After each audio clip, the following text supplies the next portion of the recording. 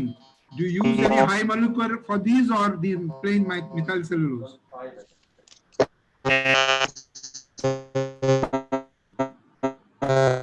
And this is the Ihans lens. Helium 5 he used. Okay, Ihans lens. Okay. Okay. It's a little unfortunate that the audio is not coming on well. Yeah. A little bit, yeah. We can hear amongst ourselves, but the audio from Delhi is giving a bit of problem. But this Ihans lens is an excellent lens. Ajay, you would have used a lot of these lenses. I think a lot of us, Debashish Da, Maipal sir, I mean, this has changed the way, the paradigm change and how a monofocal lens should be. And I just wonder why the company people didn't think about it 10 years back or 20 years back. Exactly. I mean, that is something that we ponder now. Yeah. Actually, the landing zone is so comfortable because, you know, the biometric 0.5 shifts. If you just keep the target emmetropia, so actually, even if you are 0.5 off, I mean, it doesn't really matter because, and with the astigmatism, suppose you have one cylinder, it's a plus cylinder for distance and in 180, which is usually with the rule, and for near it is minus cylinder 90, which is again against the rule, so 90, and this situation, both the distance and the near is so very clear. So essentially, it's not a very all lens good for seeing, but what for seeing for near. Video बंद कर दो. The micro. Video बंद करो. कुछ नहीं करो. Video बंद करो. वीडियो बंद करो. Okay, Dr. Devashish, can you hear me? I have just switched off the video now. Yes, it's much better now. You can very clear. Yes, I am open to questions. I have another 4-5 minutes till 2:30, so I am open to questions. We were talking about the Ihans lens, which you implanted. So, what is your experience on the Ihans?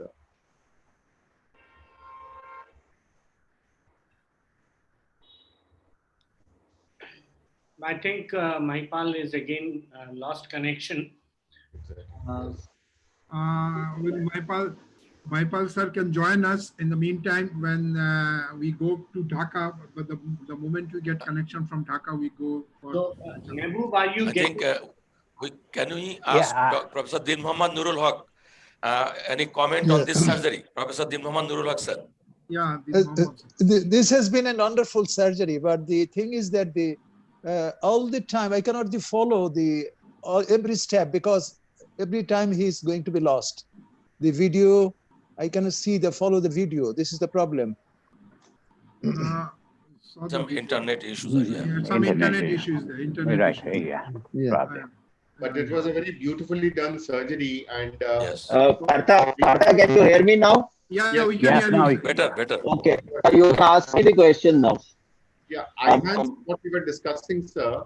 So you have, what is your view on Ihans and your thought on that? Okay, so basically the Ihans gives you the advantage of giving you some intermediate vision. It actually, if you have a bilateral Ihans with no monovision correction, the addition that you use with both the eyes is only about 1.5. But I think I overheard Dr. Devashish saying that if we do a monovision, that means if we get one eye to 0.5 or 0.75, then the patient is very comfortable reading, maybe not at 33, but maybe at 40 centimeters, so that the patient can read and also have an intermediate vision. The biggest advantage is that if you look at the MTF of an Ihans lens versus a Tecnis lens, it is almost similar. There is no degradation in the contrast which is there. And it is on the same platform as the Tecnis platform. It is the same injector. It is the same material. In addition, it is an achromatic lens also. So that is the advantage that it gives you a depth perception which is much more than Tecnis, and which is having no deleterious effect on the contrast. As also there are very little or there is no dysphotopsia that is there. Sir, one question to you is, how is it comparable with Tecnis multifocal lens?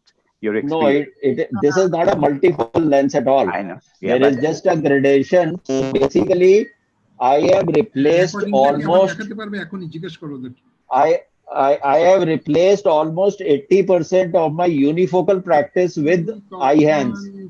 And I have replaced my bifocal practice. Ajoy, just keep quiet. Mute yourself. তুই আমাকে And এখনই ওরা live stream করবে আগে Dr. Ajay, mute please. Mute please. Ajoy, mute. And the bifocal practice has been shifted totally to a trifocal practice. okay. So there is nothing like a bifocal lens that I use now, because the trifocals are giving you great outcomes and the eye hands is giving you great outcomes. So what I am just now, I think the good thing that J&J has done is that the pricing of eye hands is not prohibitive. So I don't even tell my patient that whether I'm doing something different from a monofocal lens, but the patient is happier than a monofocal lens. Okay. Absolutely. Yes. I think we took this same thought also, sir. I mean, here also, same way we have changed to eye hands greatly. And of course, the trifocal holds a lot of promise. We are going to see the trifocals also now. But overall, Mahipal, I mean, your surgery was so fluent, so excellent. I mean, thank you very much. It was so soothing to the eye. Thank you. Yeah. Thank What you. about Thank you. flax, sir? Do you think flax is going to come in the big way? Sir, I am at 80% flax. I am the biggest converter of flax. So I believe in technology and I buy that. And that's why I have about 6-7 of flax machines. So I personally feel it's there for, at least for me, it is there. Our patients get as richer as Mahipal's patients. And 1 second, and my comment is, I hope Mahipal gets as rich as Devashish. Your surgery could not be streamed the first part. I think they are trying to stream it again and No. show it. I saw the whole. You need to click on the surgery only. I mean, double click on the surgery anyway. Yeah, they were. If you want to show, I have no problem. You have the recording, but I can't. Dr. Devashish, everything was seen, I suppose, no? No, we saw it, but in the live streaming part, I think the company people are again asking. Well, we'll just. But then, are you selecting any specific advantage of the type of cataract? They can keep doing the surgery now, no? It was just a 4 minutes job, wonderfully done. Yeah, I think they are trying to get it. You can show it. Yeah. Administrators. So there is a question here for Dr. Mahipal, sir. Question is that you have used both the Lensex and Catalyst platform. So what is your opinion? I am a paid consultant for Catalyst for J&J, but despite that, my pure academic and scientific is Catalyst is far superior than Lensex. Okay, I have given the disclaimer, but I personally, because I have invested in that machine in all over, and I had 2 lenses, old one.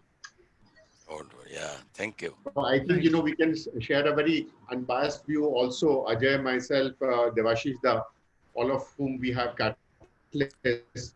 I think it's a splendid machine. I would like to do it for every patient of mine, and it gives a huge amount of advantage to the basic cataracts also, and of course the difficult cataracts, 100%. Another thing, Partho, beyond the technology, Mahipal will also agree that it depends on how the machines are serviced, taken care of. Absolutely. That is when deliverables, because I think we have some issues with Alcon, and that is why what Mahipal said, that he changed 2 of his Lensex machines.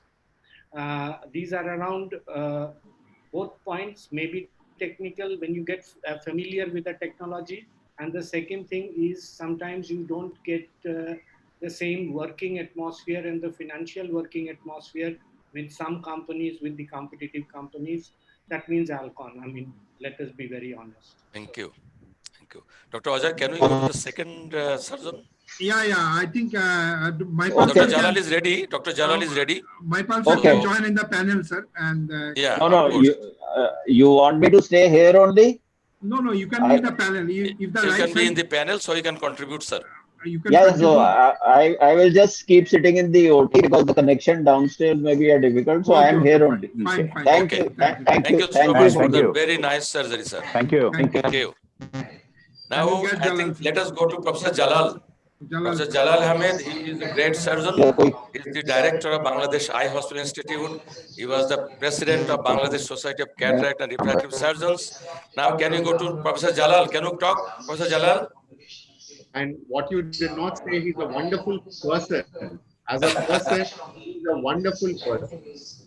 Yeah, of course. Professor Jalal, we welcome you in your OT. Professor Jalal, can you hear us? Uh,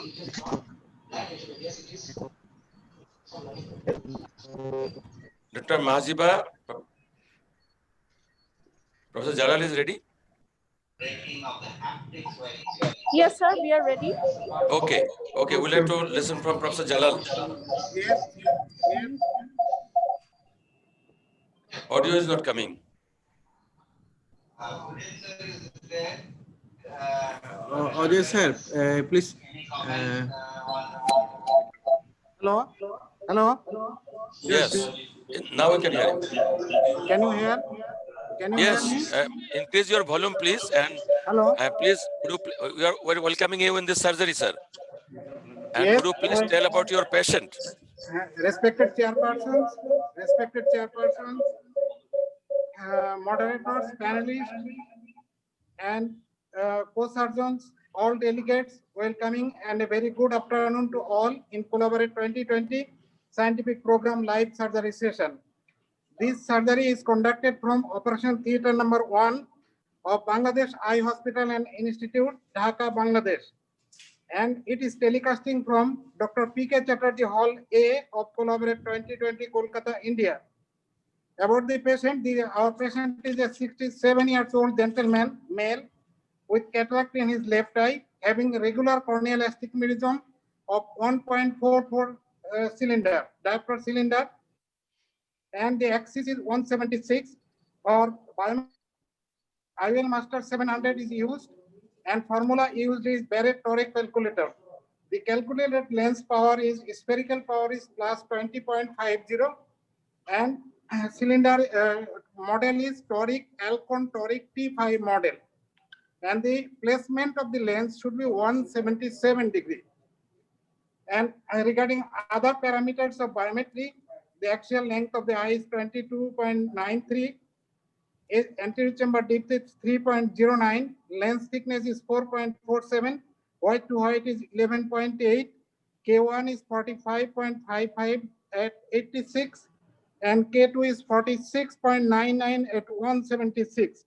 SIA is 0.10, and incision should be placed as it in left eye.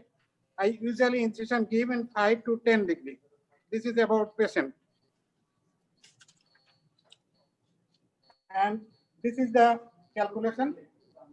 It is lens should be placed in 177 degree. Okay. Thanks. And if you give permission, we can start our surgery. Of course, please. Professor Jalal is starting this surgery. By this time, we have eminent panelist and chairman of this session. I think we can ask Dr. Debashish Bhattacharya about the toric IOL. And what is your experience of practice in toric IOL in your practice? Dr. Debashish Bhattacharya, please. I would consider torics very seriously above 1.5 cylinders. Below that, I would go by steep axis incisions, or if I'm using a femto, or if the patient can afford a femto, an LRI with femto. And the experience has been very pleasant, and this is what I practice. And in fact, the other thing that I would ask sometimes, that whether if a patient has the cylinder in his eye, in his spectacle, I would ask whether he wears his spectacles, because some people actually use a minor cylinder with advantage as a multifocality.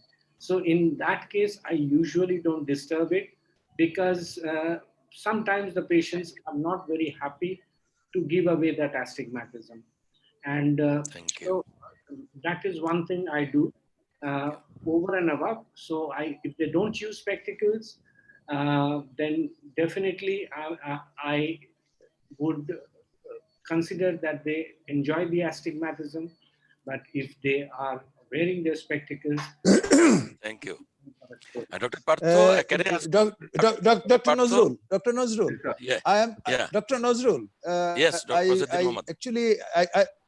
I agreed with the Dada, because he said that the post-operative minor cylinder gives a multifocality to a patient.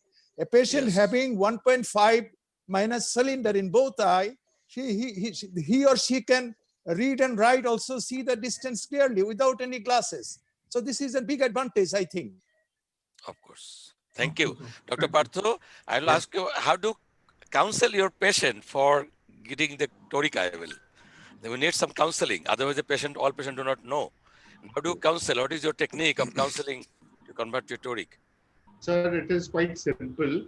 Especially if it is an elderly patient, what we try and tell our elderly patients is, if it is a habitual wear of glasses all the time, an elderly patient at times with advancing age will find it difficult to handle his glasses. So it is best that they do away with the glasses, at least for the distance, and get the cylinder removed as well as the spherical removed, and only for the near vision correction they can go ahead with a reading pair of glasses.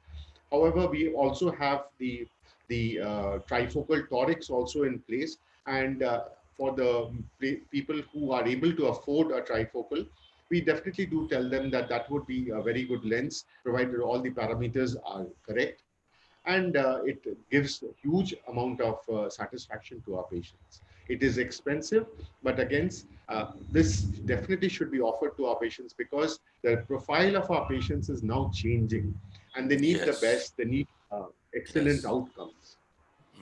another thing Thank you. Thank you. Nozrul has been discussing, when it comes to the toricity, which between 1 and 1, I think IMAX is a wonderful lens. Thank you. Can I ask Dr. Mahbub Chaudhary? He's also doing many toric IOL. So how do you mark your patient? Marking, how do you mark your patient? Marking, there's several ways of doing it. Manually, just before the surgery, my anesthetist does the reference marking, and then I go for the axis marking during surgery. And we are fortunate to have the Callisto and also the variant. So this gives us an added advantage of using this digital marker, and this has made life much easier now. So but to start with, the manual marking is doing an excellent job. Can I? I just want to make a point that even if you don't have the Callisto, you should not ignore or you should not say no to a patient, because the difference between a manual marking done well and a digital marking is not more than 2 to 3 degrees. That is what studies have shown. So the patient should be definitely offered a toric lens if the patient needs, and if a patient has earlier with the rule astigmatism, be a little lenient in correcting the toricity, and if a patient has against the rule, be more aggressive in correcting the toricity of the patient with the toric lens. So this 1.25 and admin, screen share, please. 1.25 or 1 will change between whether it is with the rule or against the rule. So it varies. So if you have the rule, maybe 1.5 is the same, but Maipal, a question that, initially there was a conception that the Technis torics, they are a little unstable and tend to rotate. But now I am told that they actually don't polish after the milling. So the haptics are a little rough. And this generation of the Technis are really, our experience also has been over the last 1 year that the rotation stability of the technique toric has become quite good. What do you Agreed.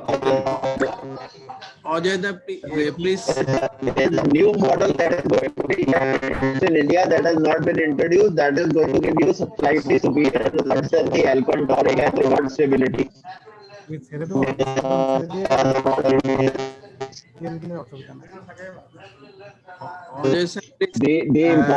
The important thing in toric IOL is to take the total keratoid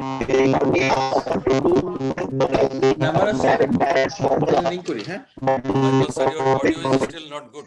Audio. Okay. Fine. You can continue. I'll log in from my house. Okay. Okay. You can hear me? Are we ready, Nazrul sir?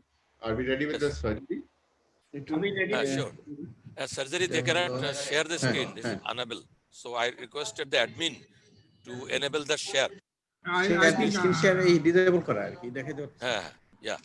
They're So trying. they're doing it. So by this time, Professor Nazmul Islam is also here. Sir, would you have any comment on toric IOL in your experience? Professor Nazmul Islam. আগে मैं लिख रहा हूँ Then Dr. P.K. Bakshi sir. हमारा Any screen comment from share your बंद side? करो यार Well, Dr. P.K. Bakshi sir, yes. over the years since I retired myself from active surgery, things have advanced, which I had इसको leave कर दो with time things would change. Leave कर देना And it is for the betterment because the patient's expectations are very high these days. They want day 1 6x6. That's the reason the technologies are also changed. And every time changes which come, one has to adapt. I was just wondering how now coming, yes. how much time does it take to adapt control laser? What is the learning curve? Yes. Maipal, can you guide me in that? Yeah. Hello. Maipal sir is just I want think for now we can start the OT because it Okay, is. I would ask Partho, how much time does it take to learn femto over a period? Is a learning curve there? No, hardly anything, sir. I mean, any good cataract surgeon, phaco surgeon can learn femto by doing at least just 5 cases, and it's a very, very small technique, and it has to be adhered to. Proper supervision is required, and once that is done, it is very safe, and it's a very small technique. It is safe. I think the future is going towards robotics. Only thing that has to be learned from Partho is how to motivate patients to femto. That's the main thing. Now I think screen share is possible. I think let's we go are to with OR, Dr. Bangladesh Eye Hospital, Dhanmondi main branch. In the number 1 OT, Professor Jalal is doing the toric IOL implant. Professor Jalal, to you, please. Hello. Yes, we can listen. Yeah, yes. We can hear you. We can hear you, sir. Let us all mute our mics so that Professor Jalal can speak. Let us all mute.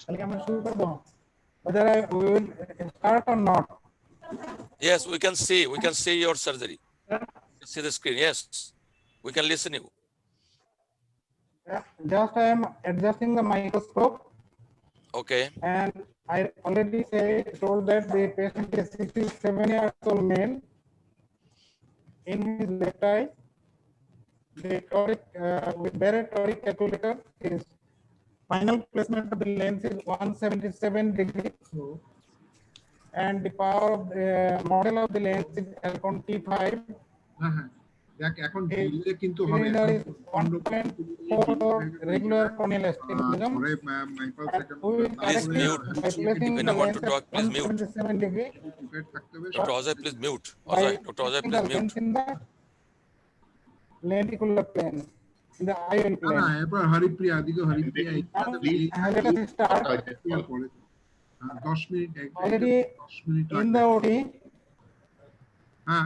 In the slit lamp, we have marked the reference marking. হয়ে গেছে আমি এখন দেখছি আমি the beam slit lamp beam on 0 and 180. This is the 180 and this is the 0. This was the slit lamp marking, and with Toricam we have confirmed that this is reference marking, and due to loss of connectivity we have done already the axis marking. The axis marking is 177. This is the axis marking point and this is the axis marking point. And now I am starting with incision. I usually start with side port incision. The counter pressure is given with the just cotton tip, cotton bud, and the side port incision I usually give 80 to 90 degree left of the main incision. It is also a self-filling incision with 1 millimeter keratome. Now I stain with Typhon blue or little intercameral lidocaine is given. Then Typhon blue is injected. I usually do Rexis with 27 needle by making it a 60 tone. I wash the Typhon blue, excess of Typhon blue from the anterior chamber. I am washing the anterior chamber with BSS. Now I will inject Professor Jalal, can you kindly center the dispersive microscope, please? viscoelastics. I am now injecting dispersive viscoelastics to coat the cornea endothelium. Jalal, why you have given the Typhon blue And in already this I very? coated the anterior chamber with dispersive viscoelastics. What is the reason of giving this? What is the reason of giving this Typhon blue in this very excellent case? What is the reason? Pardon? Why you have given the Typhon blue in this case? Oh, because it will stain the anterior capsule, though it is a very clear capsule, but I usually stain to make it more clear and more visible. And during surgery, sometimes it helps me a lot. Okay. And now again, I injecting viscoelastics, HPMC. If it is not center, is it in center now? Okay. After proper draping, asepsis and draping, we have started the OT. Now I am also injected little amount of HPMC behind the V coat, just to fill the AC. I usually use 2.2 millimeter keratome, but now I am using 2.4 millimeter keratome. My placement of incision in the formula, it is entered 5 degree. This is the mark of 5 degree. I am just initiating the main incision. I use near clear corneal incision.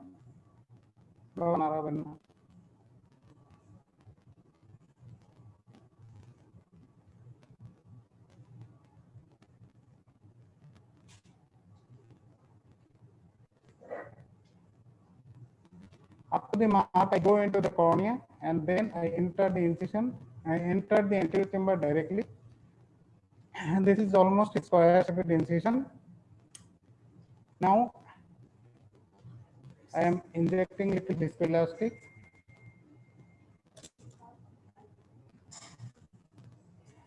Incision I usually Rexis marker.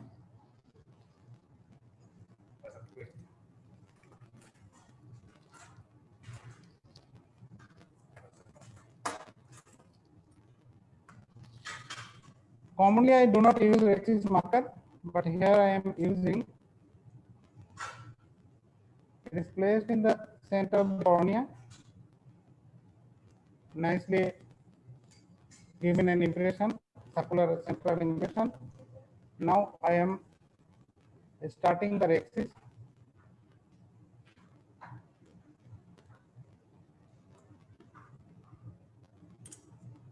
I usually make a nick in the center of the axis and try to lift it a small triangular flap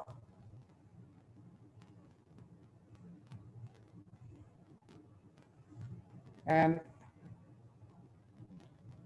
lift it, then try to go into the margin of the targeted center.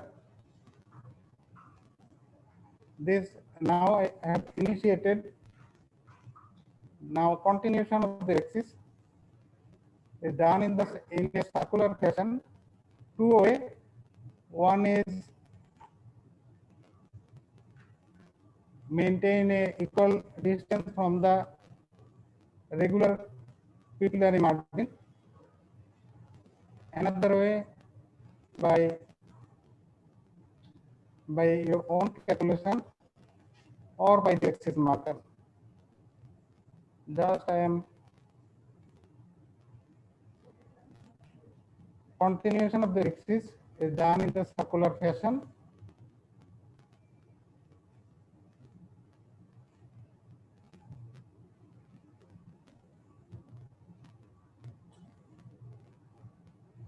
I usually do it very slowly, maybe half or 1 minute time more is taken, but it usually gives good result.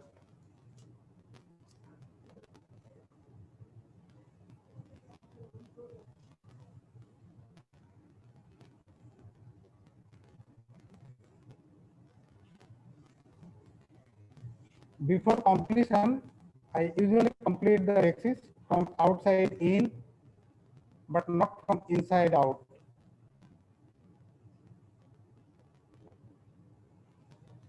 Just have completed the Can you axis. center it, please, Professor Jalal? Can you center the microscope? Yes. Thank you. Yes. Center. Now, is it in center? Yes, now it is in center. Thank you. The eye is in center and the rexis is well centered. Excellent, sir. And beautiful, like femto. Yes, like the femto. femto laser. Thank you. We have, for marking, we have also digital marker like Varion and Callisto, both we have in our operation theater. But most of the centers in our country have no such facilities. This is why I am using manual altogether in this case. Good, good. And this is answers Professor Dean Mohammad's question that we can appreciate the rexis, and that is why Jalal Sahib actually stained the rexis caption. Yeah.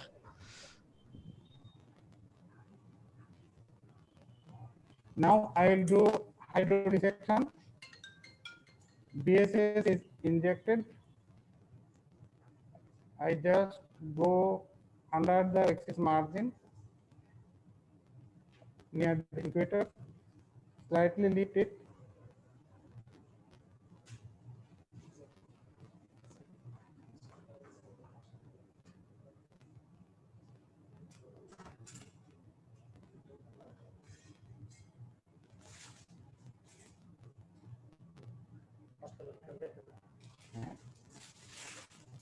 The fluid way was not clearly visible, but I think it is completed then.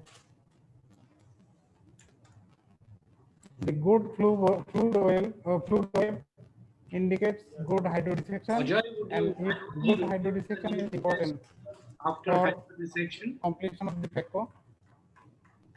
Screen is not coming. With blunt spatula, I try to rotate the nucleus. Dr. Maziba, can you see? If it do Screen not is not rotate coming. clearly, I then again give little amount of viscoelastic. We can see it, sir.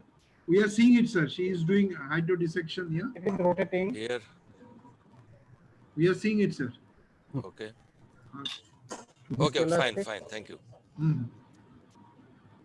Now, again, I am using viscoelastics in the anterior chamber to fill the anterior chamber. Now, I will use FECO.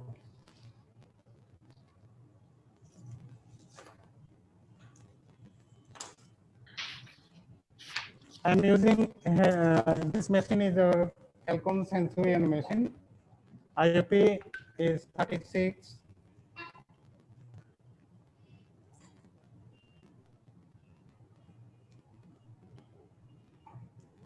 With phaco tip, I try to clear the loose cortical matter from the front of the lens.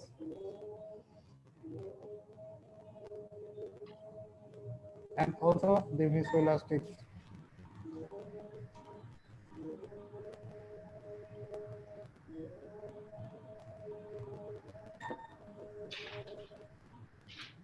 Now I am doing sculpting in the center.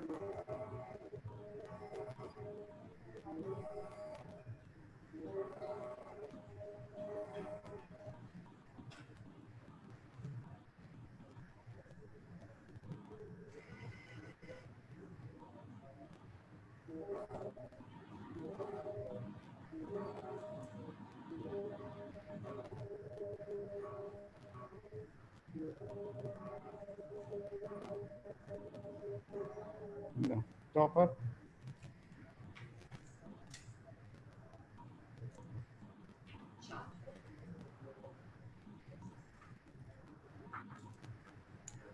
I usually use sharp topper by using the vacuum of the phaco in right hand. Stop down. Stop.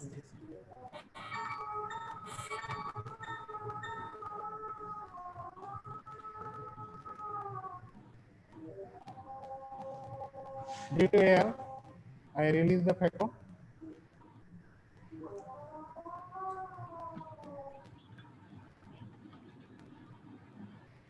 And I am trying to do the first crack.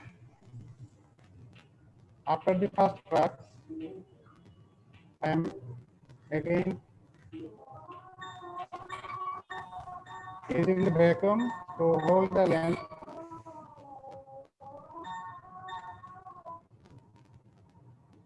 and make a second crack.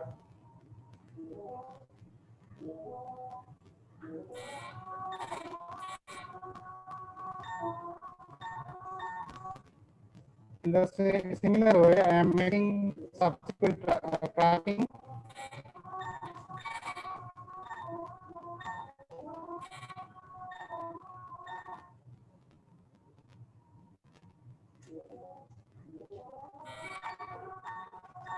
Absolutely copybook.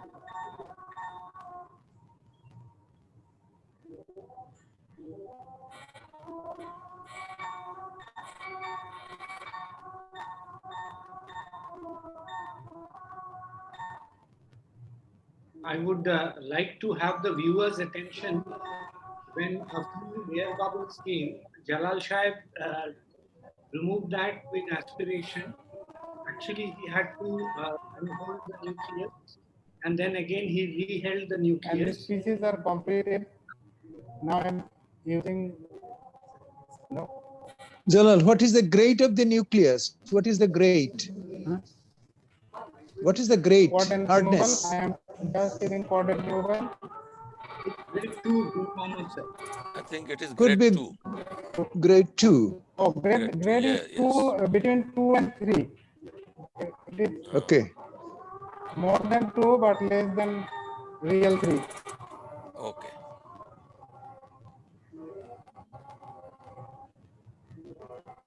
That wonderful thing that I was telling, that he took away the air bubbles and reheld the nucleus, and it was very close to the rexis, and his rexis was visible because it was stained. So these are certain learning tips, at least. Piece by piece, I am just trying to remove the fragmented nucleus.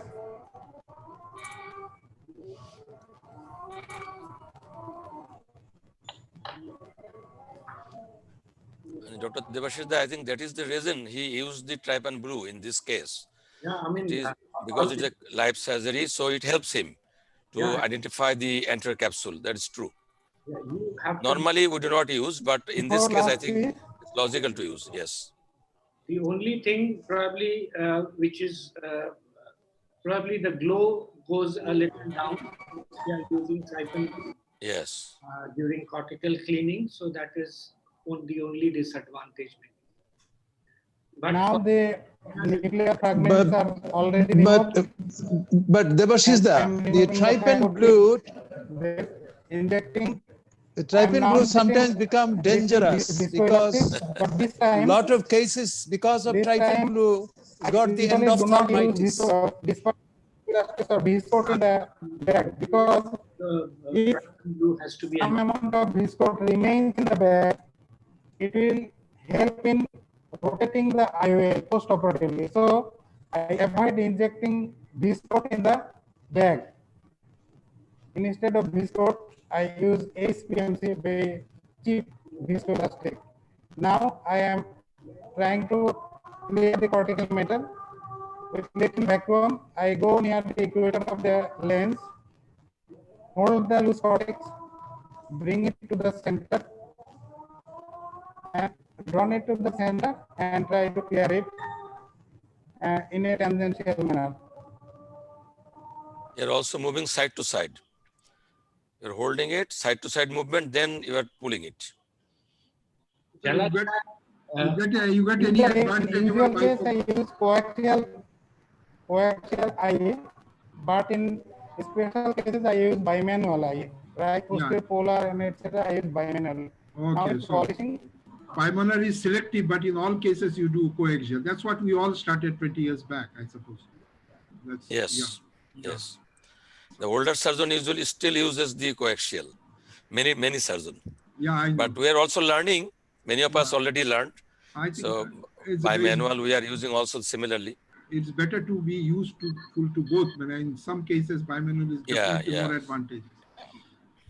But Dr. Ajay, I use the coaxial for the capsule polishing still, and also cleaning of the entire capsule. Still, I do it because I am not confident with the bimanual, the polishing of the capsule, posterior capsule.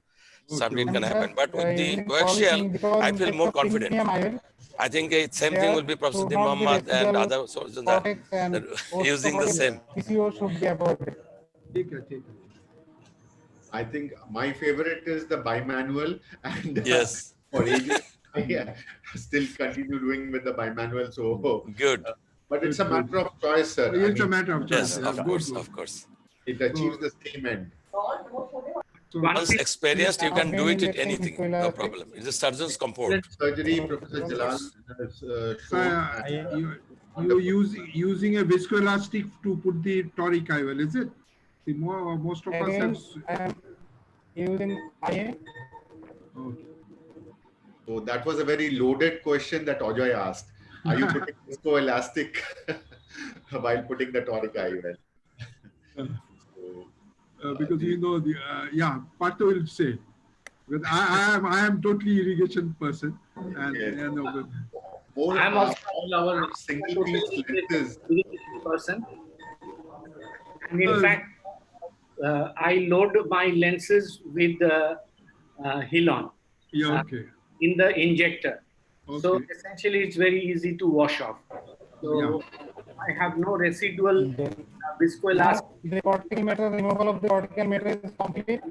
Yes. So Devashishda, you use IOL lenses? Yes. Yes. He uses Hilon.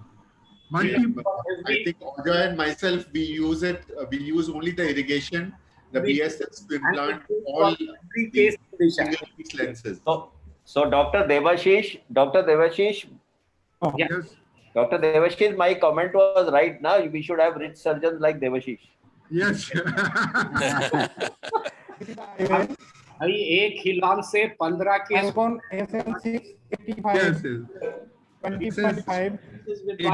के implanting under serves a lot of purpose. You are 100% sure that it is good 20.5 and it is in the eye plane, it is 3 diopter cylinder. I am injecting viscoelastic. Viscoelastic is given in the cartridge. Now I am loading the lens in the cartridge. I am taking the lens. So this is an It is acris of important. toric The lens. upper surface of lens should always be in the upper. It should not be tilted. Upside, if it is upside down, Question then to the Mahbub protection sir. will be lost. Sir, you have the Varion or the Callisto. So why not use the Varion or the T5 Callisto with the T5 for lens. the implantation and I alignment am of the just lens? loading the lens in the cartridge. Dr. That's, Mahbub, yeah. you answer the question. And That's what we regularly do. Yeah, I think Probably for today's purpose, he's saying that it will be a lot of beginners are there, so you might giving a wrong impression that we have to do only with digital marker when we are doing toric. So that we purposely said that we'll do a manual marker so that we can encourage other youngsters to go ahead without Callisto or the other digital marker. I'll get in touch with the That is the reason. I think that is the correct message. Dr. Mahipal sir also said the same thing. And whether we mark it manually or we use the Varion or the Callisto, the alignment is now excellent. I'm going to inject the lens. Yes. Exactly. Yes. Exactly. One question. Professor Jalal also explained it that I'm doing in manual so that other people who do not have this facility, they will be interested to do it. That I'm is our injecting the lens intention. into the bag, but in such a way that the IOL is injected into the Is bag. injecting very slowly. If possible,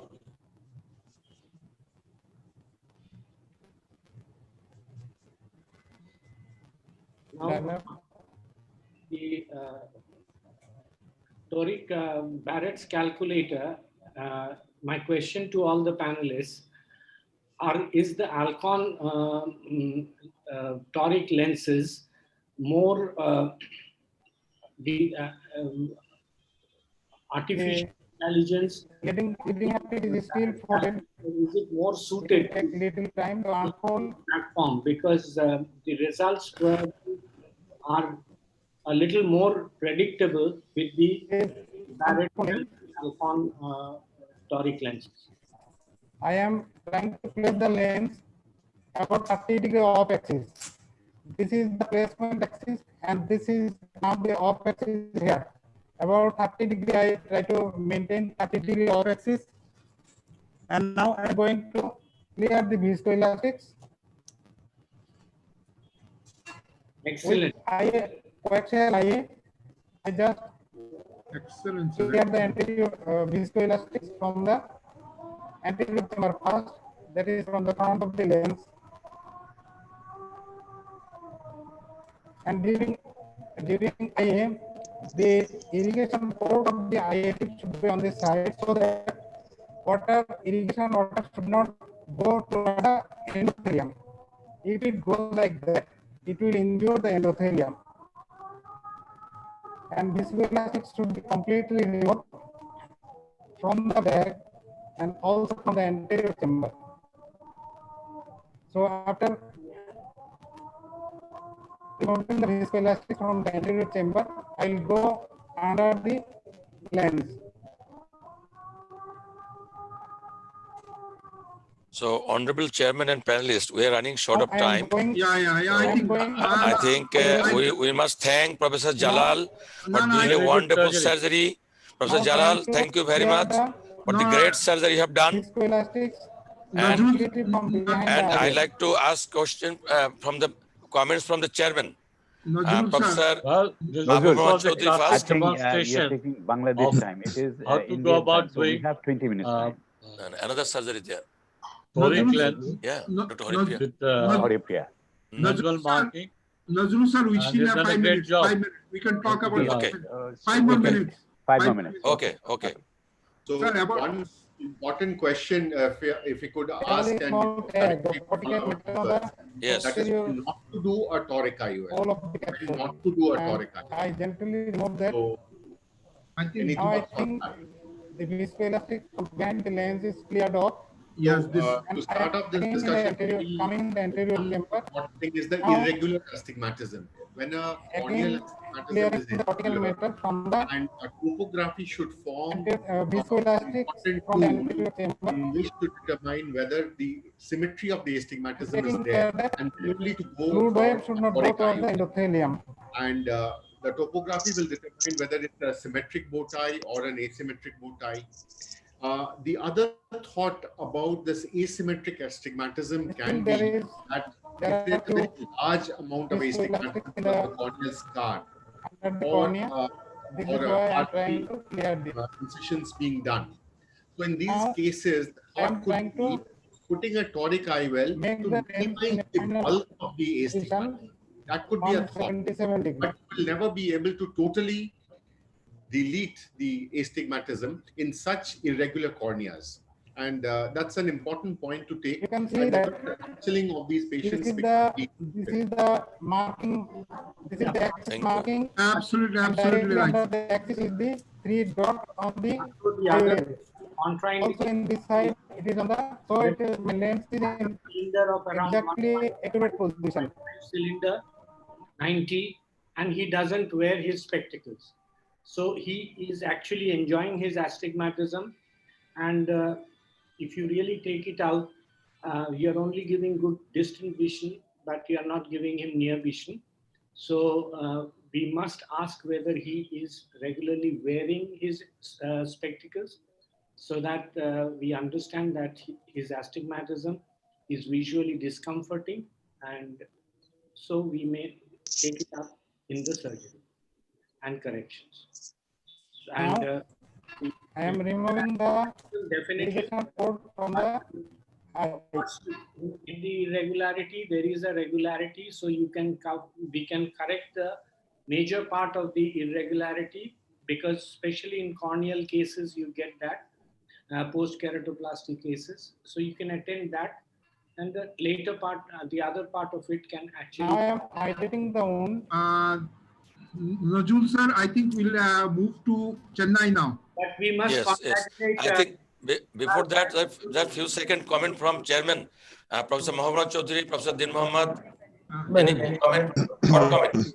Thank you, thank you. Yeah, thank you. This was a wonderful surgery. Jalal, you have done a great job, and congratulations. Congratulations. Professor Din Mohammed. Congratulations, Jalal. Wonderful surgery he's done. Wonderful, wonderful. Professor B.K. Bokshi, sir. Wonderful. Wonderful surgery. Professor B.K. Bokshi. And now hydration is complete, and the Professor should be Nazmul Islam. tied in such a way that it should not be over hydrated. Okay.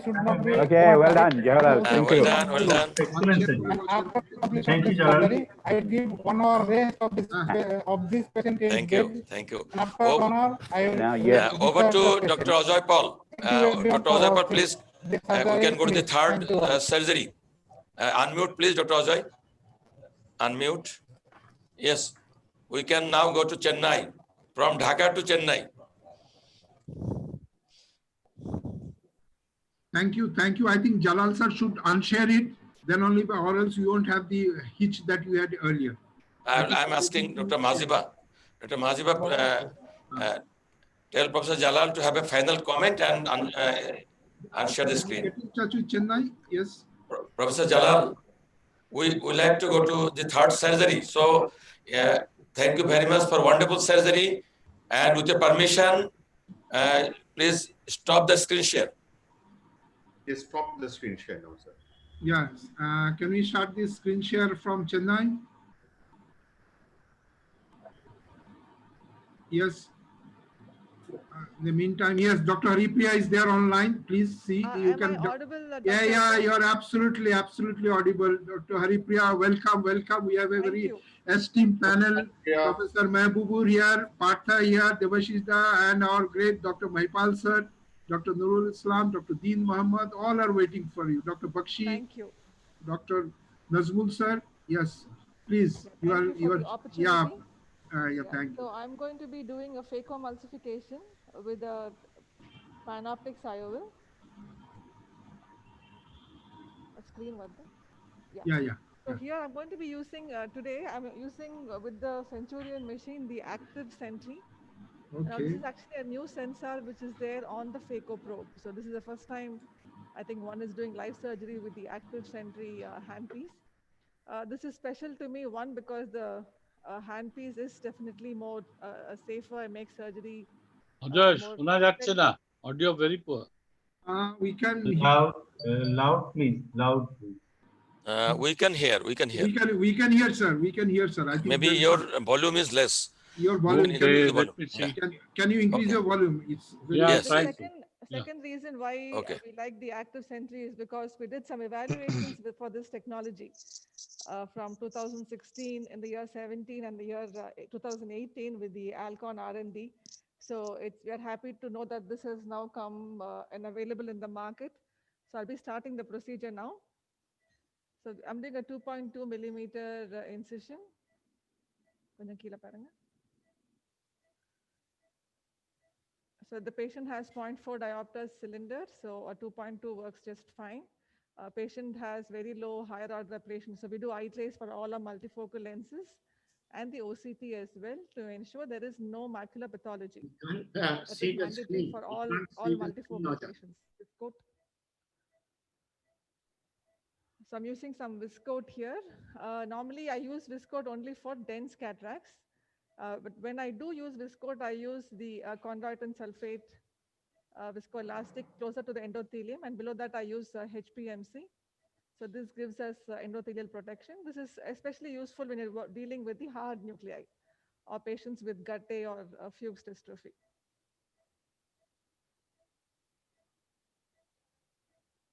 Wiper. Wiper. The skin is not shared. Ajay? Yes. The screen is not shared. We can't see anything. But we are seeing, sir. I think you'll have to. You have to move. Please move right or left side. Yeah. I did. Okay. Yeah, you double click. There is a pin. I got it. Thank you. Yeah, thank you.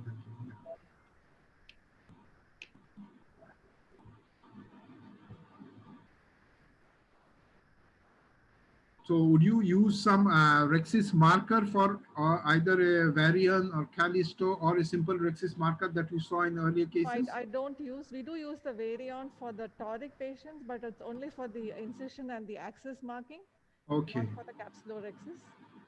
So before the hydro, I like to just burp out some viscoelastic, insert the cannula under the rhexis, and as I inject fluid, ensure that I also decompress the nucleus. So push it back.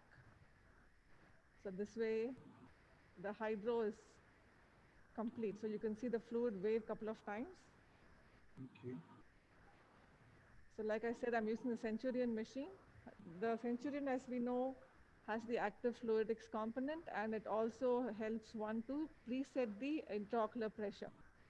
Now with the active sentry, which is upgrade on the handpiece, so this kind of networks with the machine, with the fluid management system, and ensures that your surge is minimized even further, because it kinds of detects any variation in the IOP, especially when you have full occlusion, and that ensures that the response time is much faster. So this is a balanced tip on the new handpiece. So I'm doing a chop technique, a small little burrow in the center, holding it firmly, using a straight tip, a straight chopper with a blunt tip. As I'm holding, I move the chopper to the periphery, come towards the tip and separate. So this is repeated on the other side as well. Stabilize the nucleus as I move my chopper under the anterior capsule and bring it to the center and separate. So the horizontal chop works well if you have a soft or a firm cataract. So like I said, the IOP I'm using here is about 36. Normally my IOP is 55. So now with the active sentry, I have brought it down further. So once the first half I have broken down, I'm removing the quadrants. So like I mentioned, even though my IOP is much lesser than what it used to be, the chamber stability is the same. So I still have the same efficiency without compromising the patient comfort. With the lower IOP, the patient is going to feel more comfortable. I always like to chop the pieces to very small fragments. This way, you eat it up quickly. A larger piece takes longer, especially with the harder nuclei. So make it small and eat it up, lensma.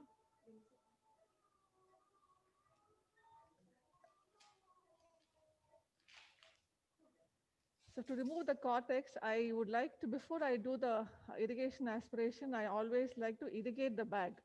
So I insert the cannula under the rhexis from the main incision, and you can see the cortex now gets dislodged. And this definitely makes your irrigation aspiration easier. So I do this for all cases as a routine. So I would do it thrice actually. One, the regular hydro before the phaco, the second time before the cortex aspiration, and third after the cortex aspiration to remove any remnants of lens epithelial cells. So I insert the probe, and now having washed it, it makes it that much easier to remove the cortex. So you can go on a circumferential pattern or whichever is most convenient. I use a straight IA tip, and I always use coaxial as well, like the previous surgeons. So again, like I said, the third time I use my hydro cannula is to irrigate the posterior capsule. So all those fibers there, I don't use a cap back mode, just ensure the fluid hits directly on the posterior capsule. So this kinds of loosens it up. Any advantage or disadvantage over the usual bimanual cap back So mode that you use? yeah, I think both work, either coaxial or bimanual. Either of this works well. It depends upon the surgeon's comfort, what we are trained in. As long as one is having a consistent technique which works, I think. No, the cleaning of PC. I'm talking about the cleaning of PC. The PC. Cleaning of PC, I think this is much faster, and I find it to be very effective. So Yeah. it also helps remove any. I can share, Ajay, that I also do any this. cortex which is stuck and all that. So I'm going to implant the lens. It's again a 2.2 wound assisted, the cartridge, a Panoptix lens, a trifocal lens.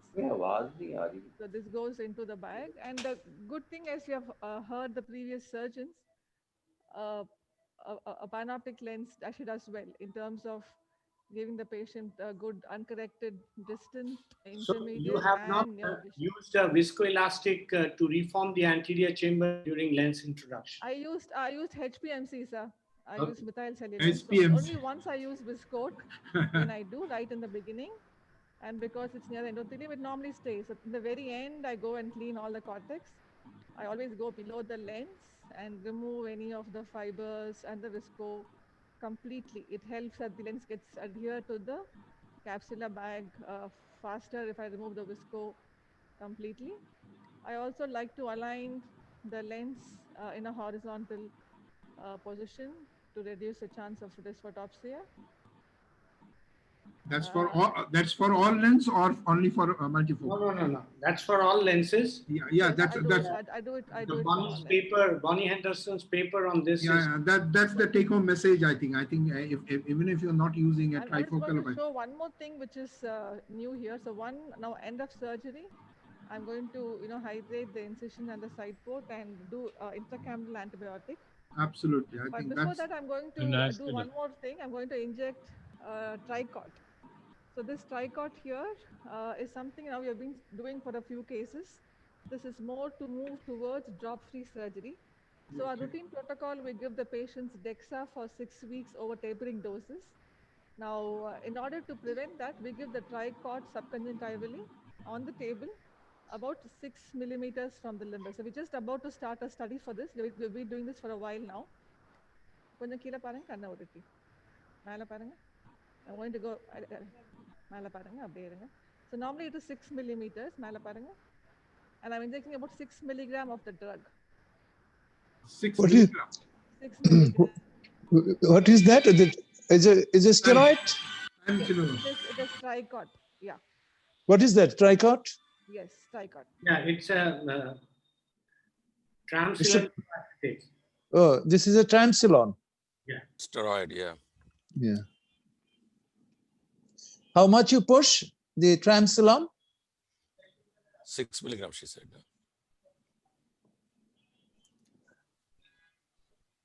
So thanks to our guidance from the Kannada is very thin here. I'm going to go try superiorly. Kanna otte keela paranga. Inna konja nalla keela. Right, very good. So I like it not to be too close to the limbus because that will have a higher chance of IOP elevation. So I like to go at least 6 millimeter from the limbus. Why? Why is it being given? We have given the So tricot. no steroids after operation, sir. No steroid drops. At the very end, I give Okay. the antibiotic. Oh. And Dr. Haripriya, you also have almost shifted to, in difficult situations, you give subtenon and almost done away with peribulbar blocks in Aravind. Exactly. Yes, sir. Yes. So we don't do, I'm going to remove the speculum here. Yeah, we don't do any retro or peribulbar now. We do all of them is more subtenons if we need a block. Yeah, for all our SICs and all the complex surgeries, we give a subtenons block. Yeah, I mean, this is something we found it, we learned from Arvind, and we've also changed totally, because we found that the incidence of endophthalmitis were perhaps less than the incidence of globe perforations in a bigger matrix of patients. Yes, sir. So with the tricot, which I just demonstrated, we don't give the patients any steroids or NSAIDs. They only get antibiotics, which they use one day pre-op. They continue to use the same For bottle 7 days. for about a week post-op. Again, it's we don't do it for young patients who are myopes. They are not ideal candidate because they could be steroid responders. And patients who are on systemic steroids, again, or known history of glaucoma, or family history of glaucoma, those patients, we don't give them tricot. Right. That's excellent surgery anyway. I mean, it was great to see you operating. We were running short of time and the moderators were a little worried, but you made it up. Yeah. She made it so quickly that time already is adjusted now. No. I think I will go back to Dr. Mahipal's surgery, because the first part, the surgery could not be telecast because of some hitch. So the recorded part will be there. And Dr. Mahipal is already live. I think we've spoken to him. The femto part and the first part of only the discussion did go to everybody. So yes, Haripriya, please stay online as a panelist. The admin, can we share the Dr. Mahipal's surgery from the beginning? Can you unshare? Could you unshare Chennai and go back to Delhi?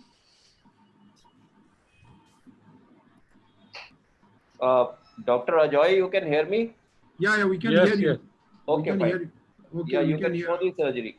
The surgery is being, no, I think they're trying to change over. In the meantime, I think we can have a discussion on Dr. Haripriya's surgery as such. If anybody has any comment on the torics, the amount of torics, or the custom torics that are still there, or torics for the high astigmatism, the keratoconus, patients with keratoconus. Yes, sir, Partha? Is Dr. Partha there?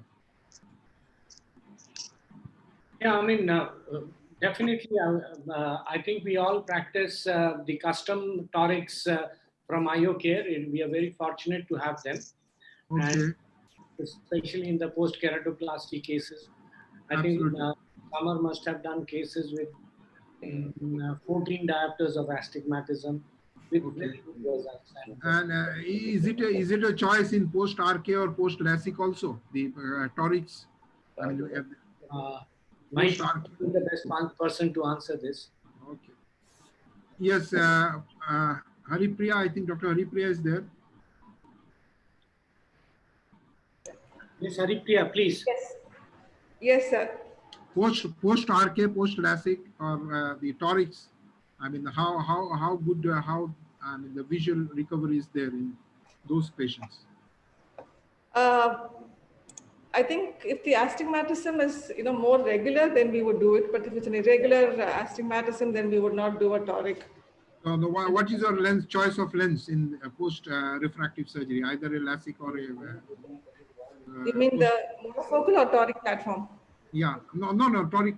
What is your? Is it aspheric lens or a special spheric lenses? The simple spheric lenses? We do either aspheric or spherical. I don't think we have seen any major difference. So we do either of these lenses. Thank you. I think we have Dr. Mahipal's surgery there back again. Mahipal. Yeah. So is my audio there or I have to speak now? Yeah, you speak. You speak. Your surgery is on screen.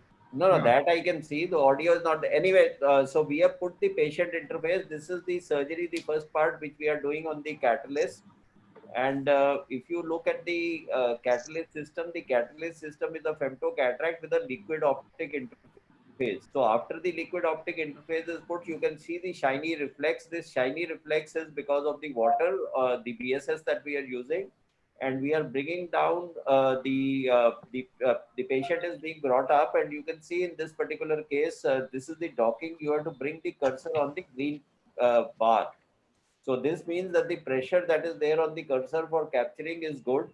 After capturing, we'll go on to, you can see the vacuum has been built up and it is locked. After the locking, we have captured now.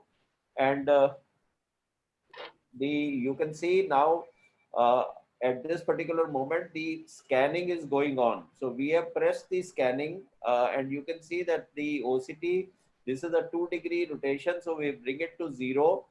Because we are having the incision. So this is the proper, this is taking care of the cyclotorsion. You can see that the anterior cornea is seen, the posterior cornea is seen, the anterior lens is seen. You can see the angle, and this line you can see, this is for the limbus.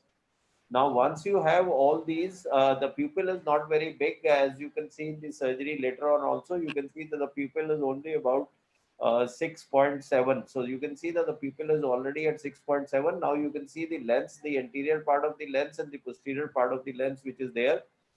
There is a preset default that we have done of 500 microns. There is a 4 quadrants that we are going to do with 1500 of these cubes. Now you can see the incision. I am bringing it slightly towards the limbus. From what the limbus was recognized by the machine, it is the capsule-centered capsulotomy that has taken place in about less than 1.5 seconds. Now you can see that there is a nucleotomy which is happening. I'm not sure, it's not coming very clear, but there is a nucleotomy that is happening. And once the nucleotomy has been completed, at that particular time after the nucleotomy, you can see that the incision, this is the primary incision that is happening. So this is the primary incision. This is close to 90-degree, and this is on the steep axis that we have done, and this is the secondary incision that we are having. So this is the end of the procedure. The procedure takes very little time, and you have a reduction in the inside OT time. Now you can go ahead in this particular case. This is, I think, this is the patient is taken off, and the patient is shifted on into the OR. So are we showing Joy the second case? Yeah, this is the second case you can see in which we are having an LRI. You can see this is one incision. This is the second incision that we are going to have. And I have lost the surgery.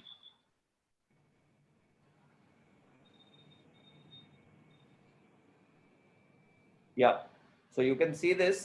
This is the incision which we are going to do. And now the capsulotomy, you can see in the template, it is 5 millimeters. That is what we are using. And again, we will have a 500 micron default from the posterior capsule. So you can see here.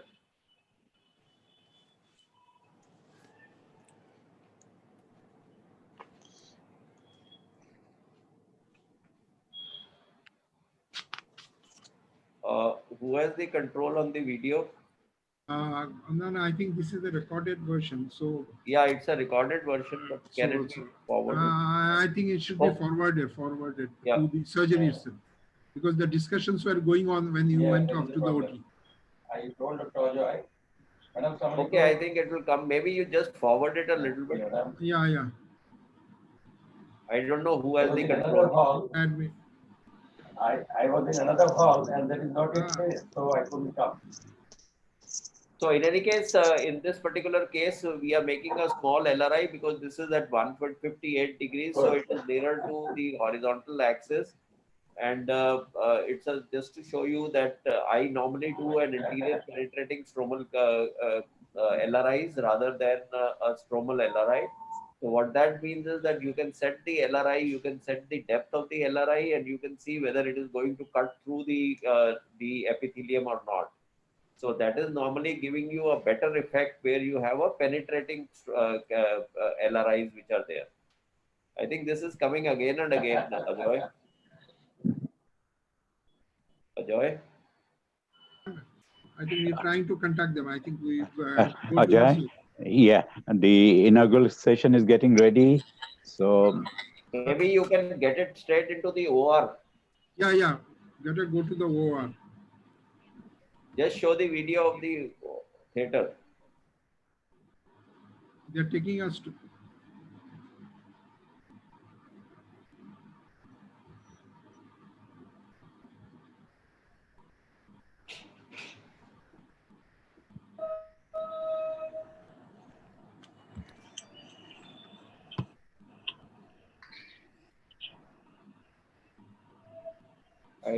Ajoy, who is the person who is doing it? I think they're trying to forward it. I think this is in the Zoom, so they cannot do it.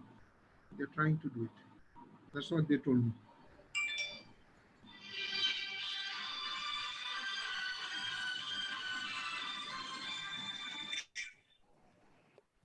Ajay, beautiful. Oh, lovely.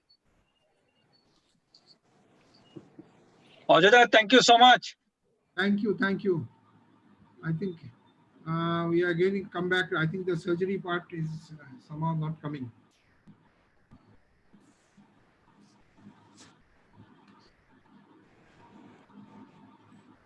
Okay, so this is the.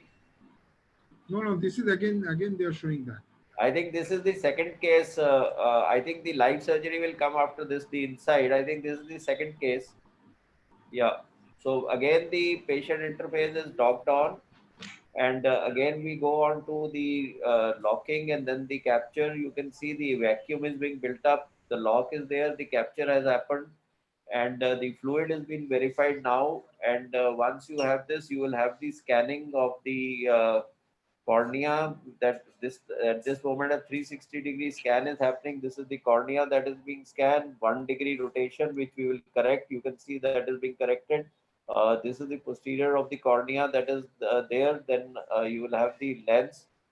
Ajoy, they love you. You are always coming on screen. He's controlling everything, no? So he has to come. Okay. Now you can see we have the LRI, primary incision, secondary incision. We are bringing the incisions towards the limbus. And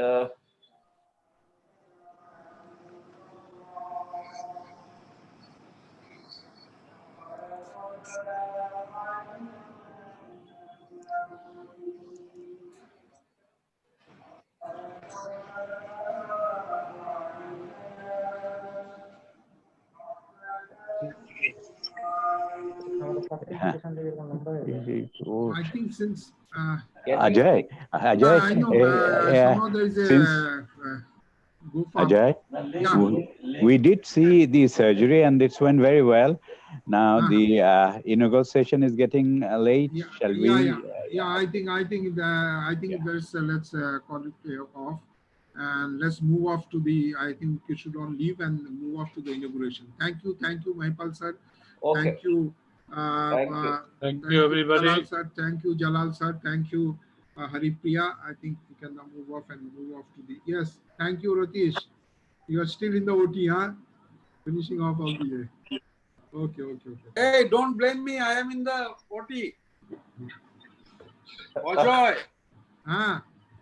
You cannot blame me. I am live. Okay, you are live. You can show your surgery also. Hey, no. Thank you. It was a lovely session. I think we can shop stare and Mahipal. Sure.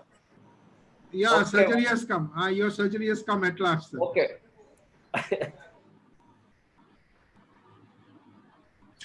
I think this you can see is the surgery. You can see that the pupil is was 6 millimeters, 6.7, and we still have a pupil which is 6 millimeters. It's not come down as was being pointed out earlier.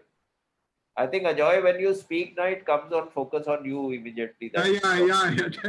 It comes on everybody. Whoever your speaker model. So I think anyway, I think yeah. Every time. You, they love you on the screen. Yeah, You yeah. and Partha.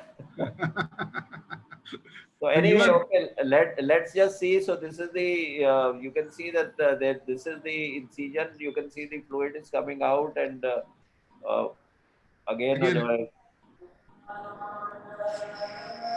there's a problem of active screen. I think whenever, okay, so you can see this is a Helon pipe that was used, and now you can see that it is a free floating capsulotomy.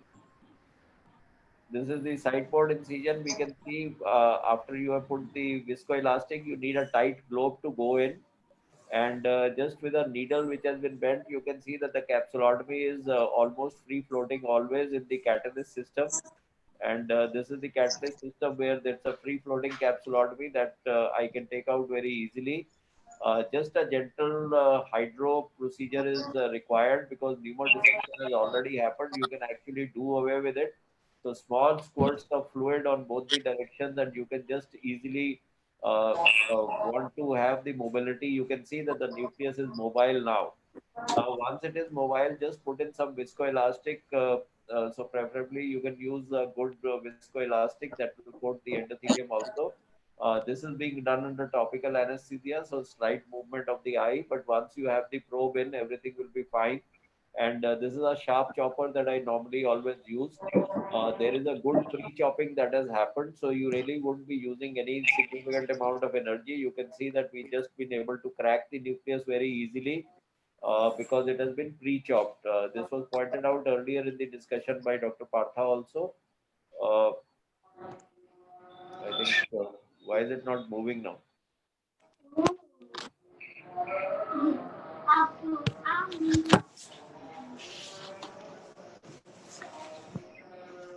Ajoy, it got stuck.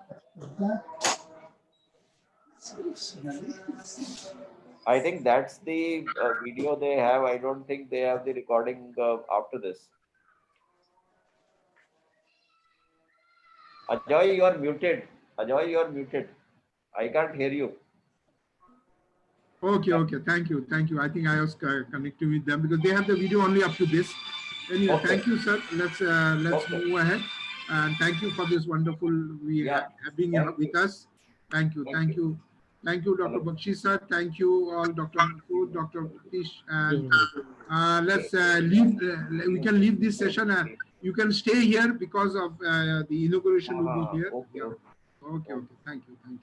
Inauguration is happening in this hall. Yes.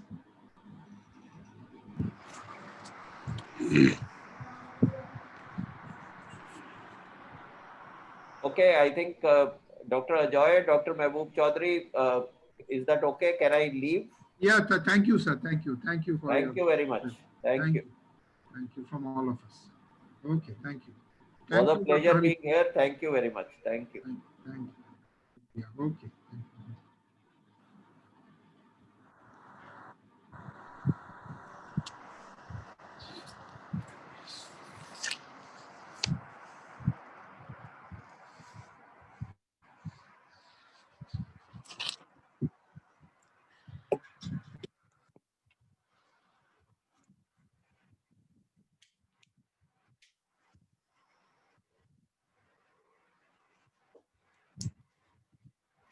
you.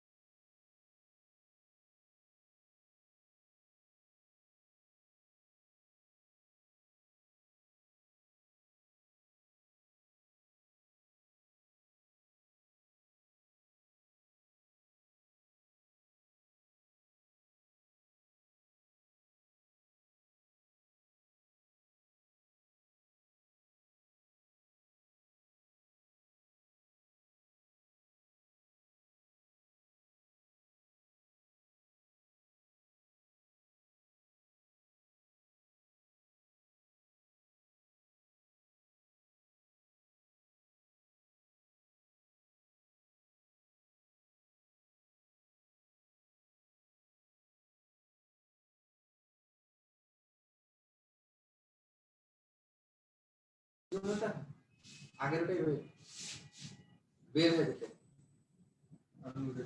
না আমাদের তো এখন আগে সেই সব এই যে one মন্তটা সব দেখছি আমরা কিন্তু দেখতে পারতেছি না সকল তো রিফ্রেশ করেন তো আচ্ছা তুমি ইশার থেকে ঢুকো হলেতে যেতে হবে না স্যার আমাদের এখনো কিন্তু ইনোভেশন হয়নি হলে তো আমি দুইটাই আছি আমি ইসে আছি জুমে দুইটা সার্জারি ছিল আমরা সেখানে লক করা আমরা কেন জানো আমরা এখন আগে রয়েছি হ্যাঁ হল এ বি দুইটা এখন আগেরটাতেই রয়ে গেছে আমরা আমাদের এখনো সেই লাইট সার্জারি ওই ইসে রয়ে গেছে এবং ওই হলো রেটিনা হলো রিফ্রেশ সকল বেটা রিফ্রেশ করেন তো আচ্ছা আমরা দেখি আমরা বের না না না ওটাই রয়ে গেছে না না আচ্ছা আচ্ছা আমি বুঝতে পারছি না গুড আচ্ছা আর ওখানে দিই আচ্ছা ঠিক আছে হ্যাঁ ওখানে দিয়ে দাও আচ্ছা তাহলে আমরা এটা বের হয়ে যাই আসলে বের হয়ে যাই এই মালিক লাগবে ভালো না ওটা করতে হবে বুঝছেন সকল ভাই বের হয়ে যাই প্রত্যেক সেকশন থেকে বের হয়ে যাবে সেশন থেকে বের হয়ে আবার ঢুকতে হবে ওই ইসের থেকে ঢুকতে হবে স্যার আমি এটা নেই হ্যাঁ এটা নাও না না খাওয়া আছে তোমার চার্জ আছে আমার 80% চার্জ আছে আমি চার্জার দিয়ে দিব সাথে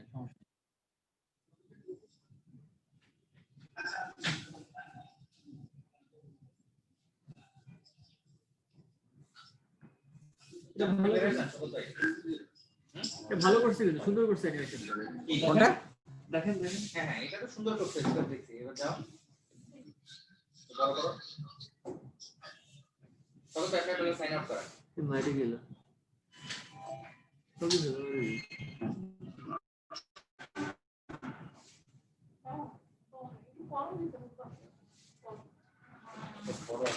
লিপ করলাম হ্যাঁ হলে দাও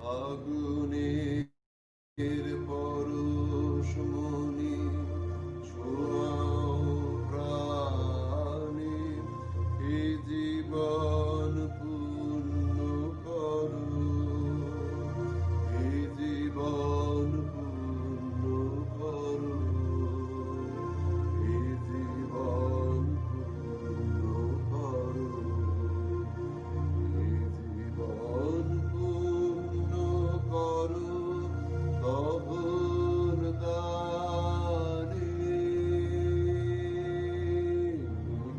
আগুনের পরশমণি ছোঁয়াও প্রাণে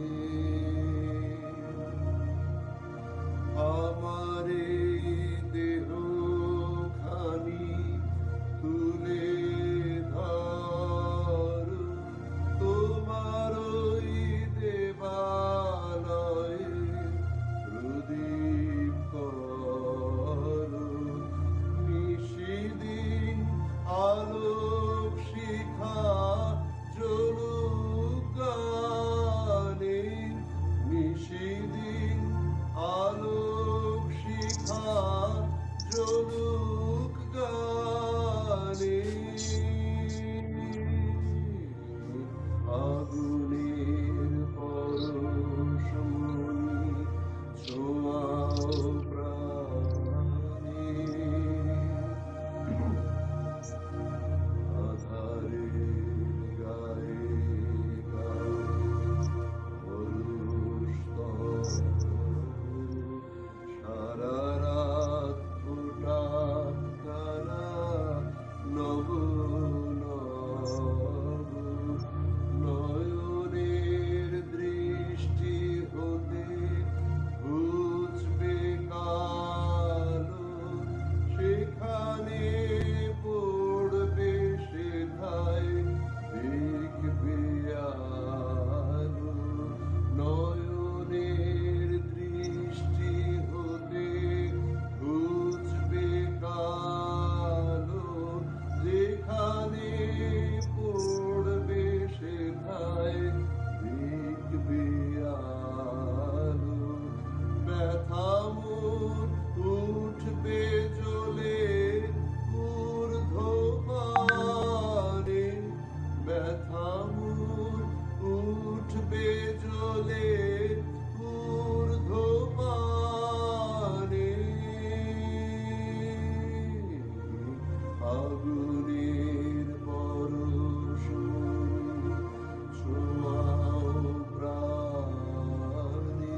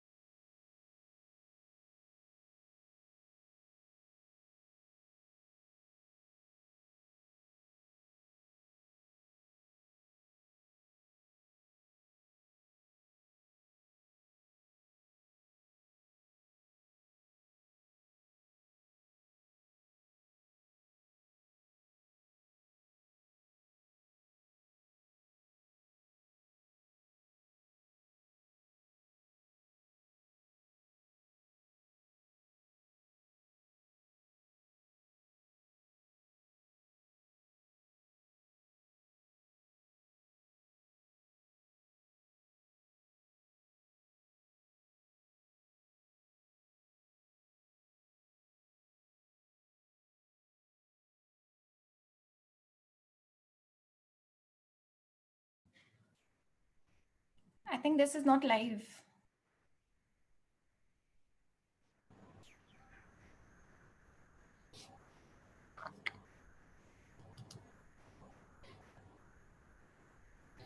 Hi, Swati. Hello, sir. How are you? Yeah, I'm fine. I'm Okay. good. Hello, everybody. Good afternoon, everybody. It's nice to see you. You're Yeah. looking great. Thank you. Good afternoon.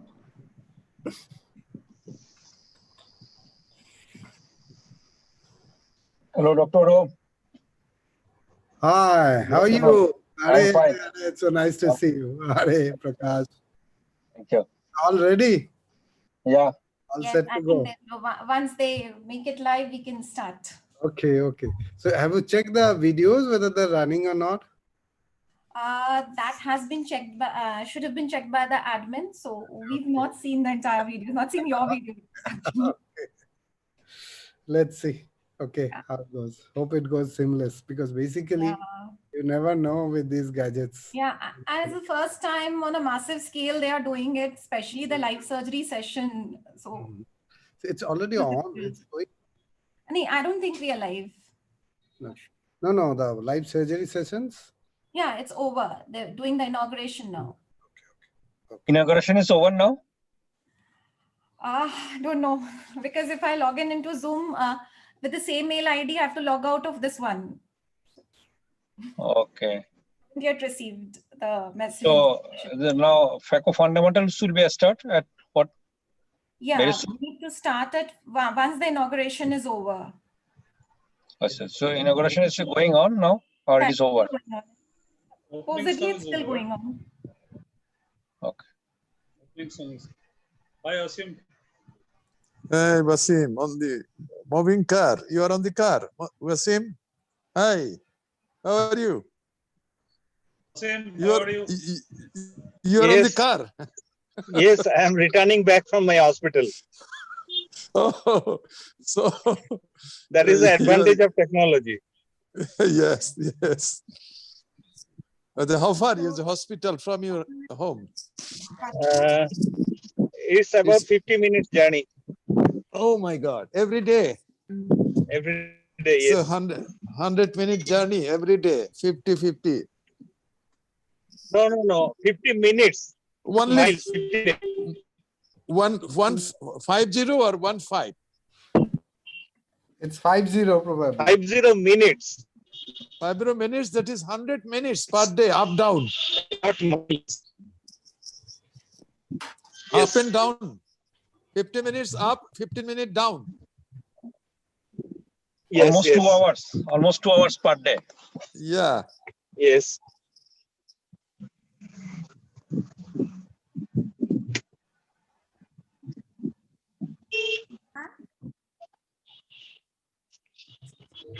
Swati, are you there? Asim, you are returning back to Ruchira? Yes.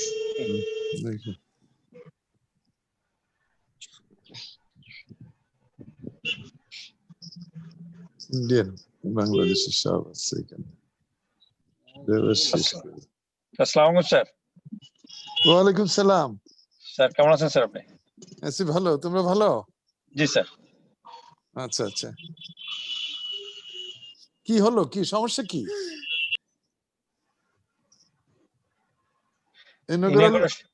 ইনঅগ্রেশন মনে হয় sir এখনো শেষ হয়নি আর কি sir. আচ্ছা, ওটা কি অনলাইনে থাকবে না ইনঅগ্রেশন? হ্যাঁ স্যার, ওটা অনলাইনে চলছে। আমরা এখানে ওয়েটিং হলে আছি। ওয়ান্স দ্য ইনঅগ্রেশন ইজ ওভার আমরা আমাদের লাইভ করে দেবে। Oh, we are not connected to the inauguration. It seems so. না আমরা কি দোষ করলাম যে আমরা ইনঅগ্রেশনটা দেখতে পাচ্ছি না?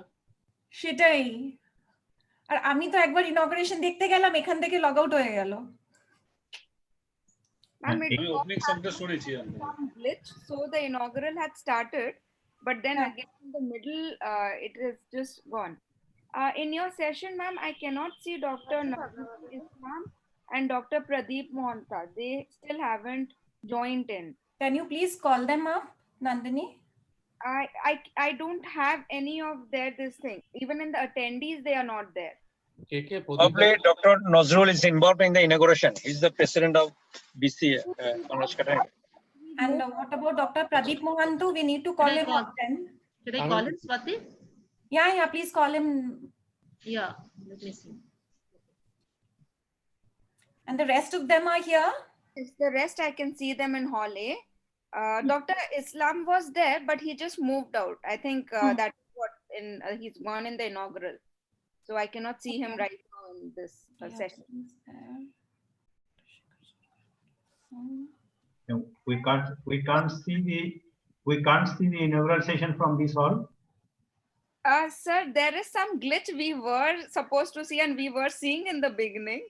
But suddenly, because I guess it was from 4 o'clock, the session was supposed to start. So that program is not being shown over here again. Okay. Okay. So we can leave this hall now. No. Unless for the next program. Yes, sir. This is the next program. We are in the waiting hall. Any moment we can go live. Nandini, can you tell us how long the inauguration is due? I don't know. I don't know. It she was has two supposed to windows be in her. Yeah. 3:30 to 4. It was till 4 o'clock. So from 4 is this session. That is the reason probably the inaugural is not being shown over here in Hall A now. So what are they showing on the screen of Hall A? I'm still on the waiting area. I can only see you all in the waiting area. Okay, you are okay. Yes. Same way as us. Dr. Islam has joined. I think he can give us a status about what is happening. No, there are two Islam. One is Nazmul Islam and is Nazrul Islam. So Nazrul is in the inaugural hall. Okay. Good afternoon, everyone. But inauguration should be seen by both hall. Yes, that is what I guess. Yeah, we should see from all both the hall. attendees of both halls could see Both the halls. inauguration. Yes. I think Dr. Maziba is also supposed to join. I can't see her here. Maybe she's in Hall B. Maziva has shifted to Hall B. But how we can shift there? No. We have to make a registration here. Then we have to make a registration in the Hall B.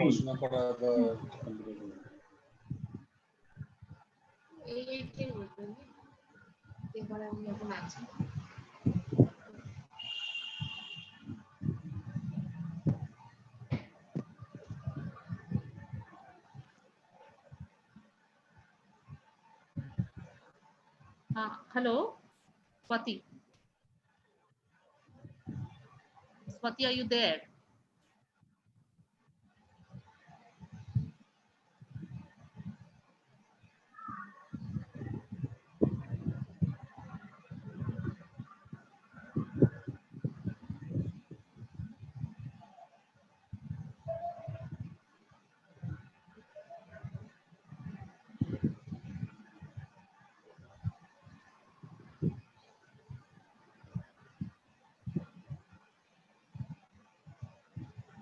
Dr. Pradeep Mahant won't be able to join us. He is still busy in the OT.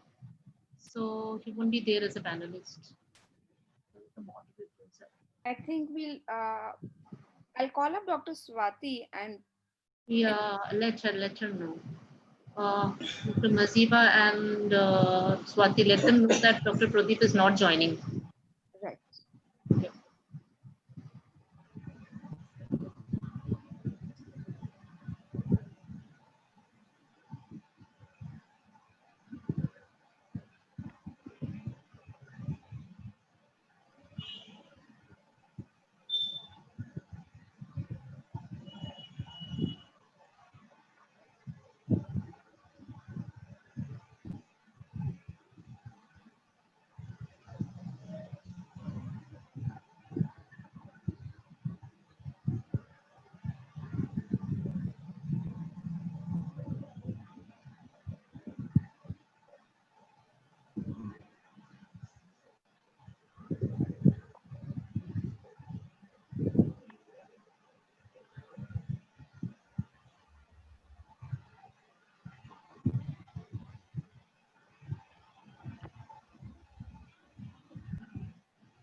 It is due to you also.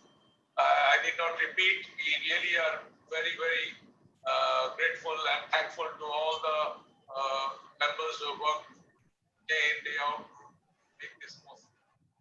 So straight away we will go to the next address by our special guest, Professor Sharfuddin Ahmed sir, who is the president of the Ophthalmic Society of Bangladesh.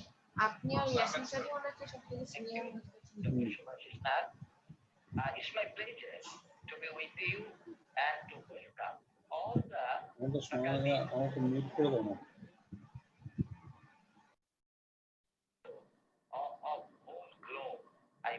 you, and I think this type of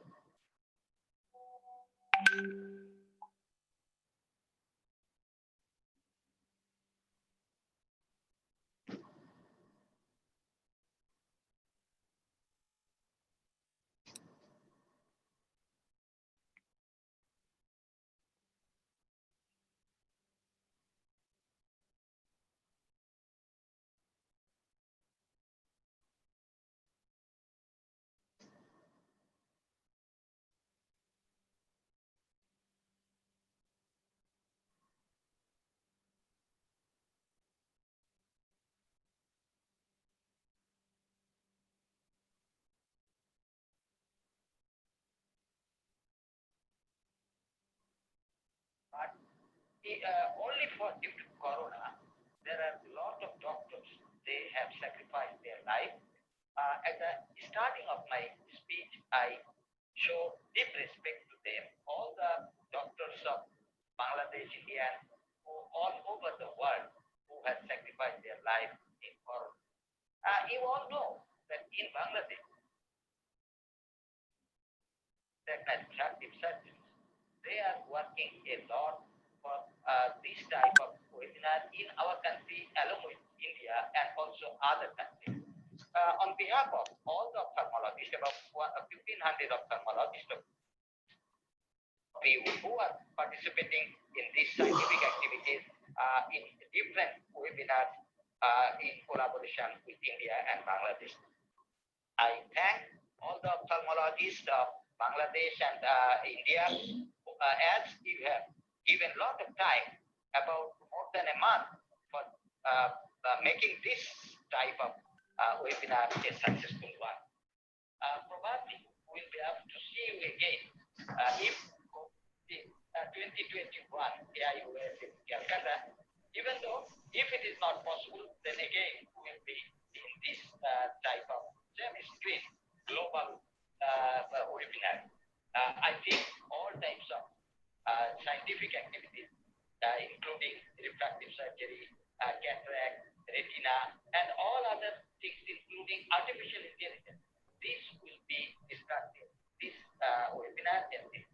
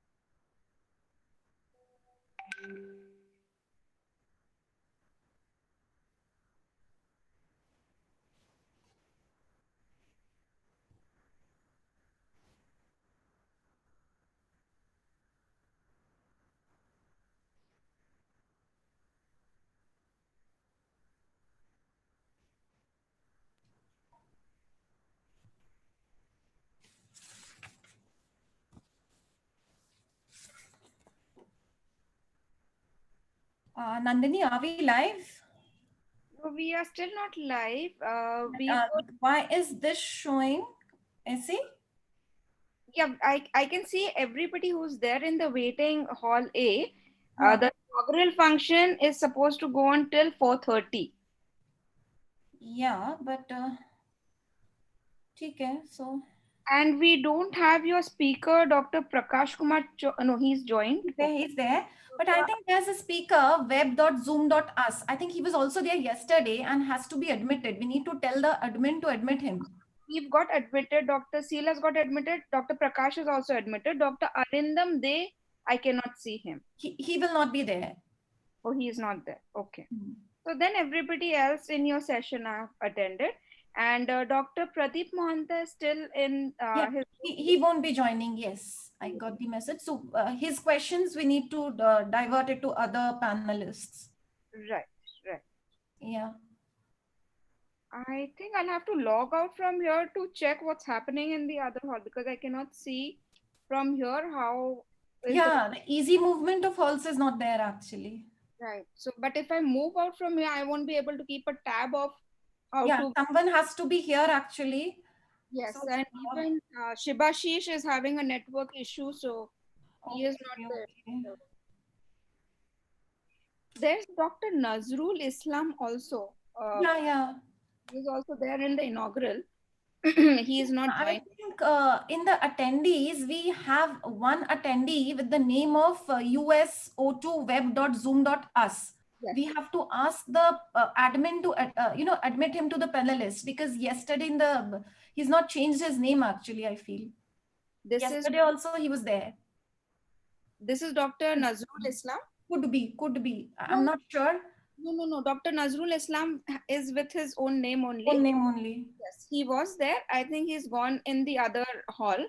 Okay, fine. Yes. Hello. I am Dr. Professor Muhammad Nazmul Islam waiting in hall A. Okay, I was in the live surgery, but I cannot see the inaugural patient now. So I have to leave. I have to leave this hall now. Okay.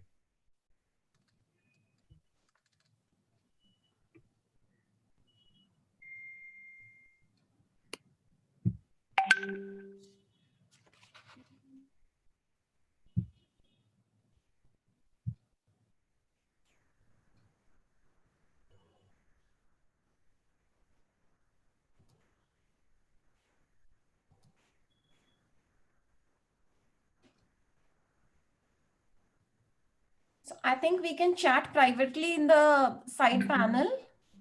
Yes. Just check your WhatsApp. I'm sending you a WhatsApp message.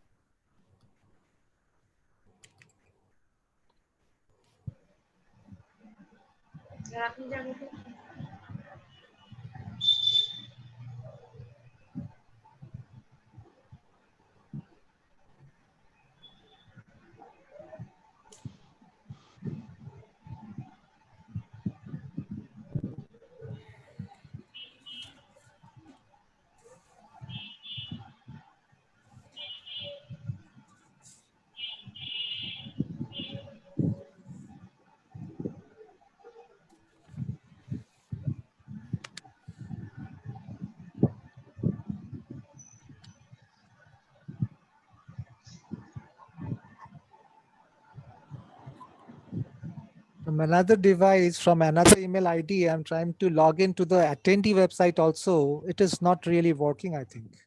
Maybe on your phone, if you're on your laptop, you may try it on your phone. The link for an attendee, that is also not opening up. I could see the logo and there's two halls and this thing, but once you're going through, it's just going round and round. It's not opening up. No, it's going round and round. In the other hall, there is an inauguration program is going on. Yeah. You need to actually click on the icon below. If you click on the screen, they are another hall. You to click on the screen, but that is not leading you to the halls. You have to click on the icons below to reach the hall. Yeah, you have to enter through another device. Hi, Dr. Maziba. Hi, Maziba. Hi. Thank you. How are you? I'm good. So we are through with the inauguration there. Like, what's the status? No, it's going on. going on? Thank you. Yeah. Hello. I think it's going to take some more time. Okay. So, Dr. Maziba, Yes. I have to leave this hall to enter on that hall. Sir, if you want to enter the other hall, then you have to enter through the attendee link, which I have sent. Okay, so I have to leave this hall, then through attendee, I have to enter another hall. Yes. Yes. But sir, now you stay because you are a panel here, sir. Okay, okay, thank you. Because I think we cannot open two Zoom simultaneously on the same device. Yeah.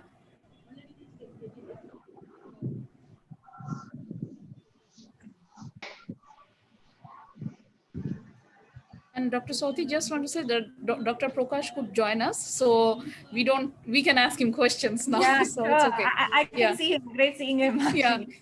Yeah. So only the questions of Dr. Arindam and Dr. Pradeep Mohanto needs to be diverted to other people. Yeah. I think we can just fix. Sir, Etai, sir, thank you, sir, for joining. Okay, thank you, Madhava. Okay, so just for reminding everybody needs to be on mute. And with the videos off and the presentations are going on, we'll only unmute ourselves after the presentation and when we need to speak. I think that would do.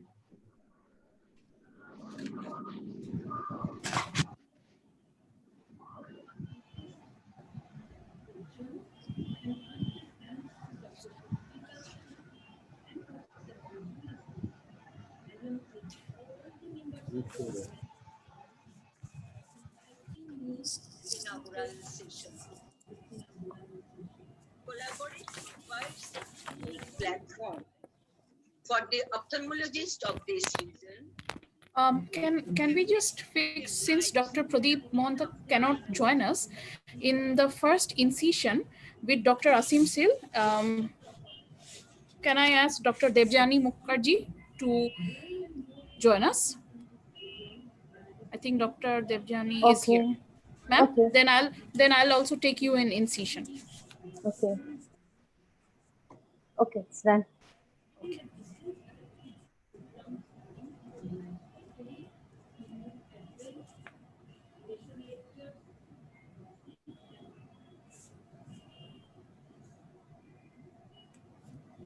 And Dr. Soti, I think you have him in cortex.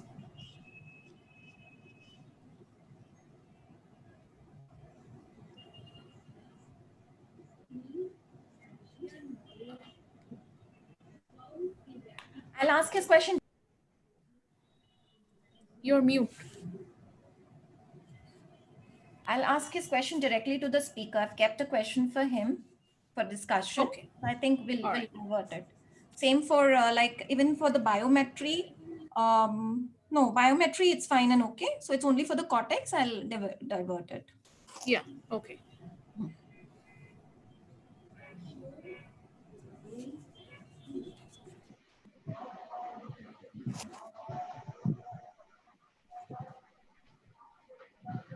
The panelists get 1 minute for discussions, right? 1 to 1.5 minutes. Okay. But try keeping it less. Dr. Maziba, are we receiving the audience questions? Like who is sending us? The admin will send us in chat. Yeah. So are the admin working on that? Yeah, they were told. Let's see what happens because the session is going to start. Let's see. Yeah. So Dr. Nandini is here for the coordination. So I think Dr. Nandini, if you can hear us, please convey to the admin that he needs to send us the audience questions. Right. Yeah. And Dr. Shafi Khan sir, you have received a link, right, for the second hall? Because I think it's your presentation there after this. Because you have to enter to the link. I don't get any link from that. Okay, because you have to enter to the link, then I will mail it to you right now. Because you cannot, because I forgot that it's your presentation, so you have to enter through the link. I'm sending it to you. Okay.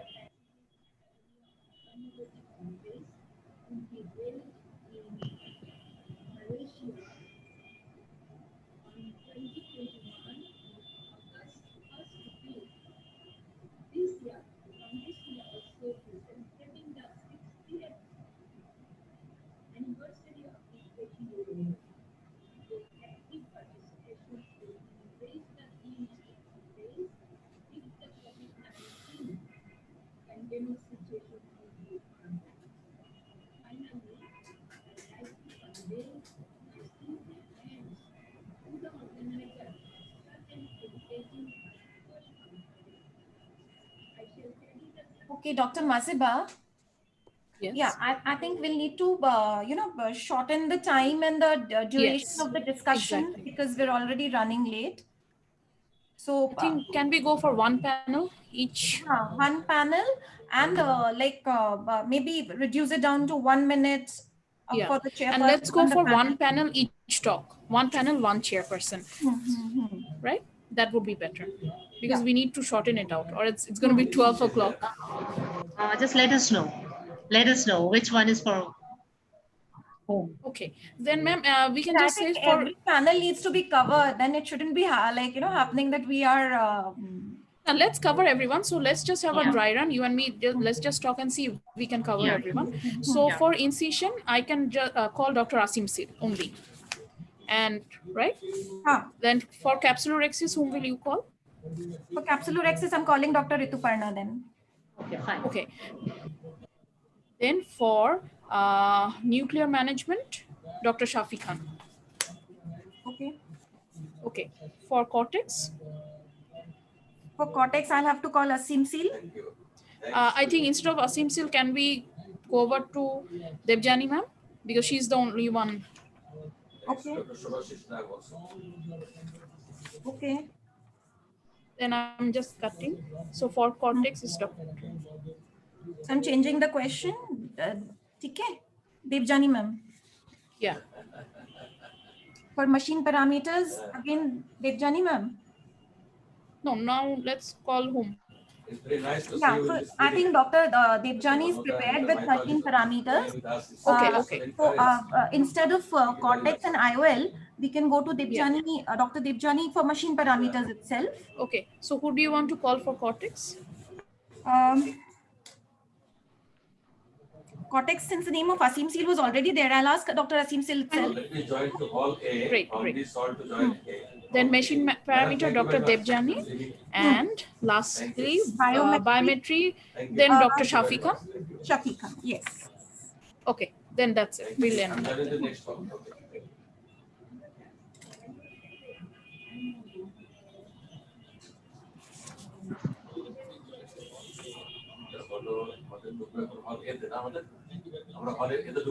আমরা হলে sir sir কি অবস্থা ওখানে আর কতক্ষণ it's done, it's finished.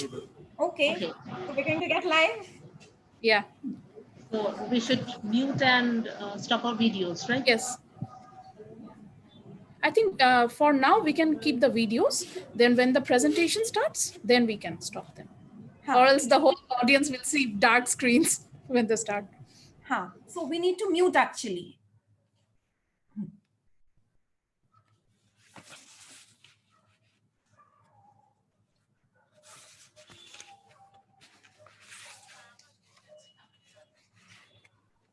I've joined.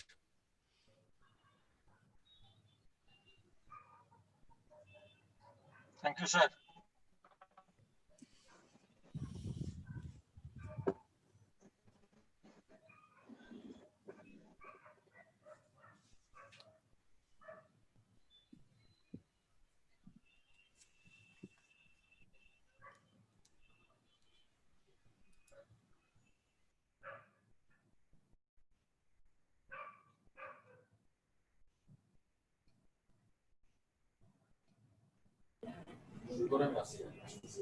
Dr. Nandini, when you tell us, we can start. The moment I get the update from Dr. Maiti or Dr. Paul, I'll just inform you all. Okay.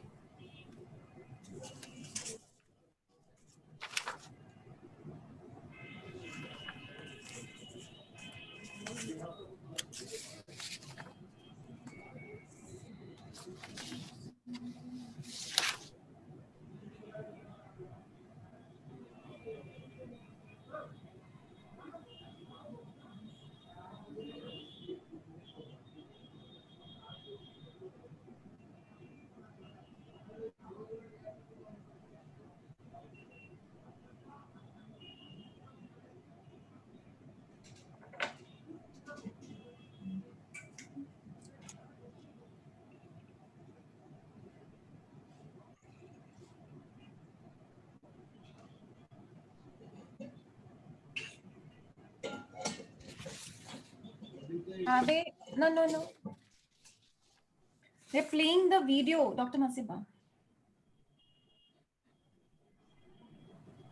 Dr. Nandini?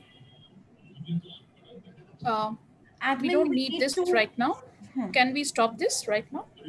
Admin? Admin, we like the promo video now, followed by the introduction slide of phaco fundamentals.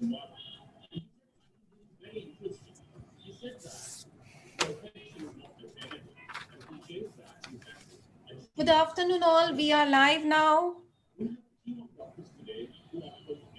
Dr. Nandini, will you please guide us?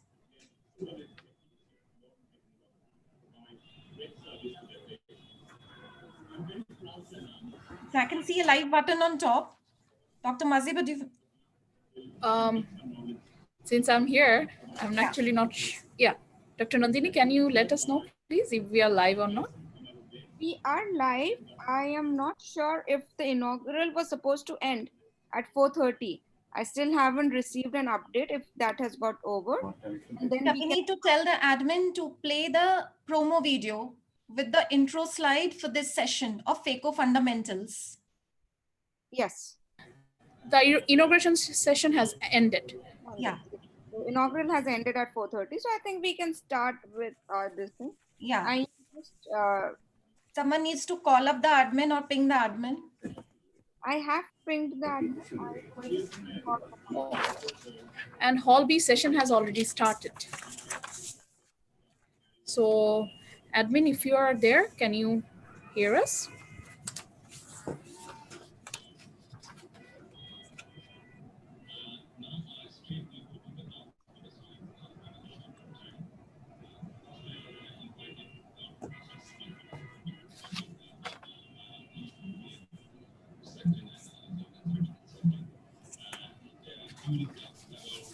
Anyone from the backend team?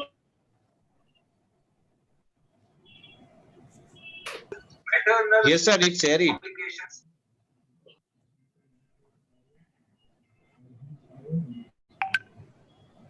Can we have the whole screen with all the panels, chair, and speakers? Okay, we are yet not live because someone has texted that Hall A is not streaming. Please give the grid view, grid view. Yes, ma'am, you can see the chairpersons on slides. They need the grid view, grid view. Not the, no, don't share the screen now. Please let them the grid view. Please do the grid view.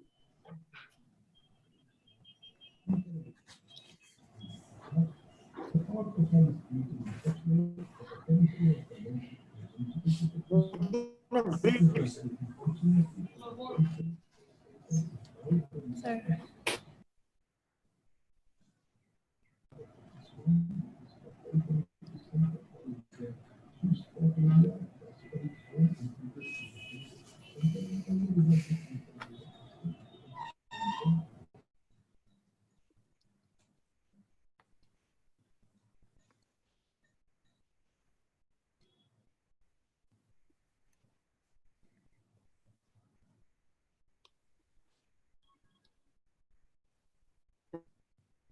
All the speakers from the back. Yeah, everyone is ready here. I need all to start streaming. Everyone is ready. When you start, we will start. I am the co-host, ma'am, Shogoto, ma'am. So from the backend team, anyone is there? From the backend, anyone here? Shogoto da ami bolte pacchi na, apnake dekhte hobe phone kore.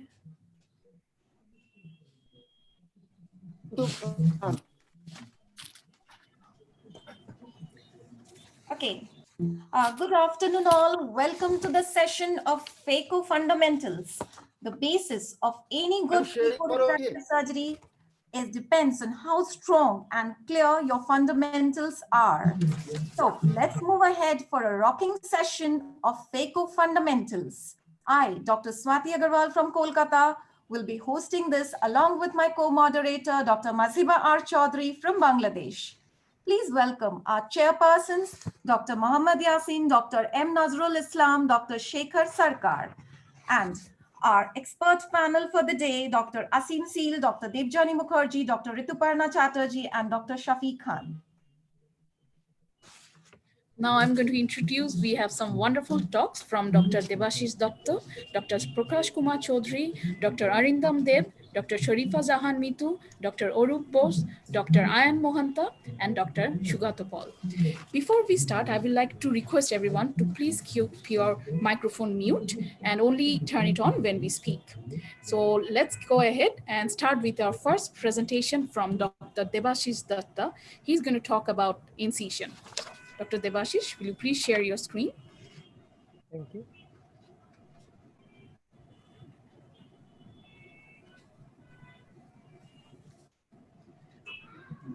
Admin, can you please help Dr. Debashish? Please share your screen, Yogesh. Right. Good evening, everybody. Thank you for OSWB and BSCRS for giving me this opportunity to be with you here and discuss about phaco fundamentals, the incision. Let's go straight into the topic. So these are the basic keratomes and implements that we use on the cornea. Now, first, good and the bad incision. A good incision should have a square geometry, and the roof and the floor should have equal thickness. Whereas a bad incision will be chevron in appearance, whereas the roof is thin and the floor is thick. This is not what is wanted. Now, according to the geometry, there are three types. According to the site, with respect to the limbus, there are three types of incisions. And according to the clock hours also, there are three types of incisions. Let's see both all of them. So three basic types of geometry: a single planar incision, two planar incision, and the three planar incision. So the angle of approach determines the phaco incision tunnel length in the stroma of the cornea. And the angle should be acute and it should be somewhat parallel to the iris plane. A single plane incision where we enter directly into the anterior chamber without changing the direction of movement of the blade. This is not a very good incision. A two-plane incision where we enter into the stroma for about 2 millimeters and then change direction, heel up of the keratome and enter into the anterior chamber parallel to the iris plane. This is a better incision. Now, a three-plane incision is the best incision where a blunt instrument is used to make a tunnel, and then we enter by blunt dissection for about 2 millimeters into the stroma, clear stroma, up, and then by a sharp keratome into the anterior chamber. This is the best possible incision one can have. Now, a bad incision will have a very small area of contact between the roof and the floor. A good incision will have a large area of contact between the roof and the floor, and this causes good sealing. That's what is wanted. Now, according to the limbal site from where we enter the cornea, eyeball, the scleral, the limbus, or the clear corneal. This is the scleral incision. This is the forgiving incision. This incision, first we make a linear cut in the sclera, then a scleral tunnel, sclerocorneal tunnel, and then enter through the clear cornea. This is the best incision. Now, this is the commonly practiced incision, limbal incision, where we enter just sneaking the limbal blood vessel. There is a little amount of bleeding. This is a good incision which heals pretty good. Now, there's a clear corneal incision, directly into the clear cornea, no bleeding, nothing, spick and span, but this is not a very good quality incision. Now, according to clock hours, we have the superior, temporal, or the steep axis incision. Now, hydration, closure of the wounds. The two walls of each incision are hydrated. Two walls of the side port, two walls of the main incision are hydrated. And then the main thing, the roof of the corneal tunnel. And this is a special instrument with a bent tip. Now we check by tricot if there is any leakage. Now there is a leaking through one side port, so we hydrate the roof of the side port, and now there is no leakage. So putting in a little bit of tricot and check for any leakage at the end of the surgery is a very good practice. Now, if we go too anterior, we may end up with a decimus detachment. Now this is a side port about 1.8 millimeter wide. This is a dedicated 1 millimeter side port which we can enter by a stab incision, and we can also titrate the width of the incisions by the blades. Now it should be adequate. It should not be tight like this. So if we forcibly enter through an incision, we will get wound gape and fish mouthing. This is not what we look for. Usually the irrigation cannulae are of a broader caliber than aspiration ones. So we have to be careful. Now, usually the side ports are made at 2 clock hours away from the main incision. That allows us good maneuverability and minimizes leak. Now, the main incision, it should be such that it will adequately allow entry of and passage of water through the BSS through the sleeve. If the incision is too tight, we will have increase of temperature and there will be wound burn. If there's a little amount of leakage, then also it's very good to prevent any burn. Once you have a burn, it is a nightmare. You have to put in lots of sutures to secure it. So don't think of now this is a femto incision. The main incision is being opened. The right incision will not open. It is not opening, but the left opening is okay. So we have to improvise a manual opening in case of a femto also sometimes. The femto incision does not heal even after a long time, whereas limbal incisions heal within a short time. Incision having a good form is like this as a square geometry. Too short or too long tunnel are not good. Now, LRI you can do to take care of astigmatism. There are various nomograms and the details that needs to be discussed in a later platform. Thank you so much. Season's greetings. Bye-bye. Thank you. That was a wonderful start to the day. So I'm going to go to Dr. Asim Sil. Sir, would you please share your expert comment, or if you have any question? What Devashish has shown, I don't have nothing much to add. The thing is, everyone should remember that the wound should be very secure. At the end of the surgery, we should leave a watertight anterior chamber. So that is the prerequisite. And entering 1.5 to 2 millimeter is most desired. And one point I can add that sometimes some surgeons might have difficulty in making the anterior chamber tight, even after hydrating the wound. So one technique could be just tenting the roof of the wound and injecting BSS in the anterior chamber, and then hydrating the wound. That may help in making a secured wound at the end of the surgery. Thank you. Thank you, sir. And now I'd like to request Dr. Mohammad Yasin. Sir, please share your views. Thank you, Dr. Mahajiba. Dr. Devashish Datta has very nicely explained the different types of wounds. As has been mentioned, that fundamentals is the very important thing, and all the fundamentals, incision is probably the most important, because if there is some problem during the incision, then the whole surgery becomes problematic, and even after surgery there are problems. So we must take care that the incision becomes as perfect as possible. And as a prerequisite for a good incision, I feel two things are important. One is slightly tight eyeball. If one feels that the eyeball is very soft, then it's better to inject some either viscoelastic or BSS or whatever you feel like, and make the eyeball a little tight. And second thing is a very good sharp instrument.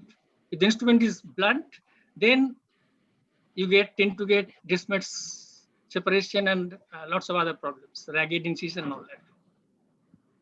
And another thing I want to add, that at the end of the surgery, if one feels that the wound is not watertight, then it's better to put a suture. Please do not hesitate to put a suture if you feel so, that the wound is not watertight.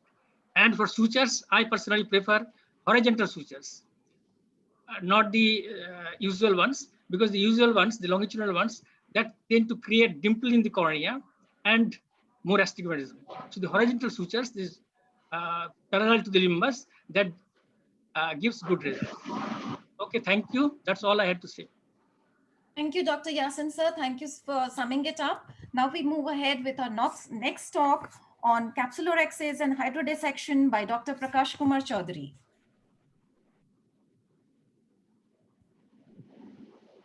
Hello everyone, I'll be talking on how to make perfect axis and guideline on hydrodissections. First, I would like to share my tips for making perfect axis. Tip number 1, first fill the anterior chamber with cohesive OBD. Because the cohesive OBD is highly elastic and viscous, so it create and maintain better space and keep the anterior capsule in flat. Tip number 2, my choice to do axis with a 26 gauge band needle, cystotome, and during entry turn the needle horizontally to avoid incision tear. Tip number 3, make a puncture at the center of the anterior capsules, initiate in it horizontally, then invert the flap without disturbing the cortex. Tip number 4, move the flap parallel to the pupil margin with a small extension. Tip number 5, always try to keep the flap in flat positions, keeping the pulling force towards the center. Tip number 6, avoid pressure on the posterior lip of incision and join the axis from outside in. Tip number 7, the aim of exercise should be 5 to 5.5 millimeter so that it covers 360-degree of IOL optic. A small size axis may cause phimosis. It is not equally difficult to make complete axis in all types of white cataract.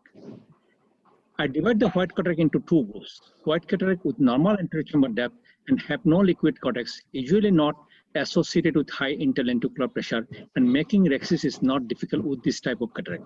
But white cataract with shallow anterior chamber and have liquid cortex, usually associated with high interlenticular pressure, and making axis is most difficult with this type of cataract.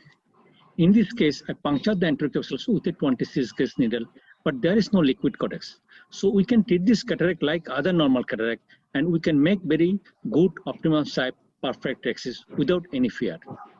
The most common complication of white intumescent cataract is the Argentinian flag sign. And by taking some appropriate measures, we can avoid these complications. First, fill the anterior chamber with a cohesive OBD to flatten the dome-shaped anterior capsules and to create counter pressure to balance the posterior pressure. Then, extend the anterior capsules with tip and blue to improve the visualization of anterior capsules. Here I am extending the anterior capsules under cohesive OBD. The main advantage of this technique, it does not allow the anterior chamber and pupil to get collapsed and greatly enhance the visibility without touching the corneal endothelium. Now, to decompress the interlenticular pressure, first puncture the anterior capsule with a 26 gauge needle, bevel down, and aspirate some liquid cortex. This will decompress the pressure of anterior compartments. Then tap the nucleus down to allow the posterior liquid cortex come out and make a cruciate incision to divert the force of tear. Then gently extract the lens from the periphery to decompress the pressure of posterior compartment. So if you can decompress the interlenticular pressure properly, we can make a perfect axis, either single stage CCC or double stage CCC, more confidently and more safely. In Morgagnian cataract, first aspirate the liquid cortex with a bimanual IA with low infusion pressure and low aspiration flow rates.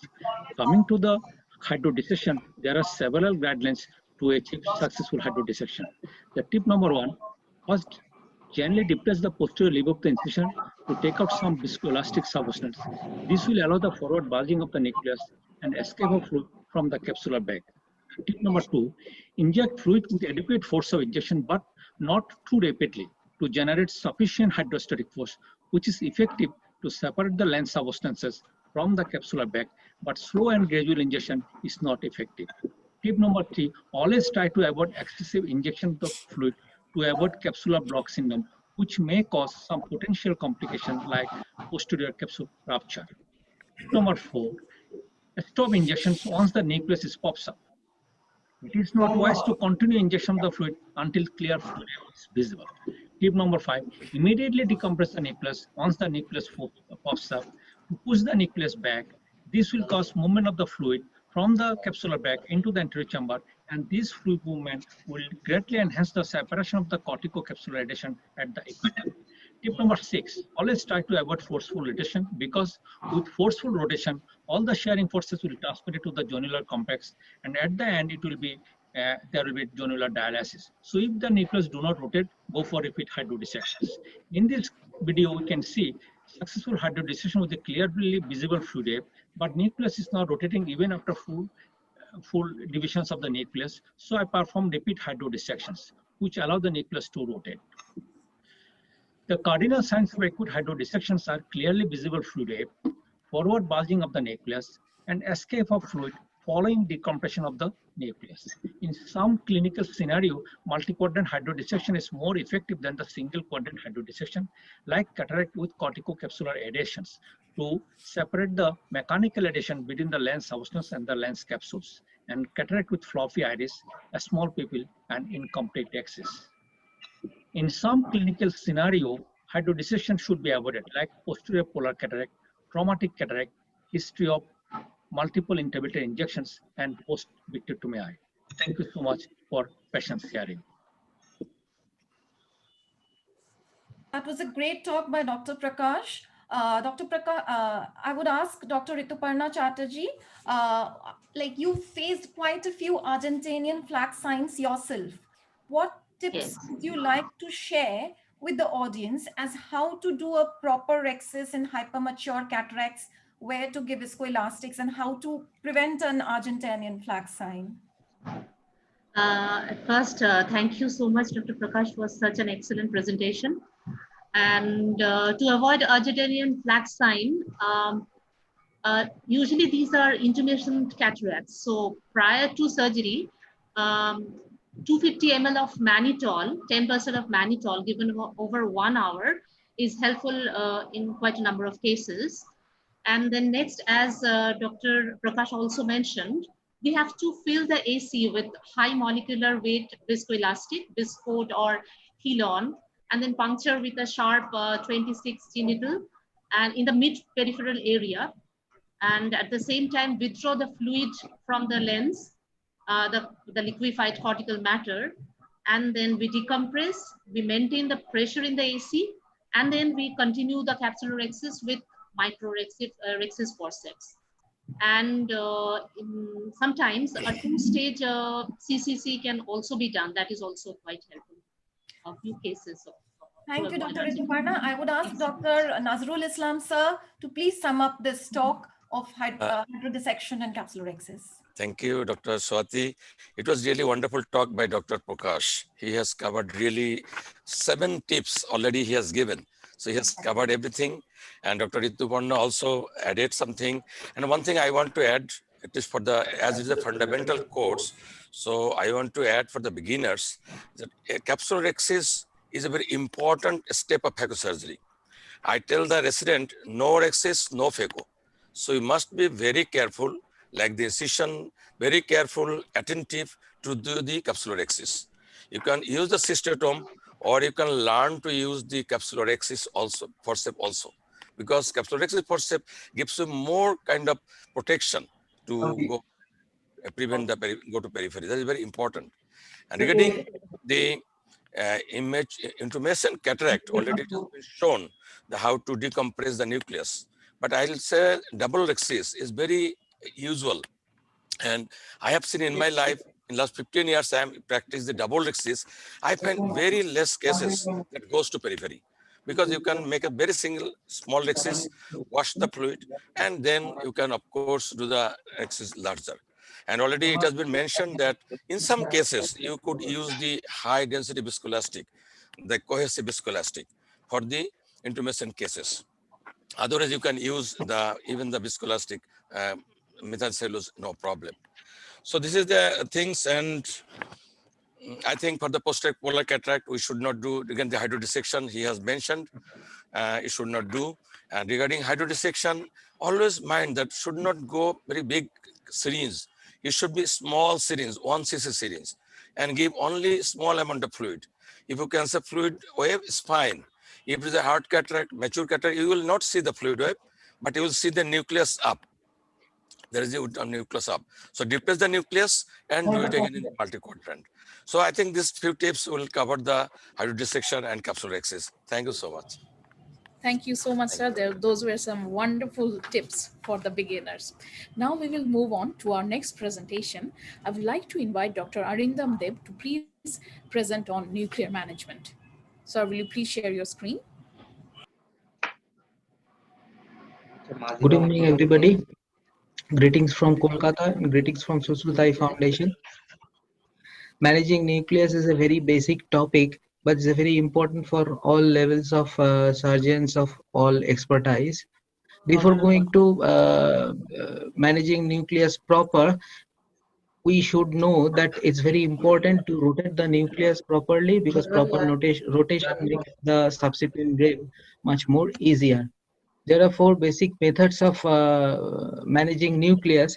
Precisely managing nucleus means how to crack the nucleus. Number one is divide and conquer. Number two, chop and chop.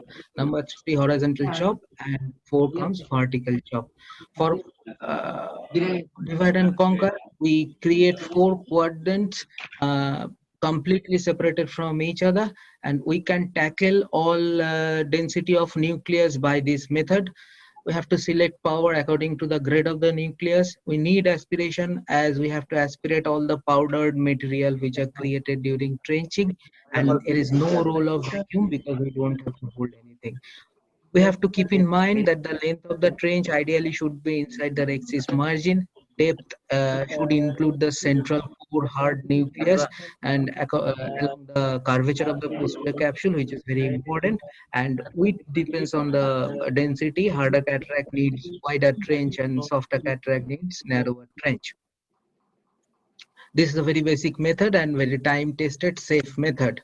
Coming to stop and chop. Stop and chop is basically considered as an intermediate method between divide and conquer and direct chop. Here only one trench is made at the center and it's cracked. The principle is same as I shown in divide and conquer. After creating two heminuclei, we have to chop the nucleus, and for principle of chopping, I will discuss in the next slide. For chopping, we have to understand two things. Number one is aspiration. Aspiration means attractability of the phaco tip when the fragment is away from the phaco tip. So the tip has to be free to create the aspiration. And number two is vacuum. Vacuum is holdability of the phaco tip. For vacuum to develop, we need a occluded tip. In peristaltic pump, we need occluded tip. Tip has to be occluded with nuclear material, and aspiration should be on. If we fulfill these two criteria, then vacuum will develop, and vacuum is the holdability of the phaco tip. And there is a lot of differences from surgeon to surgeon, and parameters are selected according to the surgeon's preference. Now this is a horizontal chop. Horizontal chop, actually it means that the chopper will move horizontally. First, we have to immobilize the nucleus with vacuum so that nucleus cannot rotate, and the chopper is taken up to the equator under the rexis margin. This is a kind of blind process. We don't have to see the equator of the nucleus. We have to just take the chopper under the rexis margin up to the equator, and movement of the chopper is towards the phaco tip. That is horizontal movement. That is why it is called horizontal chopper, and we have to use blunt chopper.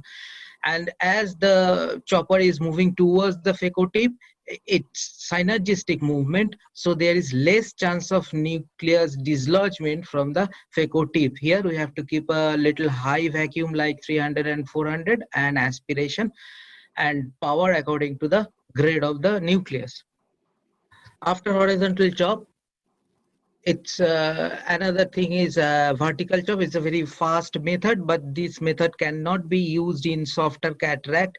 Here we have to have a very high vacuum. Only difference from the horizontal chop is here the nucleus is held at the most hardest part at the center, or paracentral area and immobilized with high vacuum. Then we have to embed the sharp chopper inside the rhexis margin vertically downwards. That is why it is called vertical chop. We have to use a vertical chopper, and we have to be very careful that chopper does not injure the rhexis margin. Here the movement of the chopper is vertically downwards and vacuum pulling the nucleus upwards. So these two movements are antagonistic. So there is a more chance of nuclear dislodgement. So we need more vacuum to hold the nucleus upwards. And this is a very fast method, but mostly applied for moderate density or high density cataract, and it is not suitable for softer cataract. After chopping, we have to aspirate and emulsify the entire all the fragments, but the principle is we have to start emulsification after the entire chop is complete. Otherwise lateral stability of the nucleus is lost and the very big chunk of nucleus can come to anterior chamber. And if we try to emulsify in anterior chamber, that will have some may have corneal complications. And for emulsification, we have to go one by one and should use adequate amount of viscoelastics. Thank you.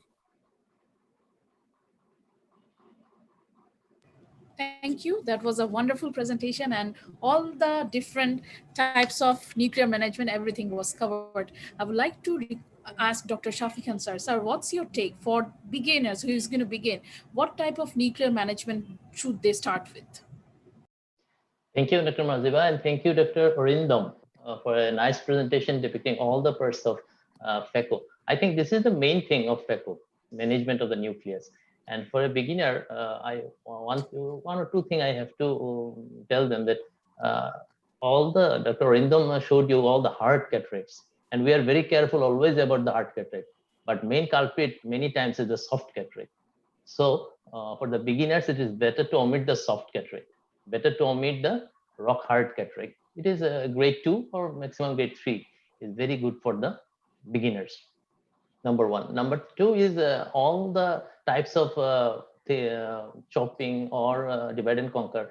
Divide and conquer, historically, it is the fast. It comes fast, and then gradually we are shifting to chop, stop and chop and other things, because all the things we are trying to reduce the time of power that we are using. So we are shifting towards stop and chop. But for beginner, it is started with the divide and conquer, then gradually you will shift to stop and chop. So these two things, I think, for the beginner, and all other things may need separate discussion because this is a huge thing, how to manage a nucleus. So thank you. Thank you. Those were some wonderful expert comments from you. Now I would like to request Dr. Shekhar Sharkar, sir. Sir, please share your opinion. Sir, please unmute yourself. Can you hear me? Yes. It was nicely told by Dr. Orindam and Dr. Shafi. Nothing to add in this case, but I will prefer to repeatedly use viscoelastic, preferably some viscoat during the chopping type. And I usually perform mainly stop and chop method. And I will request my junior colleagues to start with divide and conquer and stop and chop method initially, and try after masterage these two methods. They can proceed to some direct chopping as Dr. Orindam has shown it. Thank you. Thank you, Dr. Shekhar Sarkar, sir.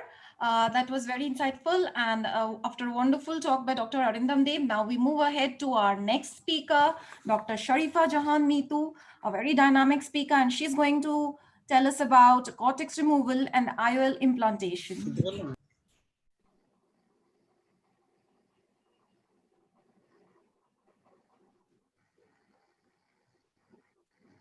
Good afternoon. Thank you for involving me. Irrigation and aspiration is like cleaning a car after removing the clutter of nucleus. Here, if we notice, the second highest rate of PCR occurs during cortex removal. So we should not get reluctant while doing it. Before starting, we should know our machine parameter. No financial interest. In infinity, I usually keep my vacuum and AFR linear and irrigation 19 to 100, around that. And in Centurion, my vacuum is raised 20%, irrigation and AFR are reduced by 20%. How should we remove it? Dr. Takashi in his video here showed that radial pulling of the cortical matter causes more zonular injury, but tangential swiping movement is very comforting to the zonule. What should be the position of the aspiration port? It should always be upward. And with the bimanual, the irrigation cannula should enter first and then the aspiration cannula, keeping the port upward. It should be removed. Usually, I go below the anterior capsule, engage the anterior edge of the cortex below it with the low vacuum, hear the occlusion sound, and swipe tangentially, bring it in the center, and with the high vacuum, aspirate completely. Here you can see some distortion while doing the subincisional part in the main incision. So for me, bimanual is the easiest and the safest instrument for cortex removal. We can easily remove the subincisional cortex and without distorting the main. Bimanual is the savior, especially in difficult situations like small pupil or subluxation where the CTR or CTS has been used. Here, I have divided the cortex removal area into two zones. The red zone is the danger zone, where the low vacuum should be used to hold the cortex only. And the central green zone is to remove it with the high vacuum. It is the safe zone. Why we shouldn't use high vacuum in the safe zone, in the red zone? Here we can see the zonular dialysis. How did I manage? Putting a CTR into the back and then iolin back centrally. If we watch carefully here, what happened? The posterior capsule has been caught and a PCT. So we should be very gentle during irrigation aspiration in an empty bag. We should always give 2 to 3 extra minutes for visco removal. Visco removal above and behind the lens is very important for all the lenses, especially for the premium lenses, where centration is very important and to prevent rotation, especially in toric lens. IOL implantation is like replacement of the main engine of a car to give it a new life. For implantation, I usually fill the bag with the viscoelastic substance, fill the cartridge with visco, then load the IOL properly into the cartridge, keeping both the haptic over the optic. That is very important. Place it into the injector, ensure the IOL smooth movement inside the cartridge. Place it into the wound and with the support of the second instrument, press to deliver into the capsular bag slowly. The trailing haptic can be pushed into the bag either by the dialer or gel cannula. It should be done by ourselves. Why correct loading of IOL is so important? Here we can see in 2 videos the optic and haptic has been broken and push it out later. If we push without engaging the cartridge into the wound, the IOL may be implanted in the wound. If we push too vigorously, it may implant it directly into the vitreous cavity. In case of small PCT, we can implant the IOL bag with good centration. If the tear is too large and we feel that in-bag IOL may not stay, then we may implant the multipiece lens or at least PMMA lens in the sulcus, but never ever use soft lens in the sulcus. An intact IOL in a clean bag gives a patient a second happy life, and it is the best reward for a phaco surgeon. Thank you.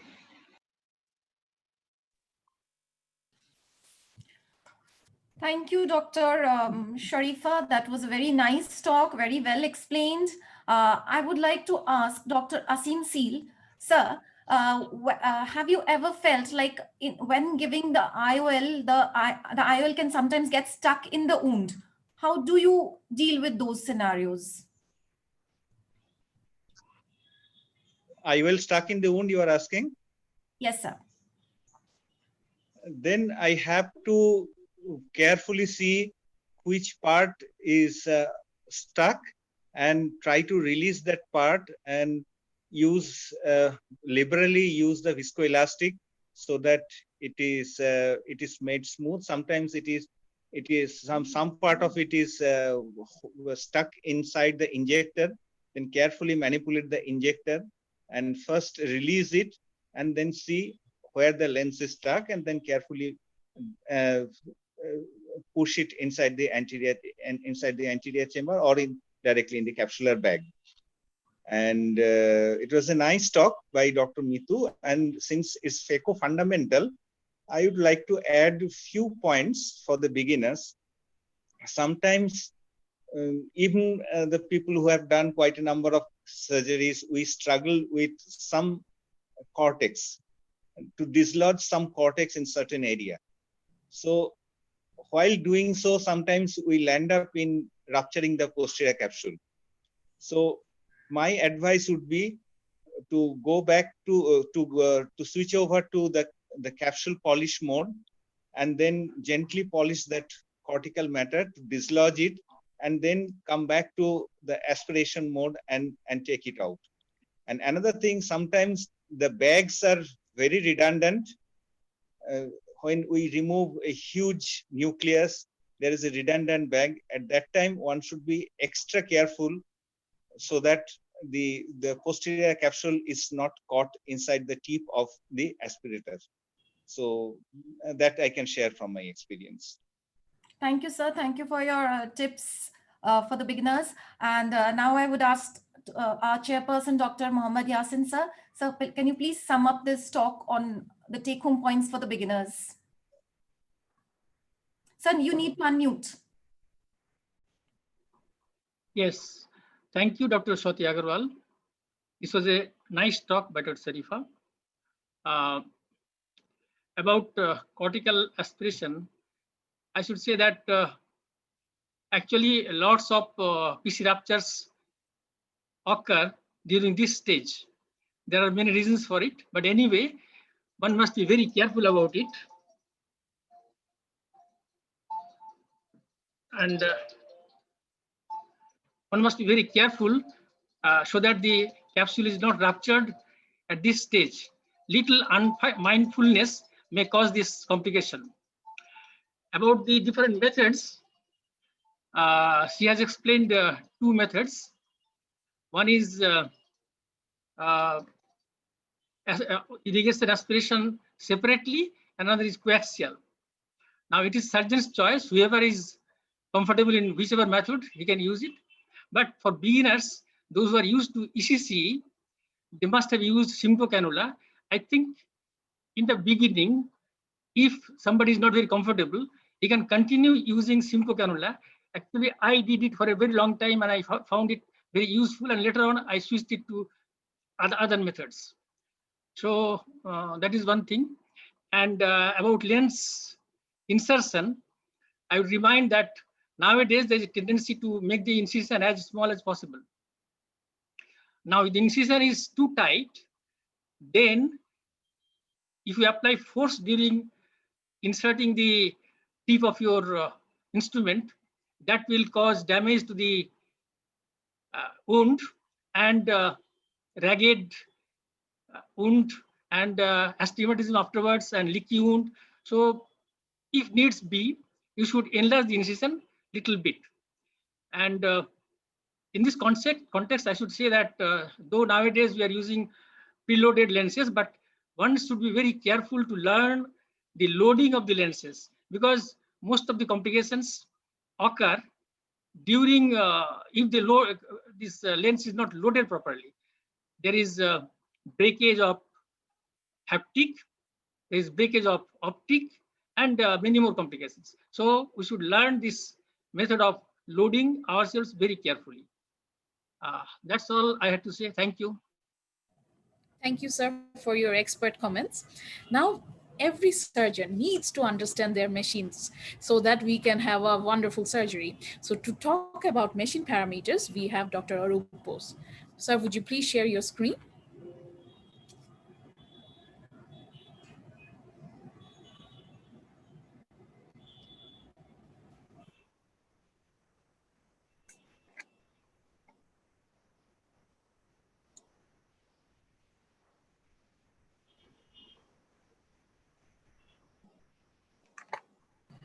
There is an audio problem.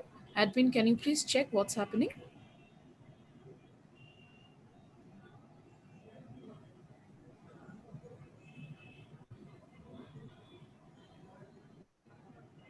Admin, if you're there, can you please check what's happening?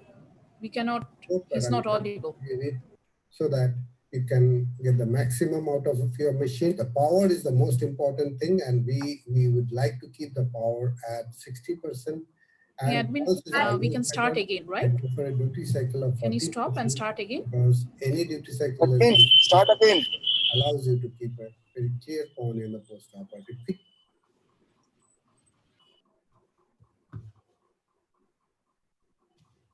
Anyone from the admin?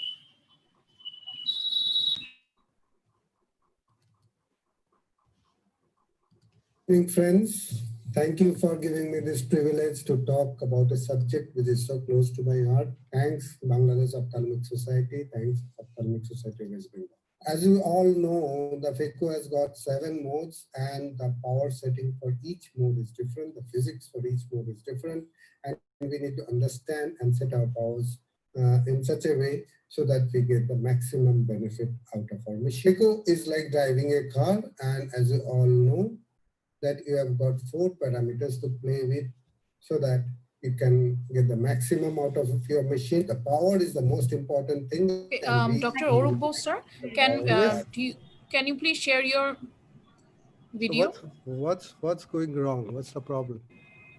Dr. Arup Bose, sir, if you have it in the laptop, can you please share? Okay. And admin, please enable share screen. Is it okay? Should I start? Sir, can you share your screen? Can you check if you can share?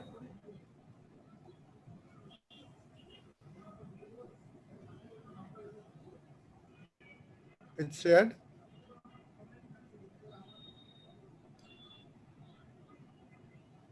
Friends, thank you for giving me this privilege to talk about a subject which is so close to my heart. Thanks, Bangladesh Ophthalmic Society. Thanks, Ophthalmic Society of West Bengal. As you all know, the FECO has got 7 modes, and the power setting for each mode is different. The physics for each mode is different, and we need to understand and set our powers in such a way so that we get the maximum benefit out of our machine. FECO is like driving a car, and as you all know, that you have got 4 parameters to play with so that you can get the maximum out of your machine. The power is the most important thing, and we would like to keep the power at 60%, and pulse is always better. I prefer a duty cycle of 40% because any duty cycle less than 50% allows you to keep a very clear on in the post-operative period. So during the scalp, which is basically to create a groove in the nucleus for stop and chop and divide and conquer, the vacuum is not that high. It has to be low because otherwise there will be dragging effect on the nucleus. Aspiration flow rate, again low, sufficient to clear the debris formed as a result of sculpting. So far as the chopping is concerned, you need a very strong hold on the nucleus. You want least movement during the nuclear segmentation and aspiration of the debris and clear the view. And for that, you need a high vacuum to hold the nucleus and assist chopping, high flow to aspirate the broken pieces. So the vacuum 400 plus and an aspiration flow rate of 40 plus, and infusion on slightly higher side. Here, at this point of time, we'd like to keep the US power at 40%, less than what we kept at sculpting, and a pulse mode with a duty cycle of 40% again.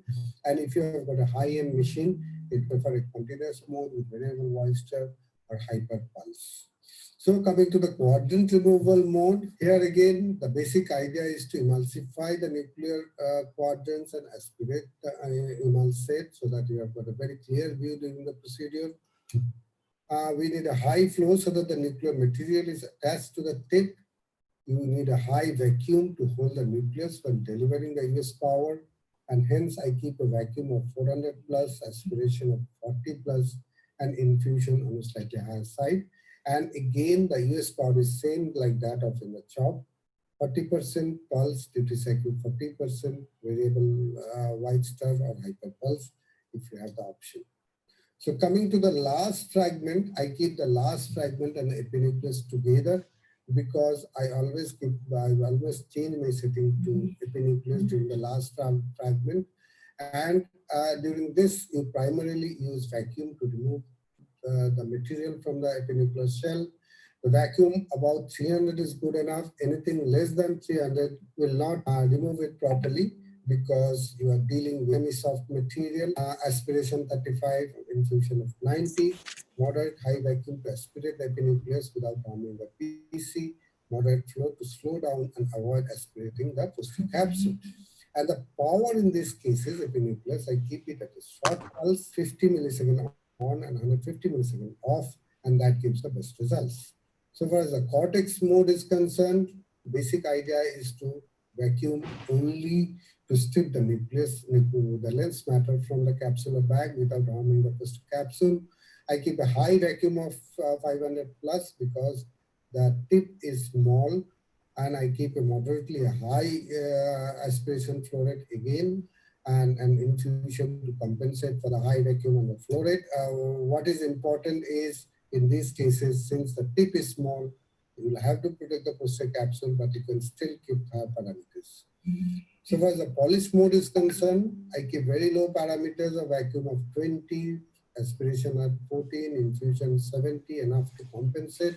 And this low parameters will help you to take out all the cortical cells from the posterior capsule without harming the posterior capsule. So coming to the visco mode is again very interesting, and it is important also in a good surgery because at end of the procedure, you'll have to remove all the OVD that are there in the eye to have normal intraocular pressure in the postoperative period and also to have less postoperative inflammation. And I keep a vacuum of 650, that is the upper limit in my machine, keep aspiration flow rate of 60, and a high vacuum of 100 plus.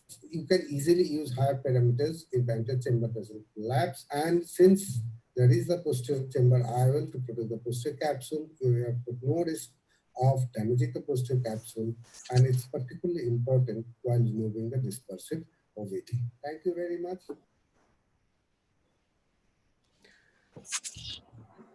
Thank you. That was a wonderful presentation. Now I would like to invite Dr. Debjani Mukherjee ma'am to please share her comments on machine parameters.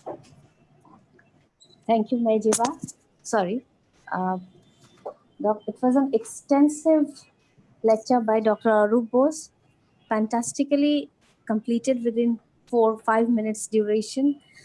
Though it's not very easy to compile the FACO parameters in this 5 minutes, but he has almost completed all the steps, all the 7 steps and all the parameters we need to adjust during this. Believe me, he is a professional to the par excellence, but we need to add a few points for the beginners that a proper knowledge about the machine before you start your surgery will put you a step ahead than the others.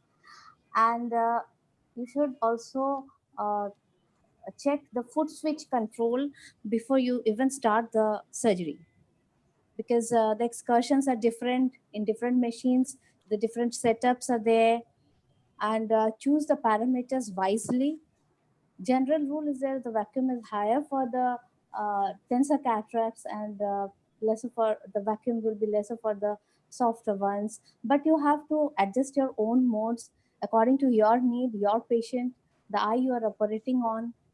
And one more thing, you have to be comfortable to see before you start the surgery that whether you are comfortable with the linear mode or the fixed rise. There's nothing much more to add actually. Thank you so much. Thank you, ma'am. Those were some wonderful tips for the beginners. Now, I would like to invite our chairperson, Dr. Nozrul Islamslar, to please share your views on machine parameters. Thank you, Dr. Maziba. It was an excellent talk by Dr. Arup Kumar Bose.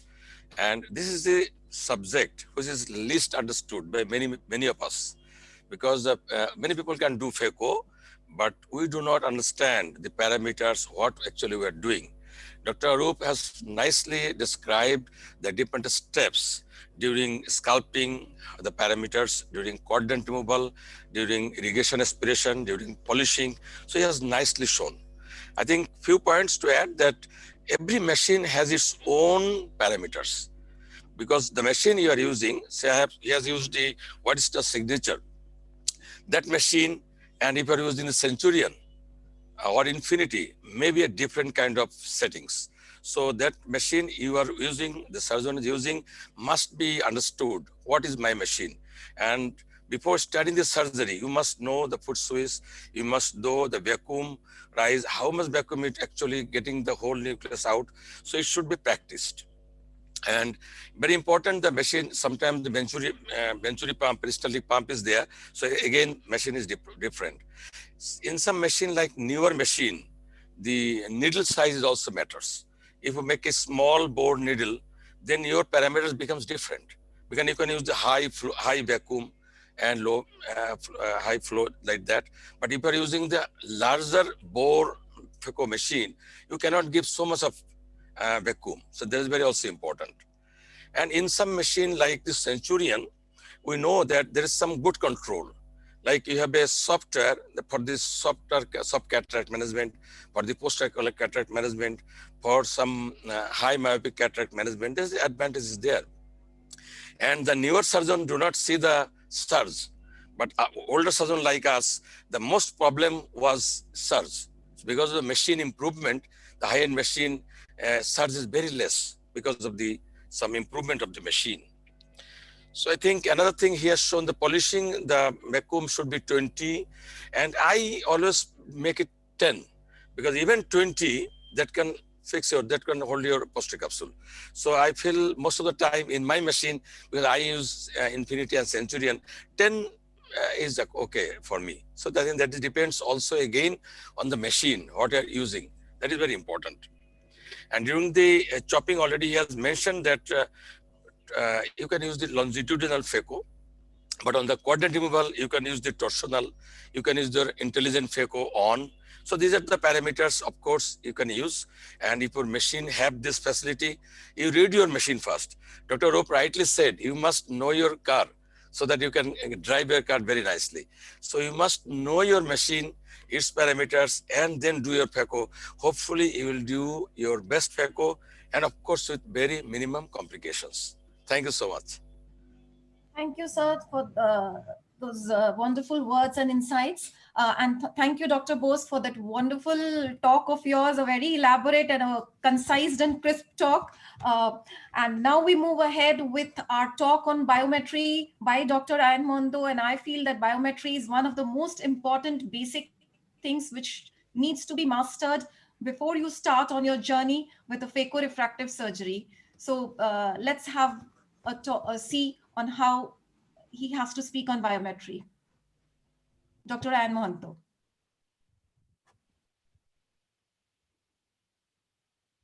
A very good evening to my friends from Bangladesh Society of Cataract and Refractive Surgeons and Ophthalmological Society of West Bengal. I'm honored and proud to be a part of this Collaborate 2020 program. Over the next few minutes, I'll be talking on biometry, getting the measurement right. I don't have any financial interest to disclose. An error in the measurement of axial length by 0.1 millimeter results in 0.27 diopters of refractive error in a standard eye.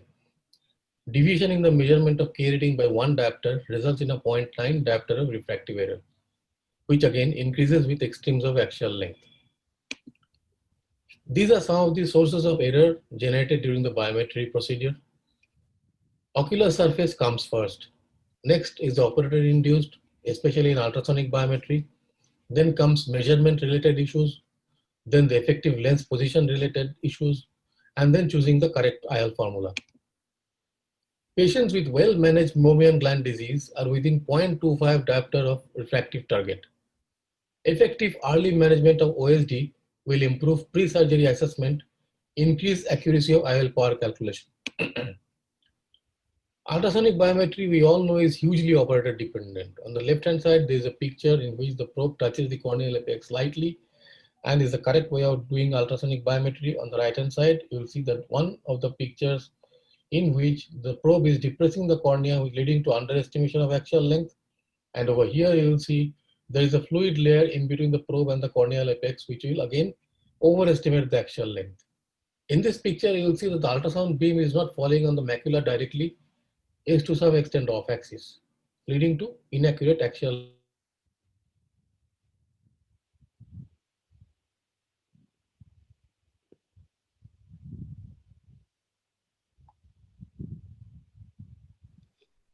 Admin, please look into it. I think the video is not playing. Here also.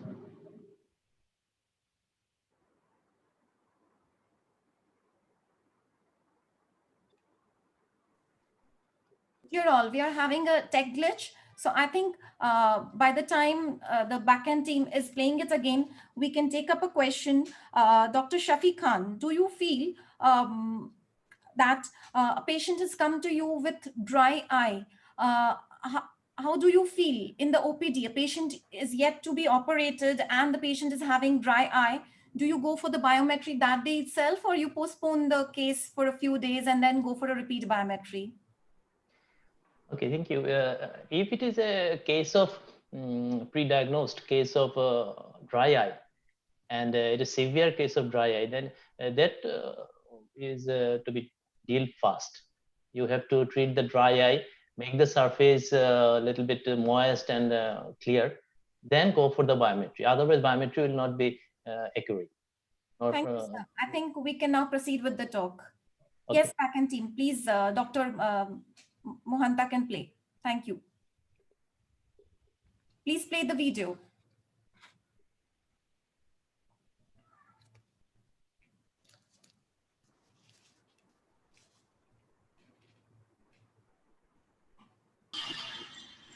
Play the video. We are having no sound.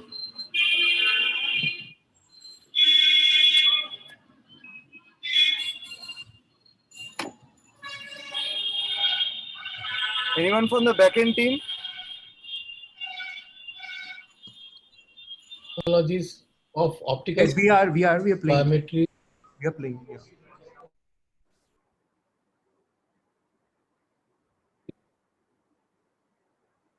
Machines we use these days. Here comes the most enigmatic part of biometric power calculation, that is the effective lens position.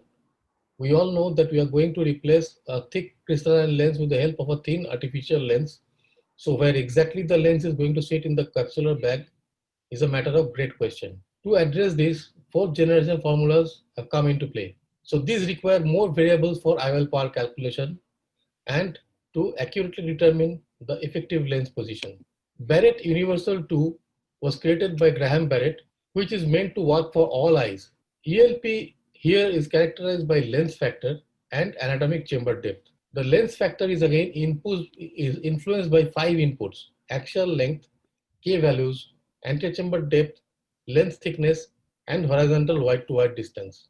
In this picture, you'll be able to see that there is a wide range of IOL power starting from 6 to 29.5, and the prediction error in myopic and hyperopic side. So over most of the IOL power range and across the myopic and hyperopic ranges of errors, Barrett formula is the most accurate. So is a line that is the red one, which is passing through the middle and is the most accurate IOL power calculation formula in this particular study. So there are certain special situations like post-classic eyes, silicone oil filled eyes, corneal opacity, extremely hyperopic and non-ophthalmic eyes, we have to be very careful about. So post-LASIK eyes have different set of formula. Also ACRS post-LASIK IL calculator. Silicone oil filled eyes, if we do optical biometry, then there's no problem. But if we don't have optical biometry, then we have to remove the oil and do a biometry again, and then put a lens secondarily. In case of corneal opacity, it's better to go for K reading from the other eye and axial length from this eye. Extremely hyperopic and non-ophthalmic eyes, we have to be very careful about, because whatever we do, we land up with errors in these eyes. So in the future is directed towards artificial intelligence and data mining. So HEAL RBF and LADA super formula are some formulas based on this artificial intelligence. All said and done, surgeon also is to some extent responsible where the lens is going to be placed in the bag. So there has to be a very good overlap to prevent anterior displacement of the lens, and the capsular axis should be round and centered to limit the possibility of decentration and tilt. So the take-home messages are ocular surface disorders affect keratometry readings to a great extent. Ultrasonic biometry is to be performed with utmost care so as not to generate errors. Optical biometers are fairly accurate. Choose your machine according to their ability to penetrate denser cataracts. Honest feedback from your colleagues is required for that. Choose your formula based on your results and do minor adjustments as and when necessary with extremes of axial length. Thank you very much. Thank you, Dr. Ann. That was a very nice talk, sir. And I would like to ask you that, do you feel that there is do you go for Barrett's calculation for all your patients routinely? Yeah, mostly. I mean, mostly. I mean, those which are not post-LASIK or some other special situations, I go for Barrett. Because it's the only formula which I have found across all axial lengths is perfectly accurate. Okay, thank you, sir. Now we'd ask Dr. Shekhar Sarkar, our chairperson, to sum up the talk on biometry. Sir, unmute, please. Excellently told by Dr. Ann. And we are also of same opinion that Barrett's formula should be used in the next generation biometry methods. And though we will initially start SRK1, SRK2 by SRKT, but this now Barrett is the best method. I agree, and Ann has nicely expressed all the parameters. Thank you. Thank you, sir. We are almost at the end of the session. So at last, we will talk about one enemy which creates life so much difficulty for all phacosurgeons, that is post-operative dry eye. So I would like to invite Dr. Shogato Paul to talk about management of post-dry eye.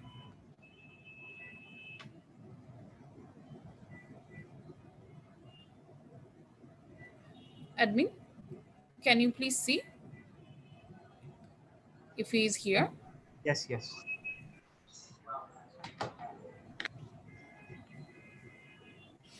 I have sent the talk. Can you have it?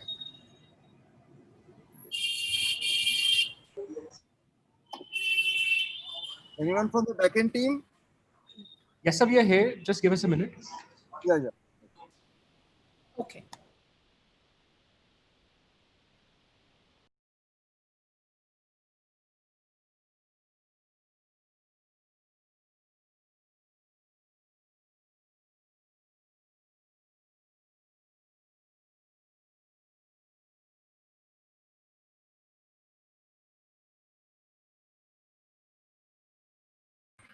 Actually, it's a new talk.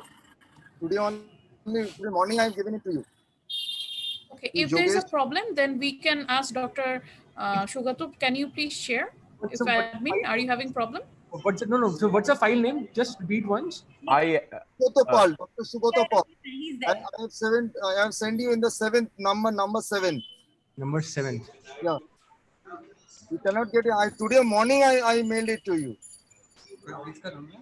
Dr. Shugatada, you are there. I can see you. Yeah. I think you can play it.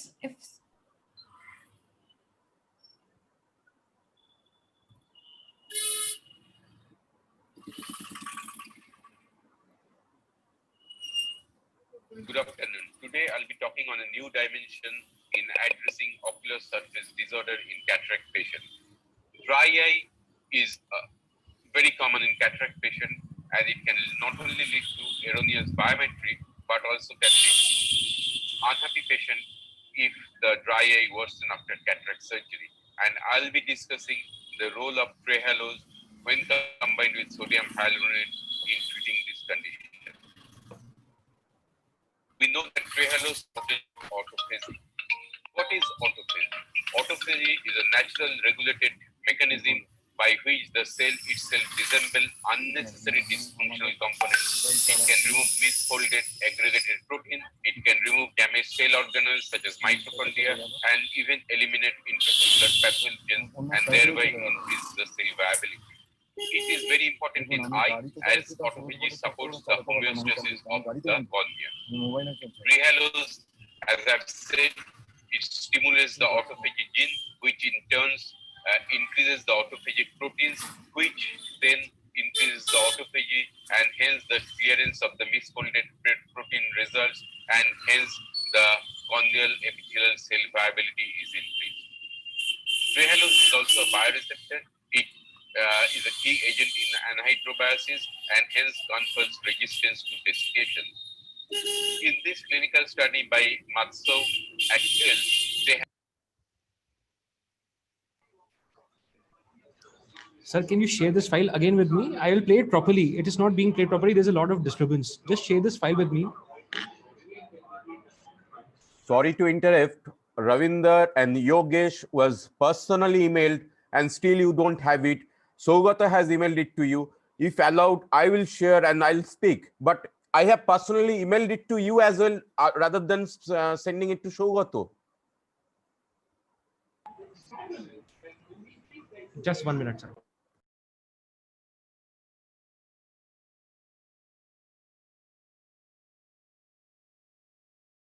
If there's a problem, then we can have some questions.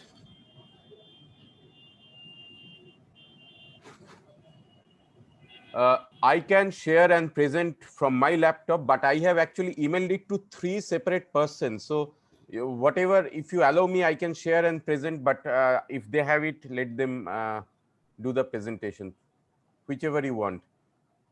Admin, is we it have okay got it. if Dr. We got it. Sugato It was on the presents? email. It was not in our collected data, so we have got it. Just playing now. Just give us 1 minute. Because I emailed it to. Yeah. You have emailed. We had missed this email because of the morning. But I WhatsApped after that as well to. We have got it. Sorry, sir. We'll just play it. I have also mailed you. Personal, I have mailed you. In the meantime, as they are getting ready, can we take up an audience question? That's an open question to the entire panel. Can someone tell me, like, what is the need? The question is by Dr. Somdat Prasad. Do we need to go for rotation of an lens if, even though we see a good hydro wave? Dr. Arup Bose sir or Dr. Ayan Mohanto sir, would you like to take this question? Yes, because it's very important and I make sure that I'm rotating the nucleus in all cases. First of all, if you rotate it, you separate it from the epinucleus and you have got a clear cushion between the nucleus and the capsule to work with, number one. Number two is, if you have rotated the nucleus, you have also dislodged the cortex and the epinucleus, which makes removal of the cortex and epinucleus much easier in the subsequent steps. Thank you, sir. That's very nicely explained. And there's one. If you have anything to add, please add. Any more points to add?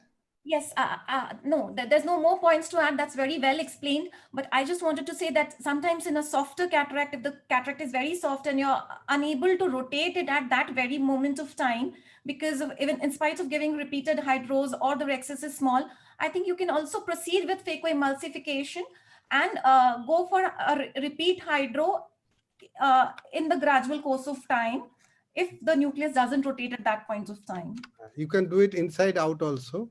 Yes. From the deeper side outside. But if I can't rotate even in a softer cataract, I know I'm going to have a difficult phaco today. Yes, sir. It's always preferable to rotate in spite of a good wave. So that's the take-home message. Thank you. Dr. Swati, can I share my experience? Yes, sure. Please, sir. Yeah, my experience actually previously I used to rotate in all patients after hydro, but nowadays I'm not rotating after. If I get a successful hydro, then usually I don't rotate because to avoid the zonular dialysis, what I am doing right now. But if it is not rotated even then I proceed for scouting, then divide the nucleus. Then still if it is not rotated, then I do for a repeat hydrodissection. But the question is it always necessary to rotate after making hydro? I don't think so. Though there is a many literature is there, successful hydrodissection with rotations, that displacement of the lens epithelial cells and that reduce the incidence of PCO. But rotation is not always necessary after successful hydrodissections. Okay, Doctor. That is my. No, actually, see, if you target the beginners, I think as a beginner, everyone should target rotation of the nucleus before starting the phaco. But like advanced players like you, Orugda and all, yeah, you can go ahead and do whatever you like. I mean. Admin, are we ready? Because we have to finish this session soon. Can we have the presentation? Admin, are we ready? Yes, Dr. Somdat, you can please share your view, but you need to unmute. I think you're not unmuted because, yeah. So, could I again share the screen? Yes, the backend team, please. Yes, let's share because we don't have much time. Doctors, if the admin is open, then Dr. Sugato, will you share your screen and start with it?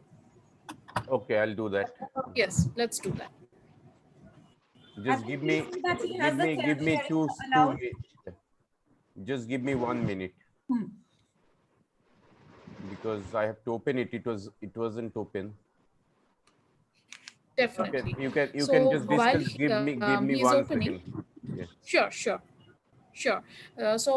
One question is there that in case of posterior polar cataract, Dr. Prakash, what would you say for, since you cannot do hydrodissection, so what's your take for a beginner, how to proceed for a delineation? How will you share your input?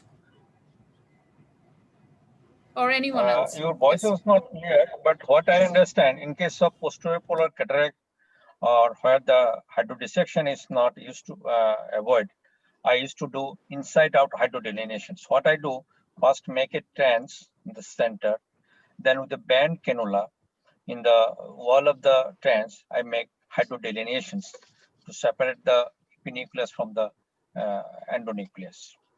That is my technique. Inside out. Thank you so much. Thank you. Dr. Sugato, are we ready? Yes. I'm just opening the presentation. Admin, can he share his screen? Have you allowed him to share his screen? Yes.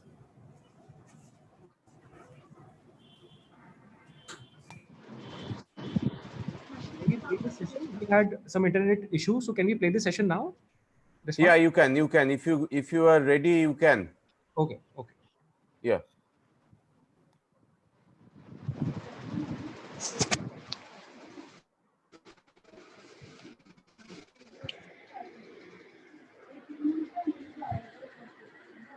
Talking on a new dimension in addressing ocular surface disorder in cataract patient. Dry eye is very common in cataract patient, and it can not only lead to erroneous biometry, but also can lead to unhappy patient if the dry eye worsen after cataract surgery. And I'll be discussing the role of trehalose when combined with sodium hyaluronate in treating this condition. We know that trehalose potentiate autophagy. What is autophagy? Autophagy is a natural regulated mechanism by which the cell itself disassembles unnecessary dysfunctional components. It can remove misfolded aggregated protein. It can remove damaged cell organelles such as mitochondria and even eliminate intracellular pathogens and thereby increase the cell viability. It is very important in eye as autophagy supports the homeostasis of the cornea. Trehalose, as I've said, it stimulates the autophagy gene, which in turn increases the autophagic proteins, which then increases the autophagy, and hence the clearance of the misfolded protein results, and hence the corneal epithelial cell viability is increased. Trehalose is also a bioreceptor. It is a key agent in anhydrobiosis and hence confers resistance to desiccation. In this clinical study by Matsou et al., they have compared trehalose with other substances such as hyaluronic acid, and they basically treated the corneal epithelial cells with this agent and then allowed to dry for 30 minutes in room temperature and room humidity, and they noted that percentage of dead cells were significantly lower in the trehalose group, only 19% as compared to 81 to 73% with the other agents. In this another study where cultured humans corneal epithelial cells were treated with 7 different commercially available dry eye substances, and then they were studied at several intervals for the cell's viability and functionality. Trehalose showed the highest efficiency in preserving cell from death by desiccation. So this is the graph where you can see trehalose has the maximum survival at 45 minutes and at 30 minutes compared to all other substances tested, including sodium hyaluronate, hydroxymethyl cellulose, and PVA and others. Trehalose also has a role as anti-inflammatory. It suppresses the it suppresses the inflammatory responses caused by TNF and several antileukins. In this study, which was done as Narayan Netralaya, trehalose exhibited maximum decrease in the gene responsible for inflammatory mediators or IL-8, IL-6, and NCP1. And it also showed that significant decrease in the inflammatory inflammatory mediators, interleukin 8, interleukin 6, and others. In clinical study, trehalose showed it improves the tear film breakup time, the fluorescence staining, and also rose Bengal staining considerably when compared to control, which was used as saline at 2 weeks and at 4 weeks time.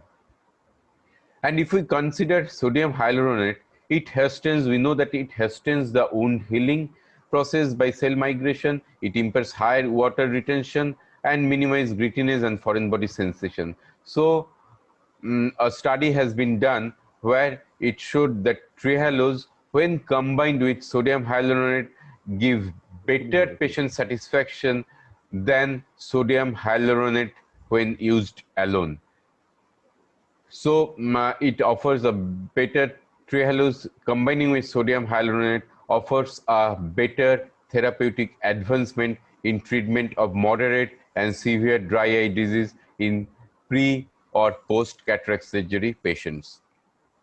In India, we have this available, the combination of trehalose and sodium hyaluronate available as Trehalube, and it gives, as I've explained in my talk, it gives protection by inducing autophagy, by protecting the cell protein from denaturation, by controlling the by protecting the corneal epithelial cells by desiccation.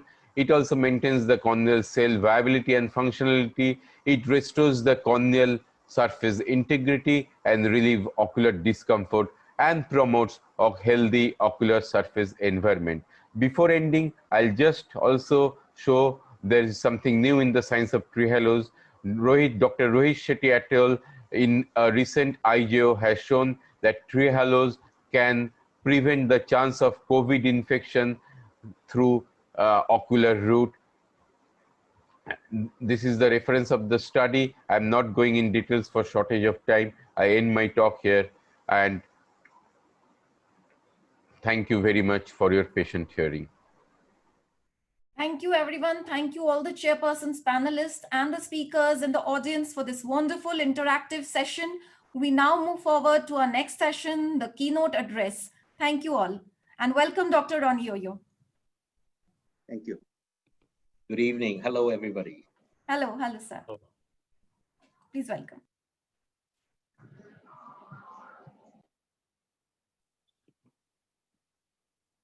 Good evening. It's a real pleasure to have Dr. Ronaldo here with us.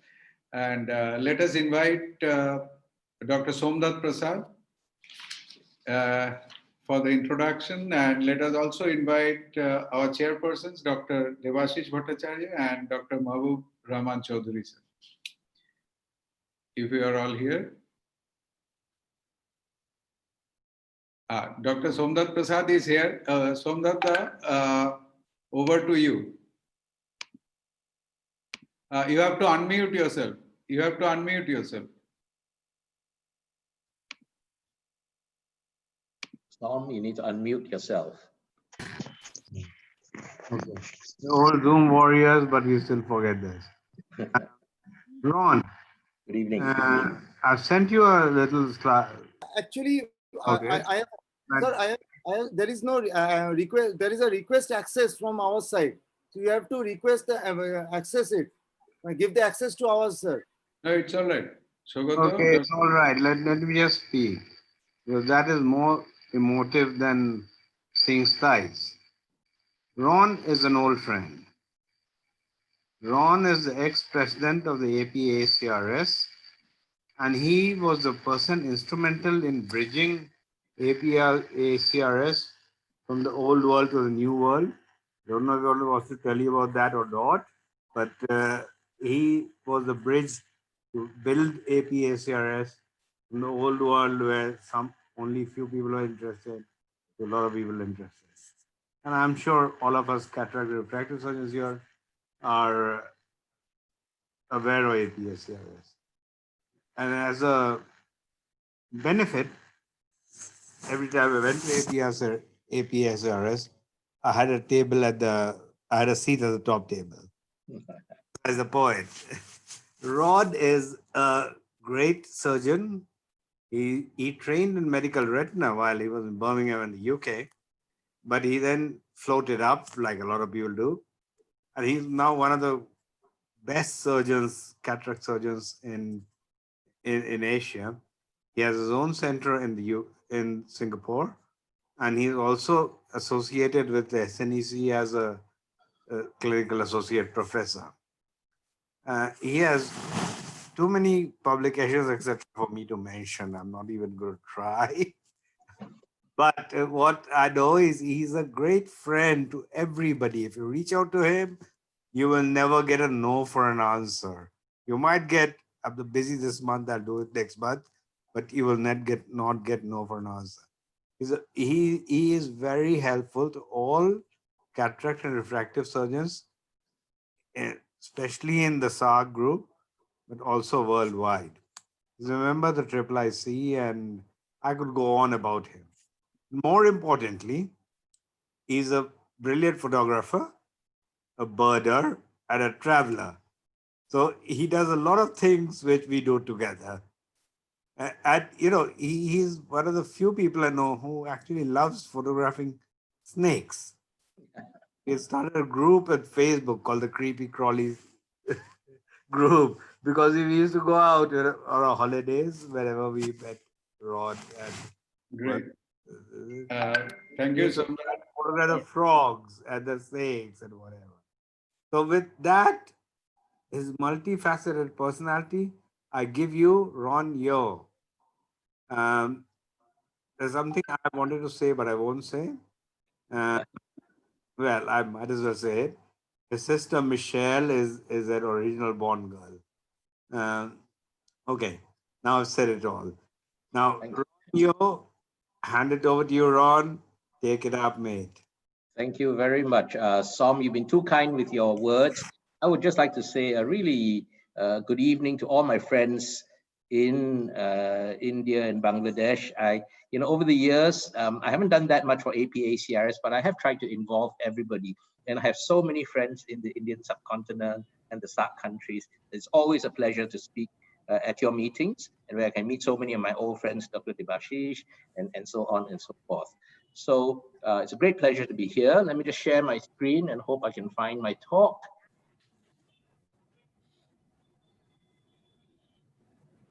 Okay, can you all see my screen? Yes, now we can. Great. Okay. Well, thank you very much again for inviting me. I thought today I really think on this new way of observing cataract surgery. Now, we are all used to the microscopic view of cataract surgery, which is from the microscope. But you know, the eyes are three-dimensional structure, and really a side or elevation view is really pretty useful. Now, two companies make intraoperative OCT machines. One of them is Leica, which has its end-focus system around for a few years as a separate standalone, but they put it into one of their microscopes now, and I've told them make it called in-focus, which makes more sense. But if you look at this, when it was designed, it's designed for cornea, glaucoma, and retina use. Similarly, Zeiss has a machine as well, and the Zeiss machine is called the Lumera 700 Callisto rescan, which is a terrible name, but the rescan refers to the OCT function. So it's got this, but it was also designed originally for cornea and macular imaging.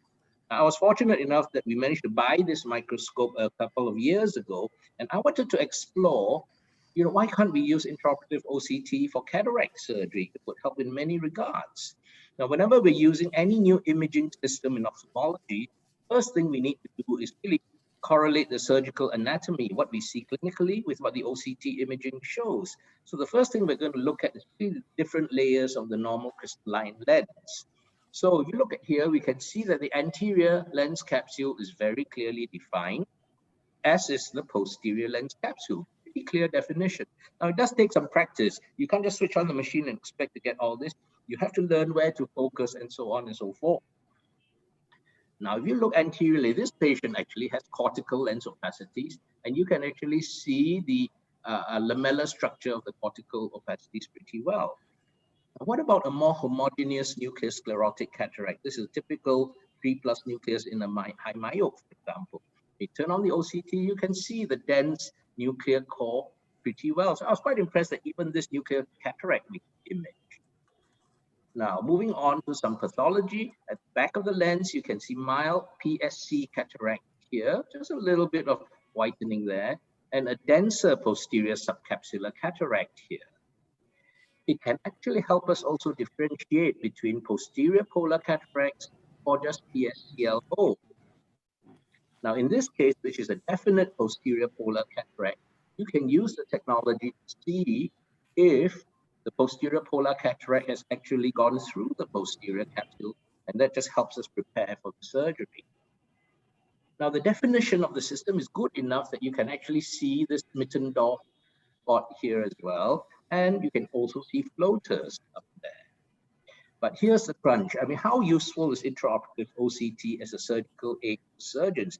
And I'll start by saying here that to most expert surgeons that are on this panel, you will not need intraoperative OCT. But as an aid to teaching and research, I think it is quite useful. Let's look at what we can do.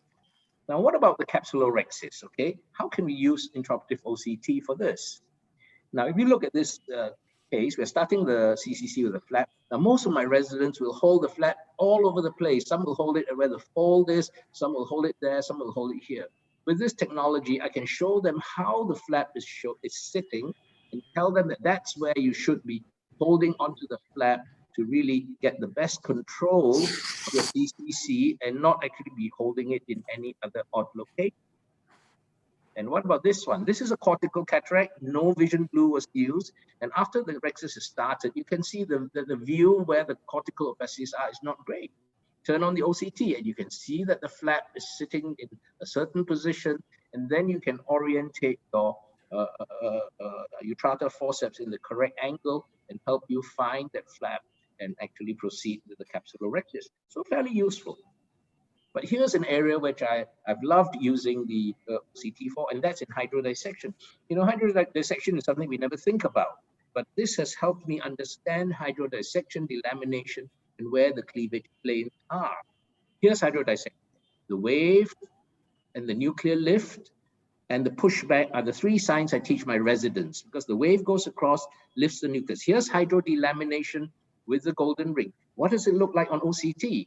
Now here you can see a beautifully separated and isolated nucleus at the top, and underneath you see some of the hydrodissection lines. And we look at the still image here, what I've just shown you. There's the well-separate nucleus there, and the different layers down there are the hydrodissection lines.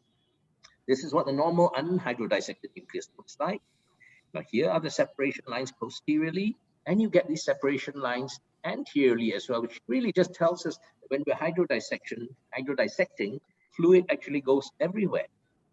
Now, this is a fantastic clip there. Look carefully. Live hydrodissection in action. Quite difficult to get these images. Watch bottom right picture here as I hydrodissect very gently to start with. You will see a fluid wave come in there. You see the beginning of the wave there in both pictures. And now I'm going to complete the hydrodissection by pushing more fluid more vigorously. And you will see that black gap widen up as fluid goes all the way across to the other side. Very few people have actually ever seen live hydrodissection like that, and I certainly had never seen this before. Now, I want to talk about nucleus position. I've said the three signs are the nucleus, wave, the lift, and the pushback. Here's the hydrodissection going straight across, and you see that the gap widened instantaneously to that. And the second sign is to push it back. So watch me, I'm pushing the nucleus back now, and you'll see that the nucleus flattens that gap by squishing fluid around. Okay, so that's the second sign, the pushback sign after the nucleus lifts. And we can view this once more when I hydrodissect on the other side, the fluid goes around. Of course, if you over hydrodissect, you're going to get the whole nucleus prolapse out back. You can see that there's so much fluid there. Now, here's an interesting point. Howard Fine, as you know, taught us the art of cortical cleaving hydrodissection, in which if you do it properly, the hydrodissection removes all the cortex, so you don't need to do any IA after phaco emulsification. Now, here's a case in which I was, excuse me, lucky enough to achieve this. So I've done hydrodissection, I've finished the phaco, I'm removing the epinucleus with my phaco tip, and then you can see the capsular bag is actually completely clean now. Now, that's wonderful, isn't it? It would be great if we could do it every time, but I have to be honest, I managed to achieve this very, very rarely, because effective cortical cleaving hydrodissection is actually very hard to achieve. Why is this so? It's because although we think we are injecting subcapsularly, you can see that most of the time the fluid wave goes there, leaving a layer of cortex. Let's look at one that's live in action. I'm attempting subcapsular cortical cleaving hydrodissection here, and you can see the wave has gone again, as we usually find, leaving a layer of cortex right next to the posterior capsule. So I think this is an area where there's some specially designed cannulae that we should consider to try and get cortical cleaving hydrodissection more frequently. Let's move on. What about the nucleus? Is there any use? Well, I think this is a great tool for teaching our residents who are always fearful of depth and width of sculpting and how deep to go. So what do? Most of my residents are very scared when they start doing phaco. In their first pass, as you can see that they are very tentative. They don't take much tissue. And here now I can show them that the first pass, you've barely touched the superior surface of the nucleus here, so they can then be more brave in taking a bigger bite in the first pass, and certainly even the second pass. And you can see here with the second pass, the depth of that groove on the top here has now doubled. So again, a very useful tool.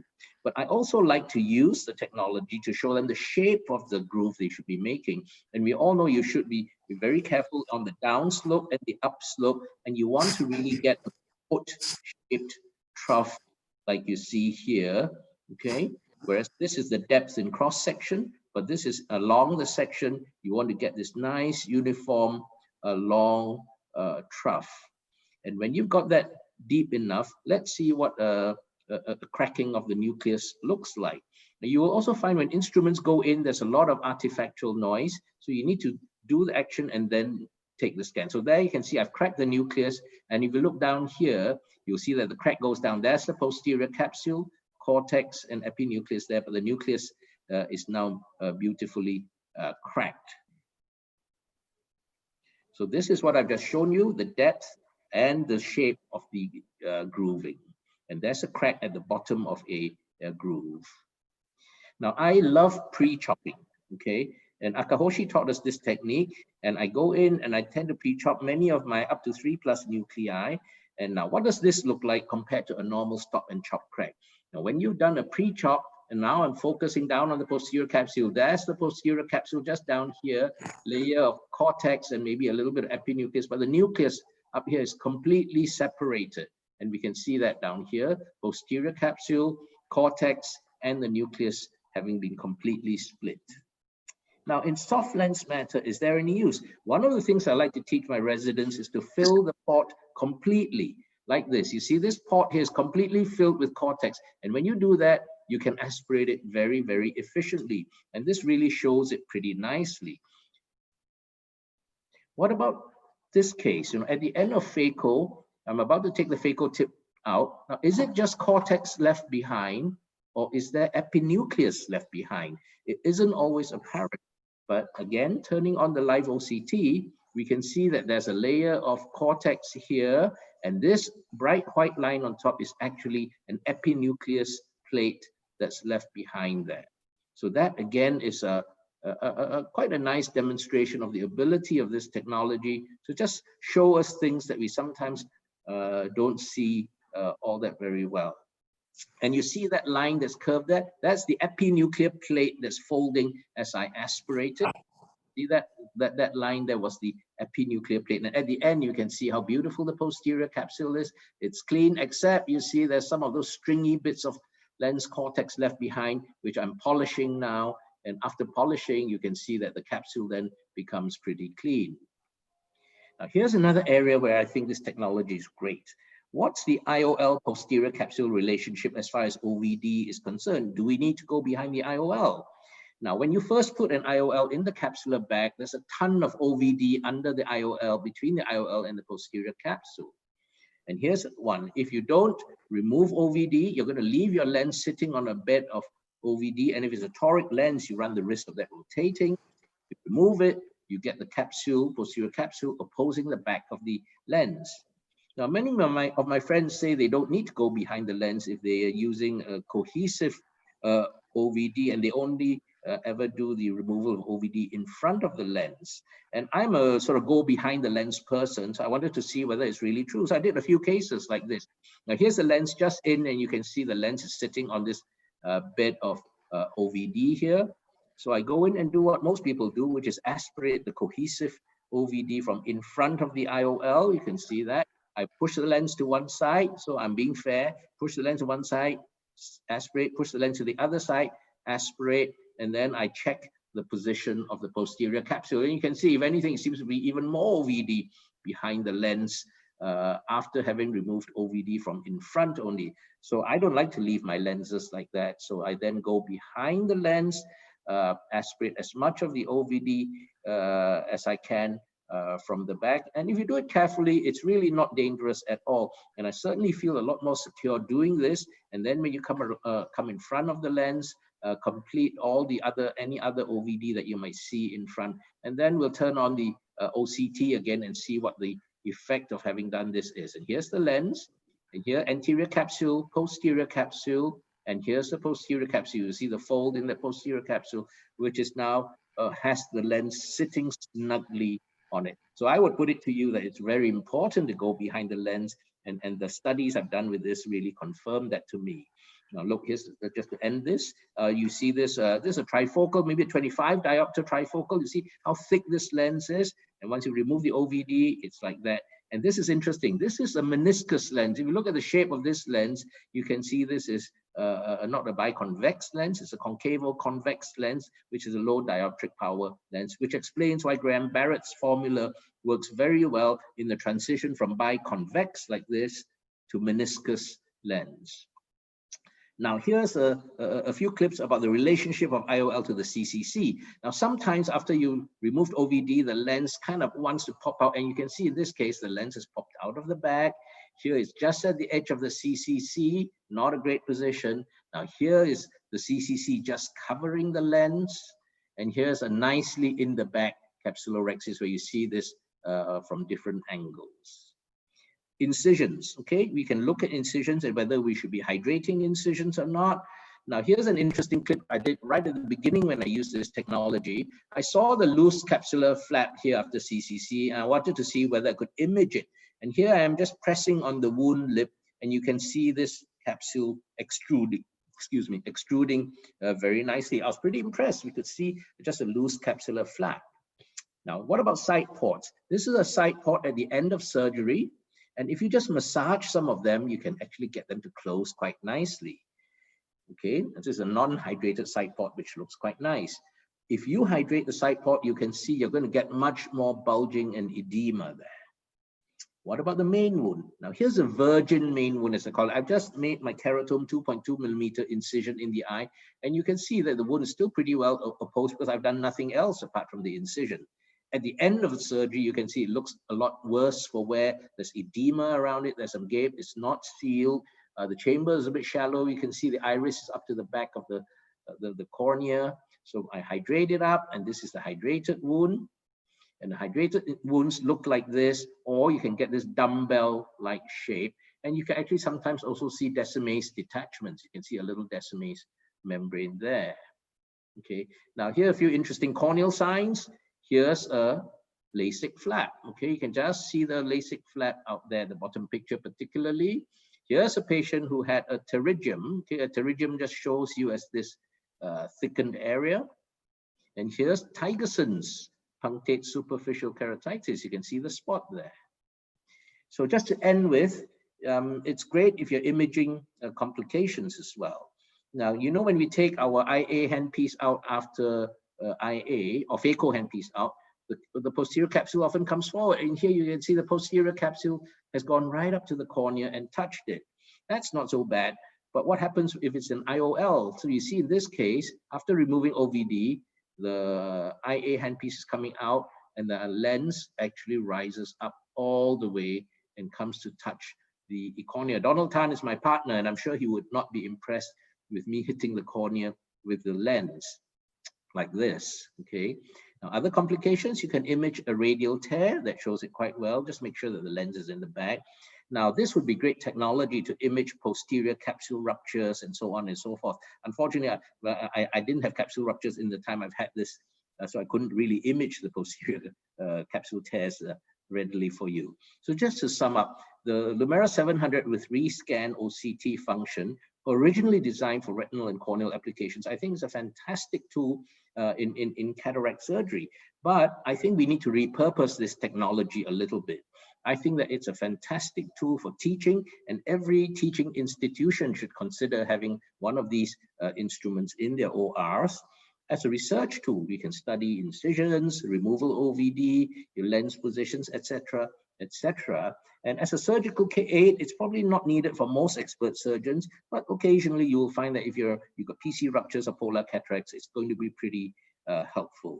I'd like to thank all of you for listening to me and welcome all of you to next year's APA CRS in July, if COVID allows us to. Thank you so much, everybody. Thank you, Dr. Ronalio. That was a very enlightening and wonderful talk. It was really very interesting. May I invite Dr. Mahbubur Rahman Chaudhary, sir, our chairperson, to give an overview of this technology?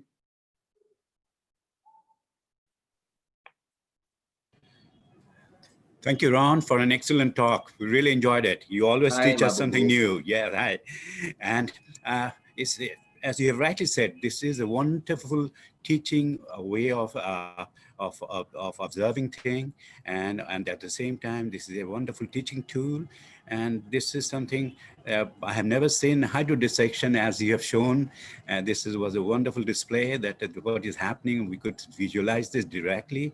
At the same time, the teaching for teaching, and definitely I would also say that I'm also interested to procure one of them for the teaching purpose that you have taught. And this will be a great experience. I'm looking forward to it.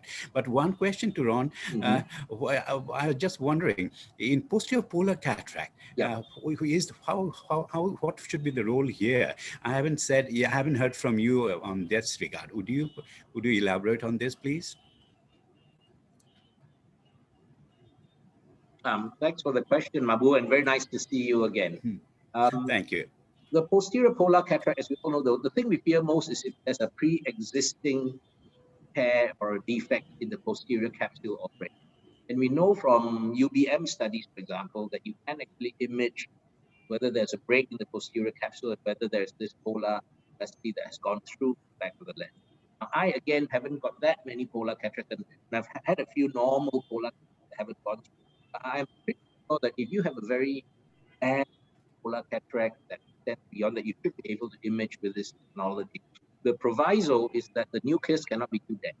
This technology works well when the nucleus is maybe up to 2 to 3 plus nucleus. If you've got a dense or tight lack of lots of physical capacities, it interferes with the OCT scan, then you won't get quality image. But and it's quite a lot of a learning curve in getting these images as well.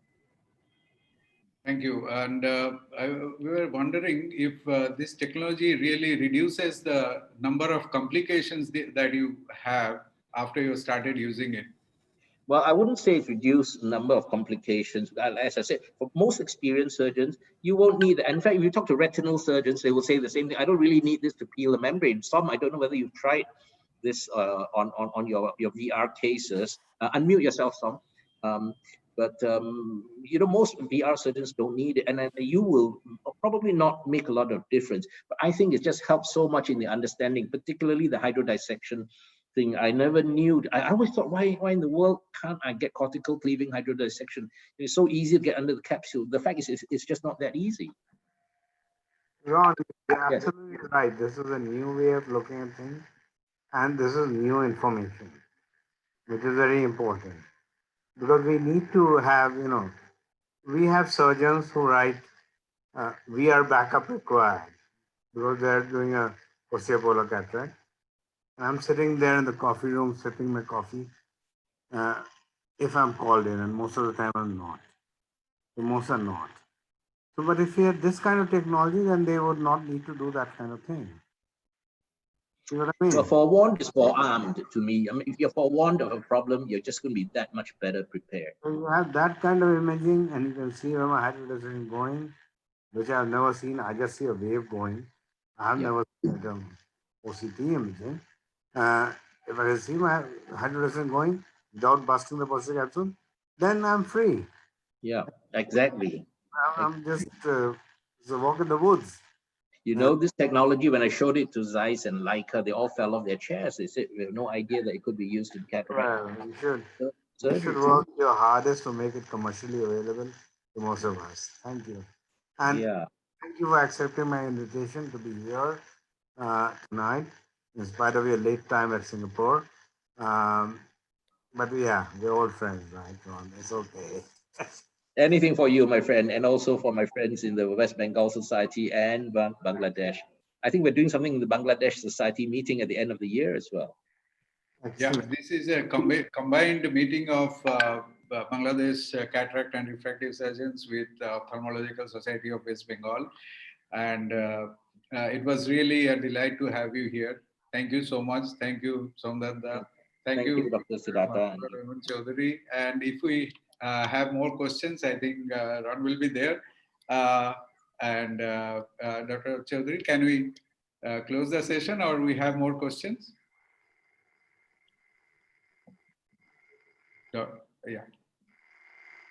Ron, that was a wonderful talk, and I thank you, and I thank all the participants. And Siddhartha, you have done a good job, and Dr. Prasad, thank you for bringing in Ron in here. And I think it's time that we end that program because we are running short of time. So thank you, and thank you, everyone. Good night. Good night. Thank you. Take care. Thank Bye-bye. you very much, Ron, for taking the time out.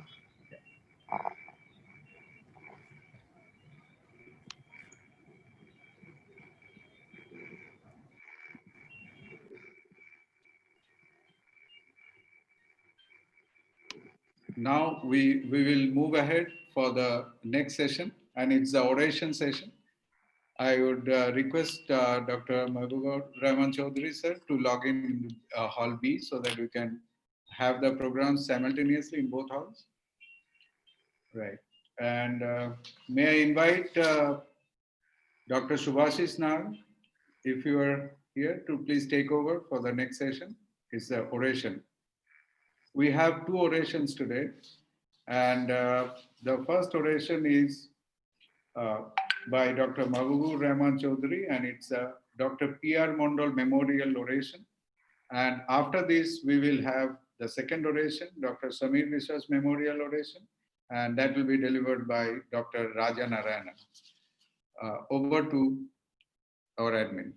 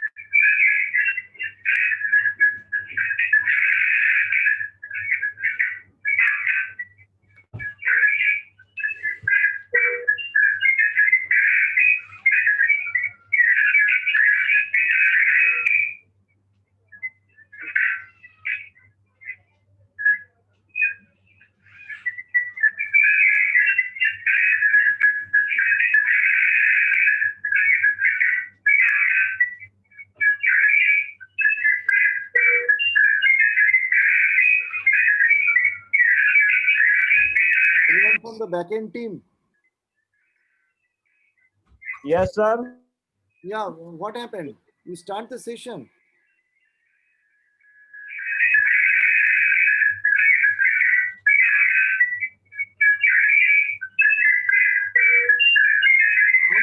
Patient session, no?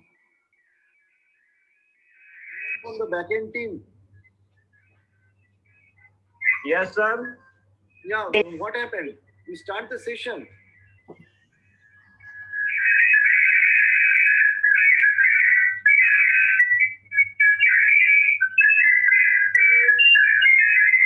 Patient session, no?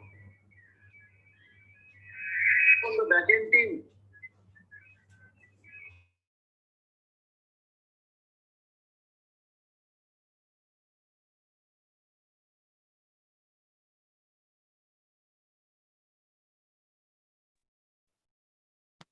Hello hello হ্যাঁ sir start করুন মনে হয় ওরা wait করছে না এখন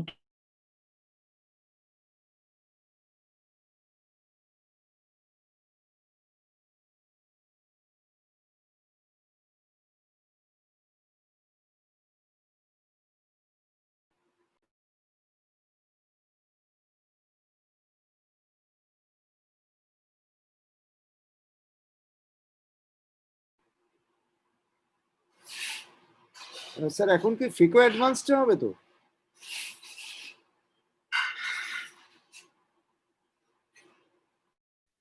hello হ্যাঁ আমি তো এখন শুনলাম ফেকো অ্যাডভান্স না হয়ে ওরেশন হবে শুনলাম বুঝতে পারছি না তো ফিকো অ্যাডভান্সটা স্কিপ করে গেল কেন সেশনটা এই তো ডক্টর রোনাল্ডিও স্টক হয়ে গেল হ্যালো সৌগত হ্যাঁ স্যার এ তো মিউট করে দিচ্ছে আমাকে বারবার হ্যাঁ বলুন হ্যাঁ না এখন এই সেশনটা হবে না এটা 7টায় হবে এখন আচ্ছা তো ওরেশনটা তো চালাতে হবে ওদেরকে বারবার মিউট করে দিচ্ছে আমায়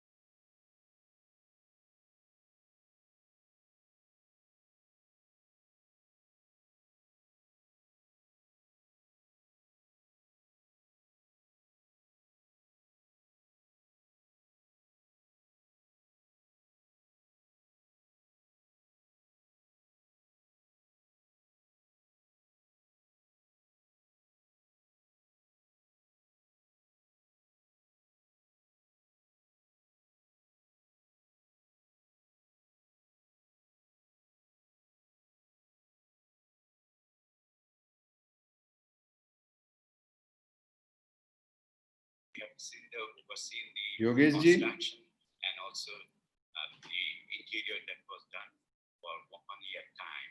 Yogesh ji, आप हैं? That was when we started. That was a good ambience. The 3 floors that we had was for air conditioned, and